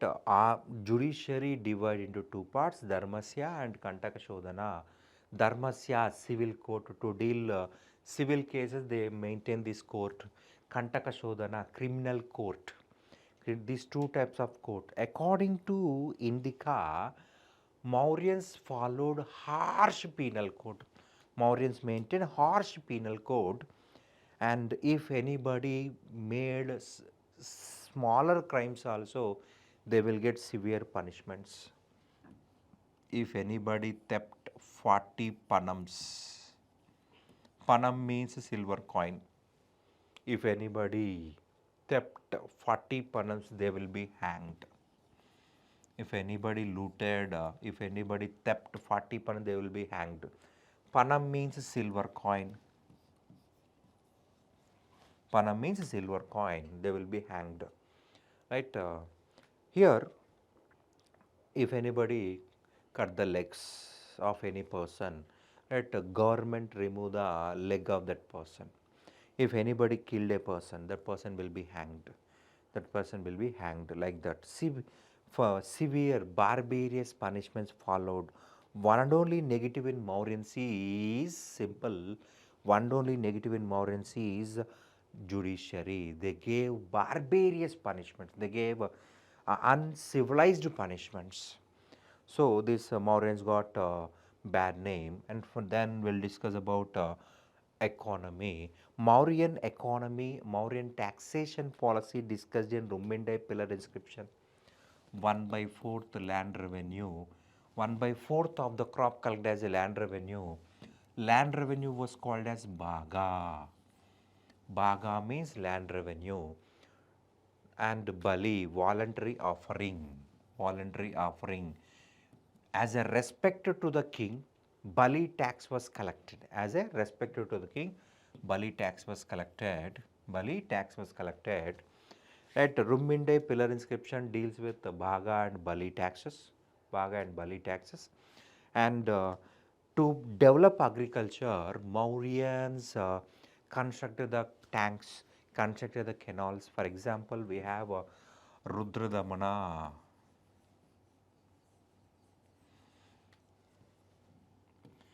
Girnar Sanskrit inscription.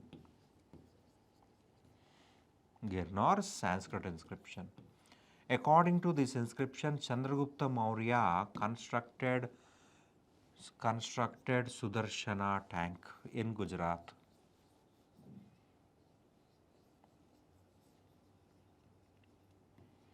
Sudarshana tank in Gujarat. Rudradamana was the author of Girnar Sanskrit inscription. As per this inscription, Chandragupta Maurya official Pushyagupta.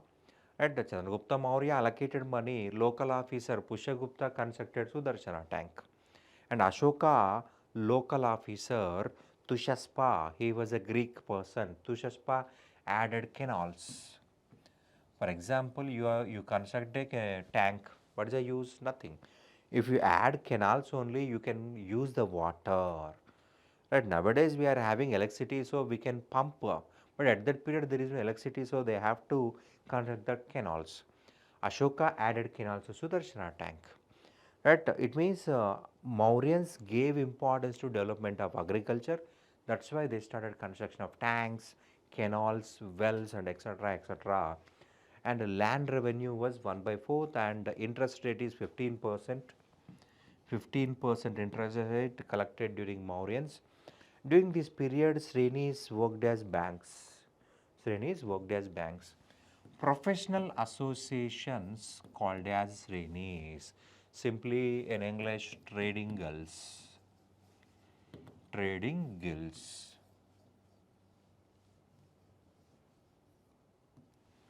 Trading guilds. Right? Professional associations. Right? These professional associations collect membership amount from the members, and they gave training. Whenever they required, they'll give loans. Right after their work, they need to repay with the interest. So interest rate is 15%. We have some Srenis, some examples. Kulara Sreni, Porters Association, Kulala Sreni, Porters Association.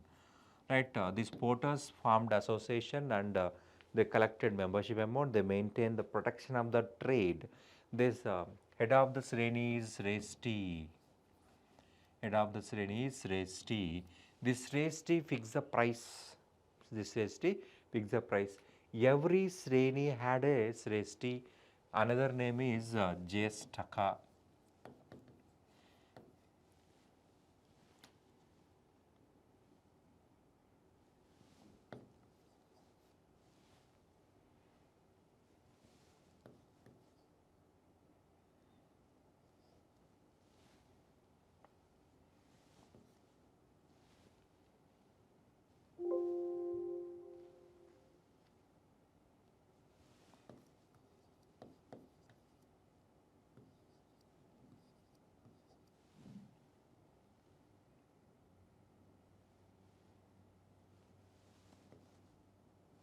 Jestaka.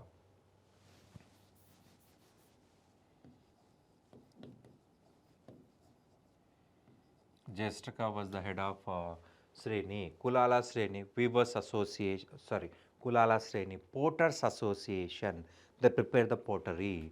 And Kolika Sreni, Weavers Association, right, they prepare clothes. And Tilapika Sreni, they prepare oil. And Veja, Doctors Association, Gandhika, perfume makers, Shilavadika, Vadika means Carpenters Association, Shilavadika, Sculptors Association, Suvarnakara, Goldsmith Association. Like that, we have 18 types of trading guilds in this period. Right, Sreni means trading guild, and head of the Sreni is Sresti or Jestaka.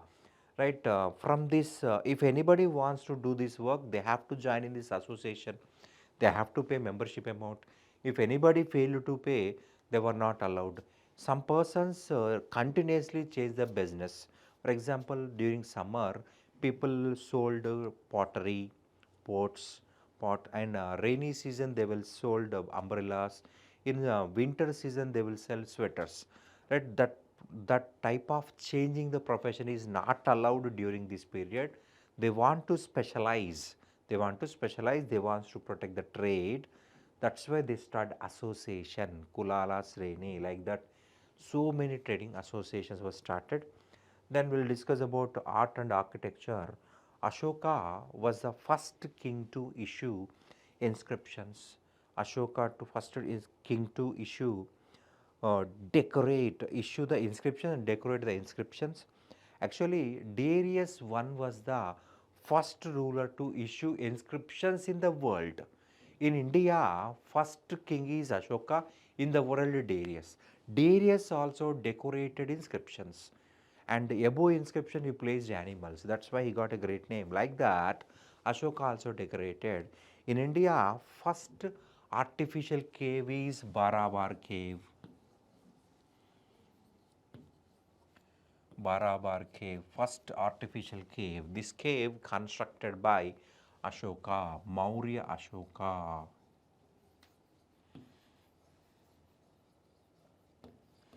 Maurya Ashoka was the first person to construct caves in India, artificial caves in India. This cave contains 4 rooms, 4 caves, And these 4 caves, Sudama, Lomas, like that was dedicated to Ajivaka monks. Ashoka dedicated to the Ajivakas.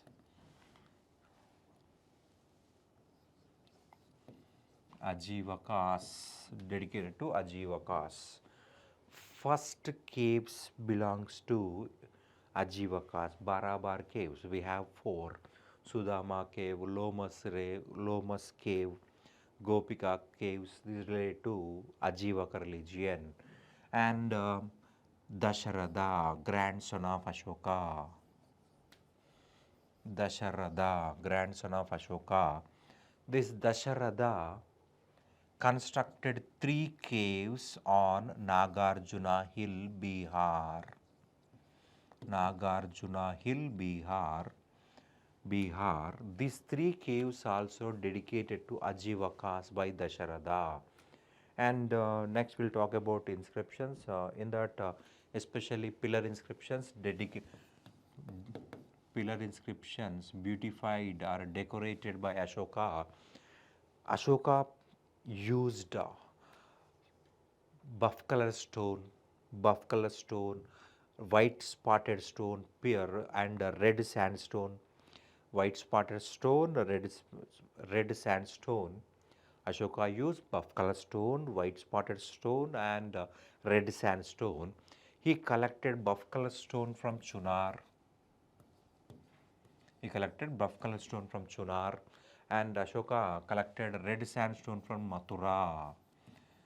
We'll take one example. That is Saranath pillar inscription. Right, in the middle of the city, he planted pillar inscription. Height of this pillar is 50 feet. Weight of this pillar is 50 tons. 50 feet. And this was called as trunk. Ashoka inscribed information on the trunk. He wrote inscription on the trunk. Above trunk, he decorated reverse lotus.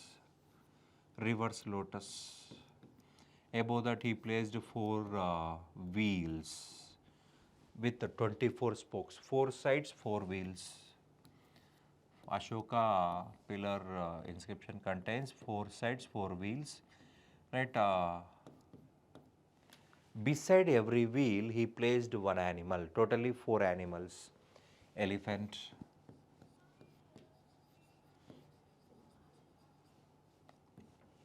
lion, bull, horse. Right, these 4 animals was placed in this, and above he placed 4 lions. This structure is called as capita. And this structure is called as trunk. In the middle of the city, at 4 roads junction, he placed a pillar inscription to easily read. Above part was called as capita, crown, and the below part was called as trunk. On the trunk only he wrote inscription. Right. For example, we take Saranath inscription. Saranath pillar inscription contains 4 lions at the top, and below there is a 4 wheels. Beside every wheel there is a 1 animal, that is elephant, lion, bull, horse. Indian government adapted bull and horse and single wheel. Our royal emblem contains bull and horse and single wheel, and above there is 3 lions. Right, below we placed Satyameva Jayate. Like that, many pillar inscriptions constructed by Ashoka. There is a huge pillar inscriptions and minor pillar inscriptions. One example, Sanchi,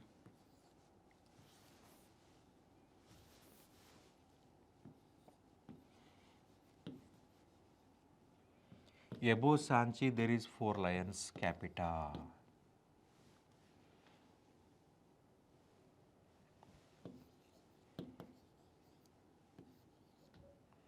4 lions capita, and Saranath, 4 lions.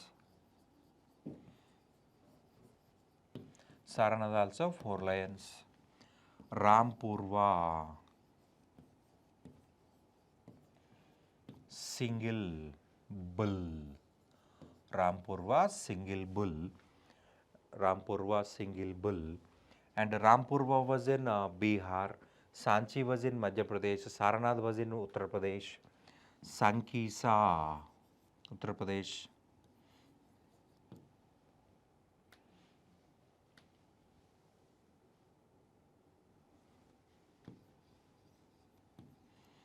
Sankisa, one elephant. Sankisa was in one elephant. And we have Vaishali, single lion. Vaishali, Bihar, single lion. And Lauria Nandangar, Lauria Ariraj, single lion. Vaishali, Lauria Nandangar, Lauria Ariraj is in Bihar, and these three places contain single lion, and Rummindai. Rummindai, Nepal.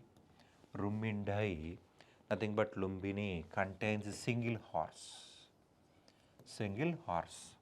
Rummindai contains single horse. Sanchi, Sarnath contains 4 lions. So Rampurva, single bull. Sankisa, single elephant. Vaishali, Lauria Nandangar, Lauria Ariraj contains single lion. Single lion. Right, this is important. Ashoka developed and Ashoka constructed, and this was well preserved it. Rampurva bull now is in Rashtrapati Bhavan, New Delhi. Actually, that was located in Bihar. Now we shifted that one to Rashtrapati Bhavan, New Delhi, and we have uh, Ashoka constructed many stupas. Ashoka promoted Buddhism and also constructed Buddhist stupas. In India, oldest stupa is Pipravaha, is in Uttar Pradesh. After that, Barhut, Sanchi. Actually, Sanchi stupa was the oldest. Before Ashoka, that was constructed. Before Pipravaha also constructed. Why we are considering Pipravaha was the oldest means Ashoka destroyed Sanchi Stupa and collected dhatus of Gautama Buddha, and divided dhatus into many pieces and distributed to many stupas. Right, he wants to place relics of Gautama Buddha in many stupas. That's why he collected dhatus and reconstructed Sanchi Stupa. Old version was demolished and a new version was constructed. New building was constructed. New stupa was constructed by Ashoka in Sanchi. So Pipravaha considered as the oldest stupa, oldest Buddhist stupa in India. Oldest Buddhist stupa in India. After that, Barhut, Madhya Pradesh, Sanchi, Madhya Pradesh, Dharmarjika, Takshashila, Amaravati stupa is in Amaravati, Andhra region. Andhra region, right? They also Ashoka time Mauryans also constructed so many secular images like Yaksha, Yakshini, Didarganj region, Yaksha, Yakshini with red sandstone. Patanjali was the author of Mahabhasya. Mahabhasya is nothing but explanation of Panini's Ashtadhyayi. Panini was the author of Ashtadhyayi, 8 chapters Sanskrit grammar book.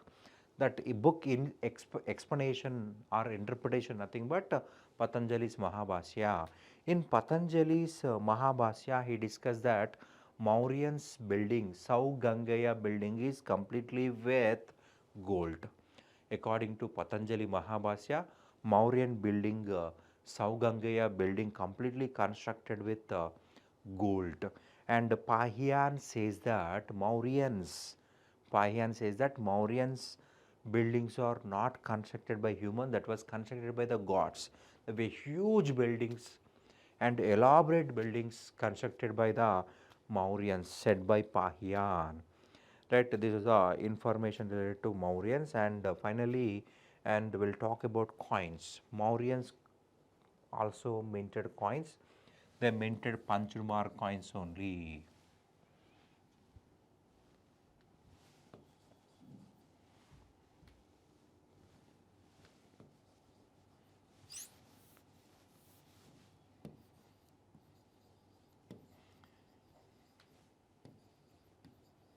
They minted punched mark coins. Punched mark means only one side of the coin was punched, opposite was emptied. Right, Mauryan coins is punched mark coins only. They minted silver coins, they minted copper coins. Right, panam silver, karshapanam silver, panam silver, karshapanam silver, mashaka.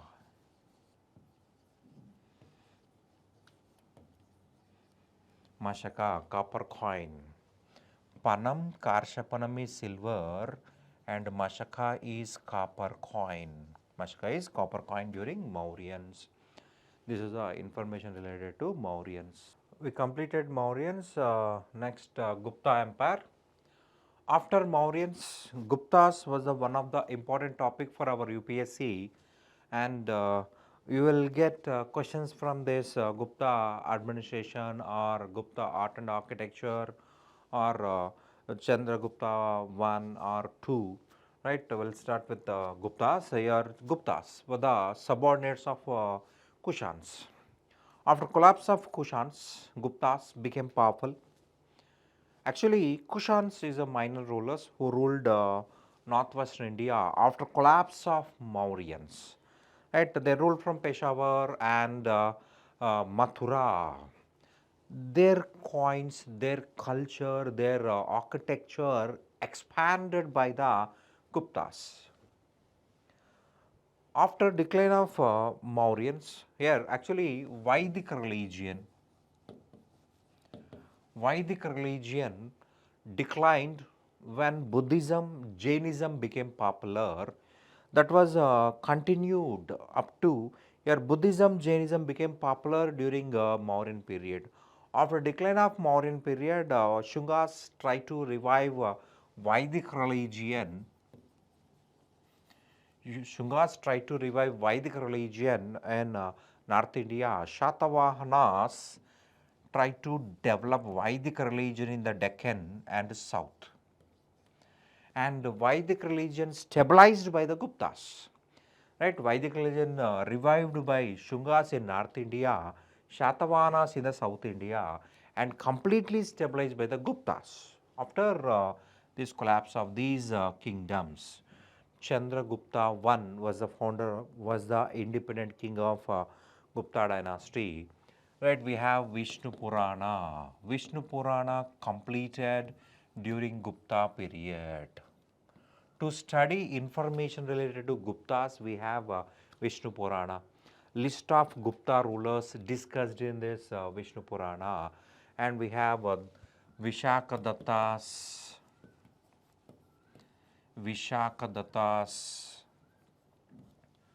we have Vishakadatas, Devi Chandraguptam. This book also gave information about Guptas, Devi Chandraguptam. And Gupta administration discussed by Kamandaka in Nitisara. Kamandaka. Kamandaka was author of Nitisara. In this book, he discussed about Gupta administration. And we have Shudraka. Shudraka was the author of Mrithyakatikam. Mrithyakatikam deals with Gupta social conditions, cultural conditions, festivals, dance, music, etc., related information. And Gupta inscriptions also gave information about Gupta political administration, economical administration, and social administration. Number of inscriptions, prashastis issued by Guptas. Sri Gupta was the founder of Gupta Empire. He was a subordinate to Kushans. His title is Maharaja. It's a Chinese Buddhist traveler discuss about Sri Gupta, Chili Quito, nothing but Sri Gupta, constructed Chini Vihara at Mrugashikavanam.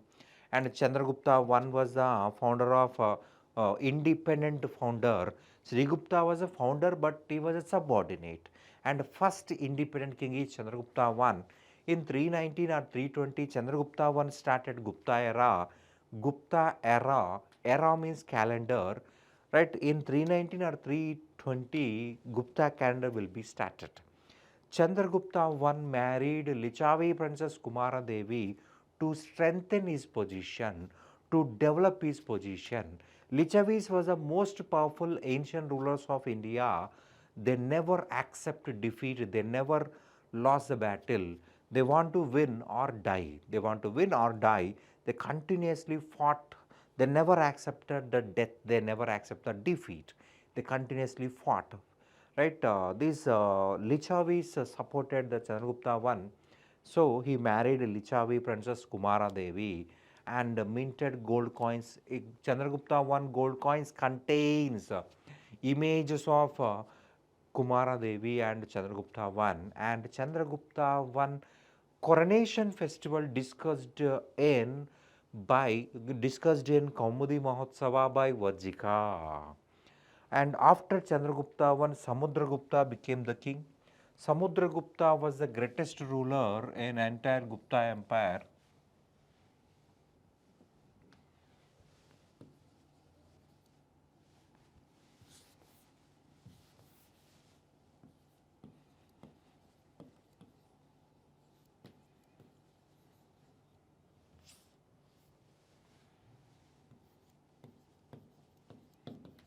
Samudragupta was the greatest ruler in entire Gupta Empire.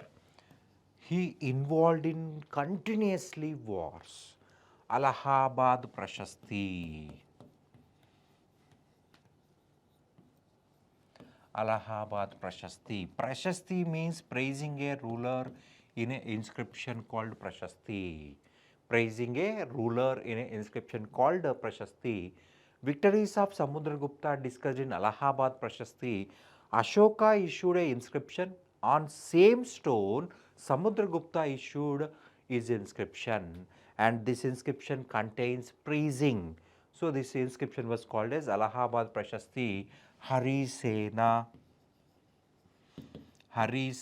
was the author of Allahabad Prashasti. Hari Sena was the author of Allahabad Prashasti.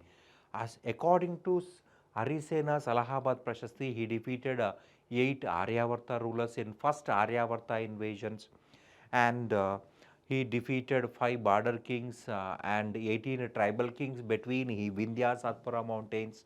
He defeated 9 republican kings and also defeated 12 South Indian kings.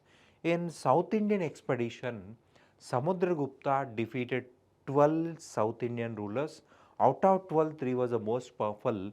In that, Kosala Mahendra, he ruled nearby Mahanadi, right, Orissa, and Vengi Hastivarma, Andhra, present Pedavegi, is in East Godavari, West Godavari districts area, and Kanchi Vishnugopa of Pallava dynasty. These 3 rulers was the most powerful. In South Indian invasion, Samudragupta followed capturing, liberating, reinstalling policy. First he will come and capture. He will give liberty to the king, and he appoint same king as a ruler, same king as a subordinate ruler, capturing, liberating, reinstalling policy. This policy followed in South India, and after Samudragupta, Alauddin Khilji followed same policy, right? These 2 persons got a great name because they cannot effectively rule South India from the north. Nowadays we are having good communication system. Nowadays we are having internet. We are having aeroplanes and etc. If any communication problems, you can easily cover with this. But at that period, they have to travel through only horse. It will take 3 months to reach South India. If any revolts was occur, and meanwhile they will settle all disputes. So it will take a lot of trouble. So Samudragupta and Alauddin Khilji followed this policy and got great name. and Vakataka Rudrasena won. Vakataka Rudrasena won. This person, Vakataka Rudrasena, won united Aryavarta rulers second time. So a war was started, that is second Aryavarta rulers invasion near Kaushambi. In this battle, Samudragupta defeated and killed Rudrasena I. Rudrasena I, right? Rudrasena was killed by Samudragupta, and Vakataka Pravaras Sena I had Samrat title. Pravarasena was the author of Setubandha. Pravarasena was author of Setubandha. That is related to Rama constructing a bridge to Lanka. That is Setubandha. Right, to get goddesses Sita. Right, that is written by Pravarasena. Pravarasena was author of Setubandha, and Samudragupta captured total North India, and gave semi-independence to South India. As per Allahabad Prashasti, we have Iran Prashasti. According to Iran Prashasti, complete earth captured by Samudragupta, and also mentioned that Datta Devi was the chief queen of Samudragupta. Datta Devi was the chief queen of Samudragupta, and we have Nalanda copper plate inscription. All copper plate inscription deals with donations. All copper plate inscription deals with grants. After these wars, Samudragupta performed Ashwamedha Yaga and donated Nalanda village to Brahmins who performed Ashwamedha Yaga. That as a salary he gave, that he wrote inscription on copper plate. So Nalanda copper plate inscription. It means that Brahmins collected taxes from the Nalanda village, and Sri Lanka ruler Mahameghavarma constructed Simhala Vihara in Gaya, because continuously Sri Lanka Buddhist monks visiting Gaya to live to live in Gaya. Simhala Vihara was constructed by Meghavarma.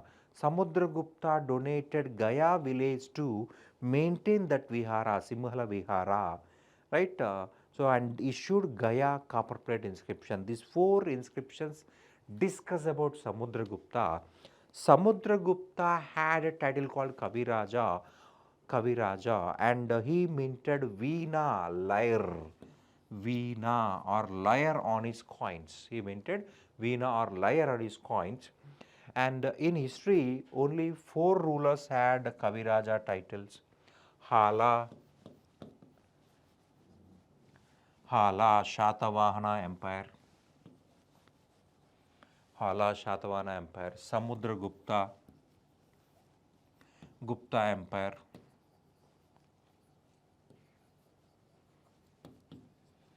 and Amogavarsha, Rashtrakuta,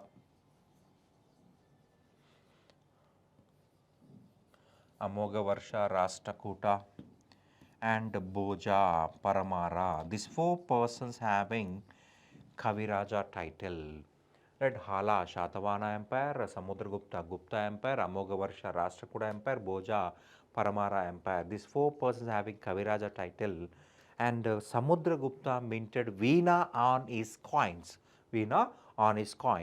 And Samudragupta minted gold coins. On his gold coins, he is killing lion. He is killing a tiger. It means he gave importance to hunting. He gave importance to music because he minted Veena on his coins. And Vasubandhu, a Buddhist scholar, lived in the court of Samudragupta. He was author of Abhidhamma Kosha.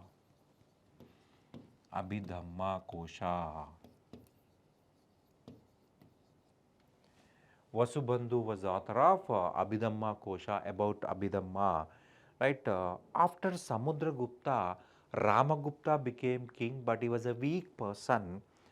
So, Basana or Shakarudra Simhatri defeated Ramagupta, and Ramagupta concluded insulting treaty. So, Chandragupta too dress up like a Dhruva Devi, went to Shaka's camp and he killed Shakarudra Simhatri and protect the glory of Gupta Empire. He killed his own brother Ramagupta and became king of Gupta Empire. Ramagupta coins discovered in Malwa region, right? Chandragupta too, another important ruler in Gupta Empire. Chandragupta too, also called as Chandragupta Vikramaditya, and he is having another title Shakari, Vikramasimha, Parama Bhagavata, Sahasanka, like that so many titles. Right, this Chandragupta too married Dhruva Devi and Kubera Naga. With the help of Nagas, he destroyed Shakas. That's why he married Kubera Naga, and Chandragupta too was the first person to issue silver coins in Gupta Empire, that is Rupyaka. That is Rupyaka. Rupyaka nothing but silver coins. Right, in Gupta Empire, first ruler to mint silver coins is Chandragupta too. Generally, Guptas minted gold coins called dinaras. Dinaras was the gold coins minted by Guptas. Actually, these dinaras related to Kushans. These Kushans copied from Romans, gold dinaras. Roman dinaras are silver coins. Kushana dinaras are gold coins. So, these Guptas were the subordinates of Kushans. They followed gold dinaras. They minted gold dinaras. Chandragupta too minted Rupyaka, silver coin. On his coin, he minted Dhruva Devi and goddesses Lakshmi. Goddesses Lakshmi also minted. It means these Guptas supported Vaishnavism. And in Ujjain, Chandragupta too issued iron pillar inscription. This was shifted to Delhi by Firoz Shah Tughlaq. Firoz Shah Tughlaq shifted iron pillar inscription from Ujjain to Delhi. Now it was located very near to Qutub Minar.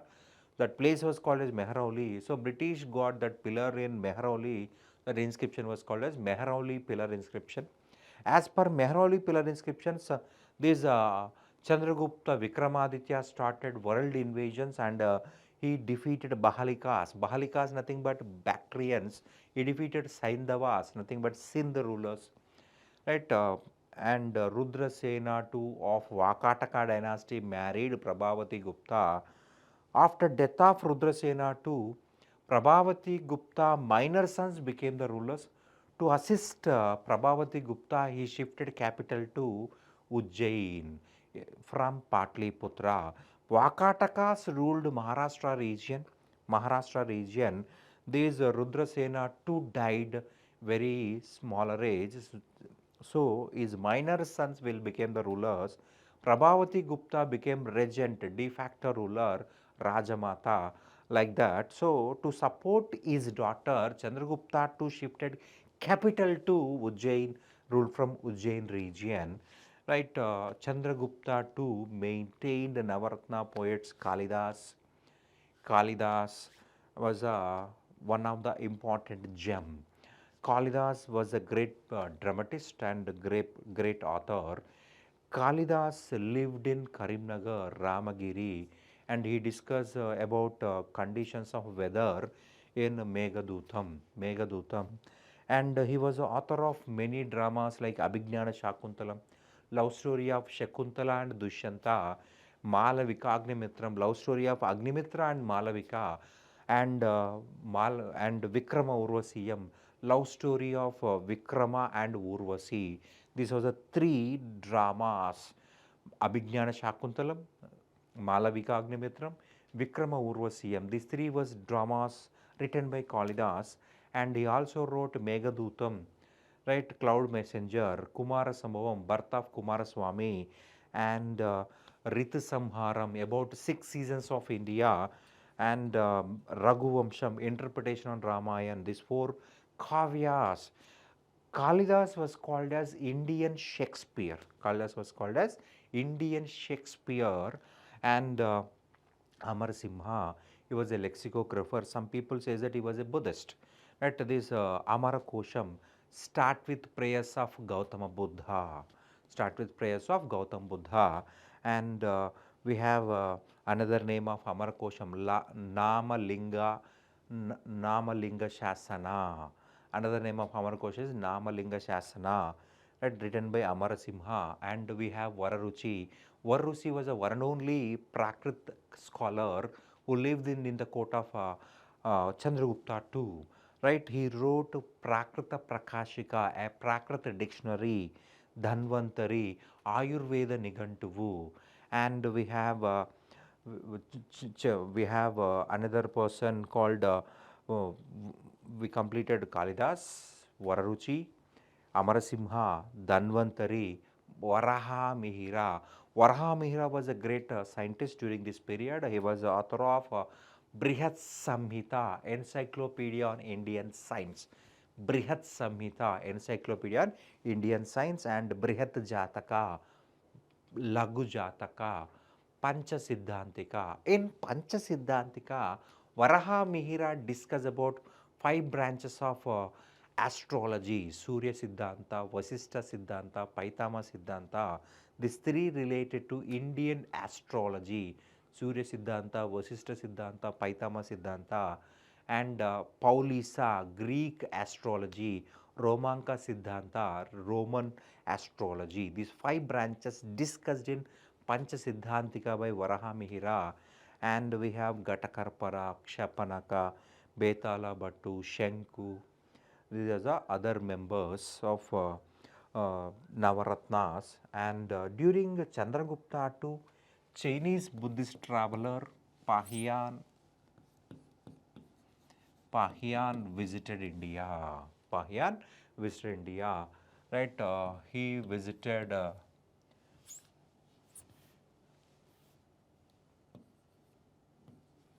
in 399. He came to India. 414 he left India.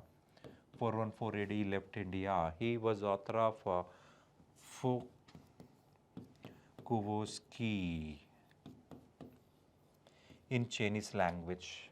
In this book, he discusses about so many things about India, and the most important is untouchability in India. Indians followed untouchability. Right, some people, untouchables, are living outside the society, outside the city. They are not allowed to enter into the city, and and most circulated coins during Gupta's is Kauris. Most circulated coins during Gupta's is Kauris. Kauris is nothing but conch coins.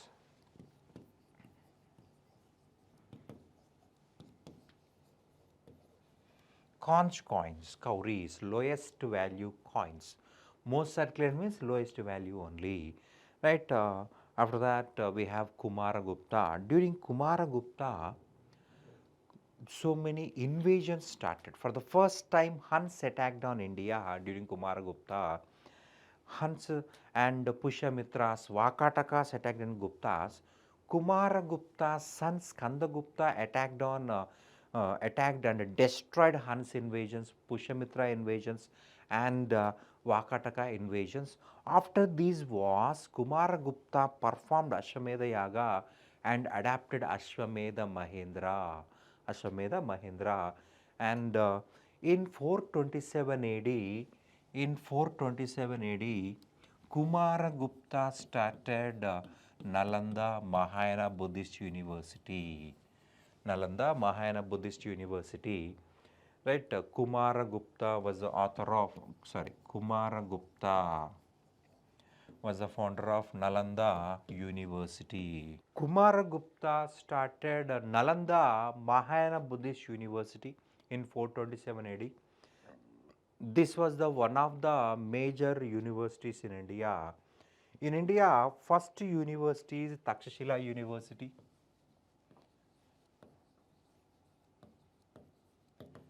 Around 8th century BC, this was started by, around 8th century BC, this university was started in Takshashila, and this was a secular university, not related to any religion. Here they taught mathematics, biology, medicine, philosophy, statistics. And Nagarjunakonda University. Nagarjunakonda University started by Acharya Nagarjuna in 1st century AD, 1st century AD. And third, here this Nagarjunakonda University is a Buddhist university, and Nalanda University. This was started in 5th century AD by 5th century AD by Kumaragupta, 427 AD. 401 to 499 called as 5th century.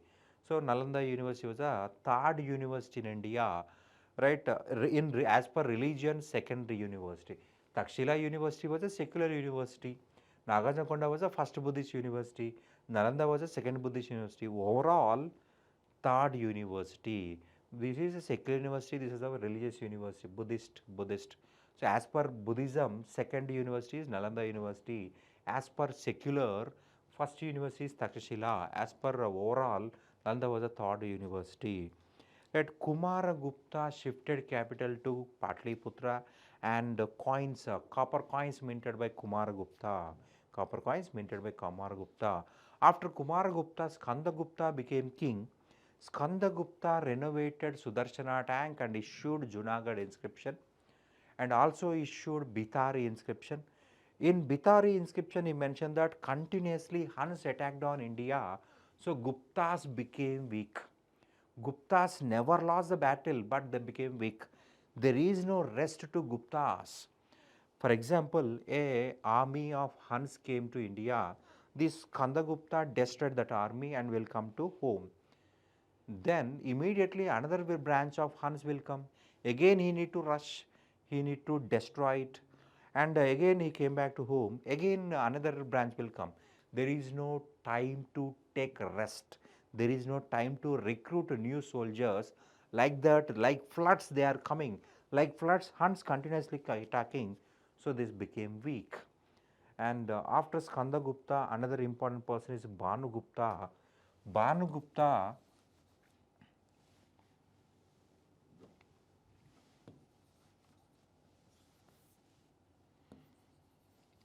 Bhanugupta issued Iran inscription. Iran inscription was the first inscription to discuss about Sati system. Bhanugupta military commander is Goparaju. Goparaju died in the battle. After his death, his wife performed Sati and died. That information discussed in Iran inscription by Bhanugupta. Iran inscription in Bhanugupta. Bhanugupta discussed about Sati system during Gupta period in Iran inscription.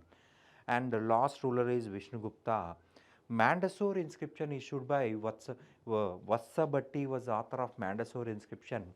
As per Mandsaur inscription, Yashodharman, the ruler of Malwa, destroyed Huns, destroyed Guptas. Then we will discuss about Gupta administration. Guptas maintained decentralized administration. They are not having centralized or strongest power because they extensively donated land grants to Brahmins. That leads to emerge of landlordism. Landlordism started by Shatavahanas, developed by Guptas. Landlordism started by Shatavahanas, developed by Guptas. When king was powerful, every subordinate, every landlord supported Guptas. When king was weak, every subordinate or every landlords declared independence. Best example is Samudragupta. He was a powerful, so everybody accepted, everybody supported, so he easily defeated 8 Aryavarta rulers, 12 South Indian rulers, 18 tribal kings, 9 republican kings, and 5 border kings. But after Ramudragupta, Ramagupta became weak. During Ramagupta, nobody supported, so he lost the battle. He lost the battle, right? Ramagupta lost the battle, and he took the help of Chandragupta too, and the Nagas, right, etc., right? So the decentralization is most dangerous to the country autonomy. Right, to assist king, they maintained employees, ministers, mantri, prime minister, Baladikruta, military commander, Bhattashvapati in charge on cavalry, and we have Kattuka, in charge an elephantry, Slaukika, tax collector. Here they maintained very small states, right? Bhukti means state, head of the Bhukti is Uparika, and Bhukti is further divided into Vishaya headed by Vishayapati, and lowest administrative unit is village. Kamandaka Niti Shastra, discuss about Kamandaka Niti Sara, discuss about Gupta administration. We can call Kamandaka Niti Sara as Gupta Ardhashastra, right? And we have Skanda Gupta Junagadh inscription. Feudalism discussed in Junagadh inscription by Skanda Gupta, and we have Buddha Gupta Pahadpur inscription. According to Pahadpur inscription, king is the owner of the land in entire the country. It means farmers are peasants only, tenant farmers only, peasants only, right? Agriculture land was controlled by the king, and all peasants are tenant only. Prabhavati Gupta issued Pune copper plate inscription. As per Pune copper plate inscription, Guptas survey the land and assess the tax, fix the tax. It means surveying the land process started during Guptas. We got this information from Prabhavati Gupta's Pune copper plate inscription. Right, they collected Bhaga Bogakara land revenue 1/6. 1/6 of the crop collected as land revenue. Bhaga Bogakara.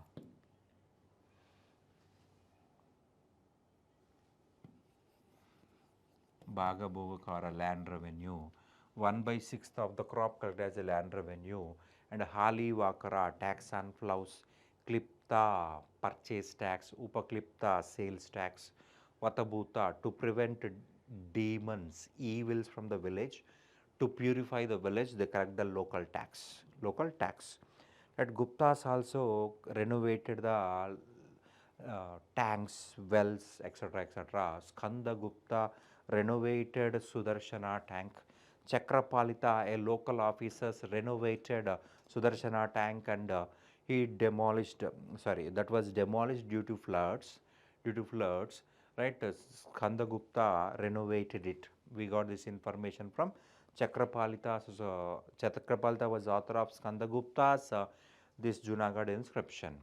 Right? Social conditions of Guptas. Right? Shudraka was author of Mrutya Katikam. In this book, he discussed about Charudatta Vasanta Sena love story. Vasanta Sena was a Devadasi. Actually, Devadasi means god, wife of the god. Later, she became wife of the village. Here, Devadasis had no right to go for marriage. Right? Devadasis should be wife of the village. But this Charudatta, a merchant, eloped with Vasanta Sena. So he faced so many troubles in the society. That was discussed in this book. Untouchability practiced, caste discrimination continued, right? Untouchability practiced, discrimination practiced, even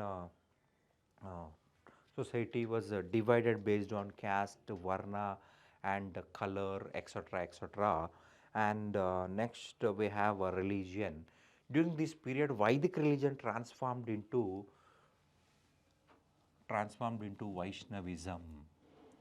Vaishnavism and Shaivism. Animal sacrifice stopped.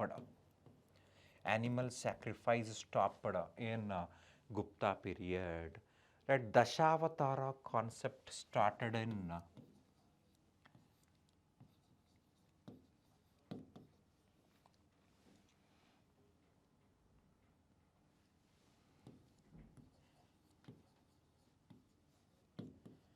Dashavatara concept given to Vishnu.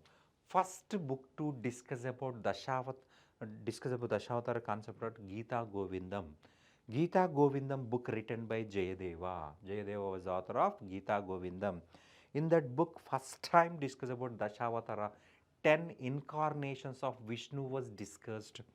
Matsyavatara, Varahavatara, Kurmavatara, Ramavatara, Parashuramavatara, Balaramavatara. Like that, we have 10 incarnations.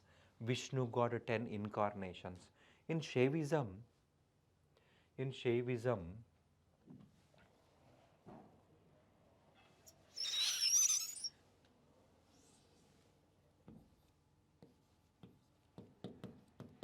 Shaivism, right? Shiva worshipped as a god, and Lakulisa started Pashupata Shaivism. Pashupata Shaivism.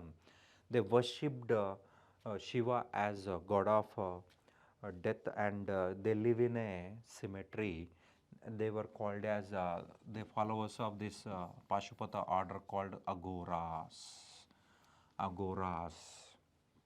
Followers of Lakulisa called as Agoras.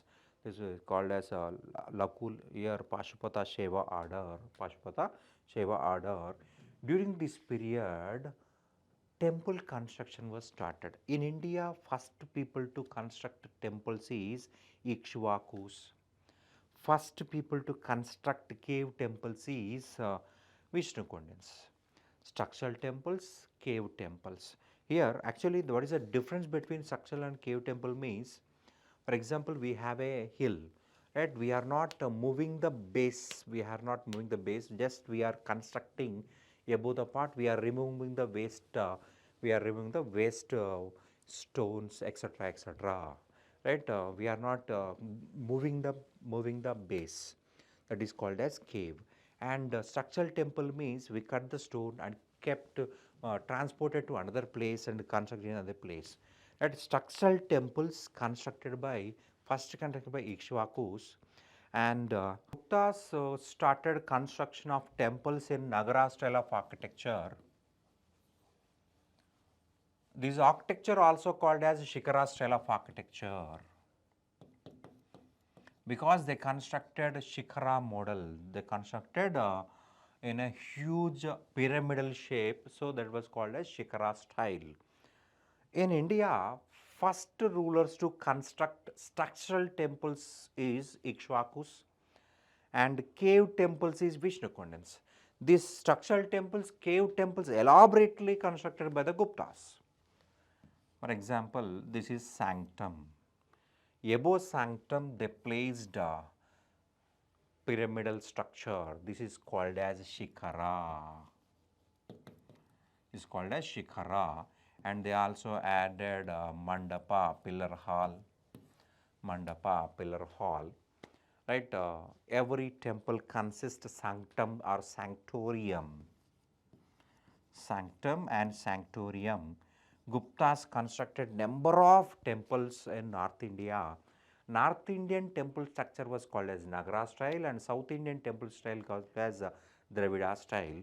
In Dravida style, we have semi-pyramid. We have semi-pyramid.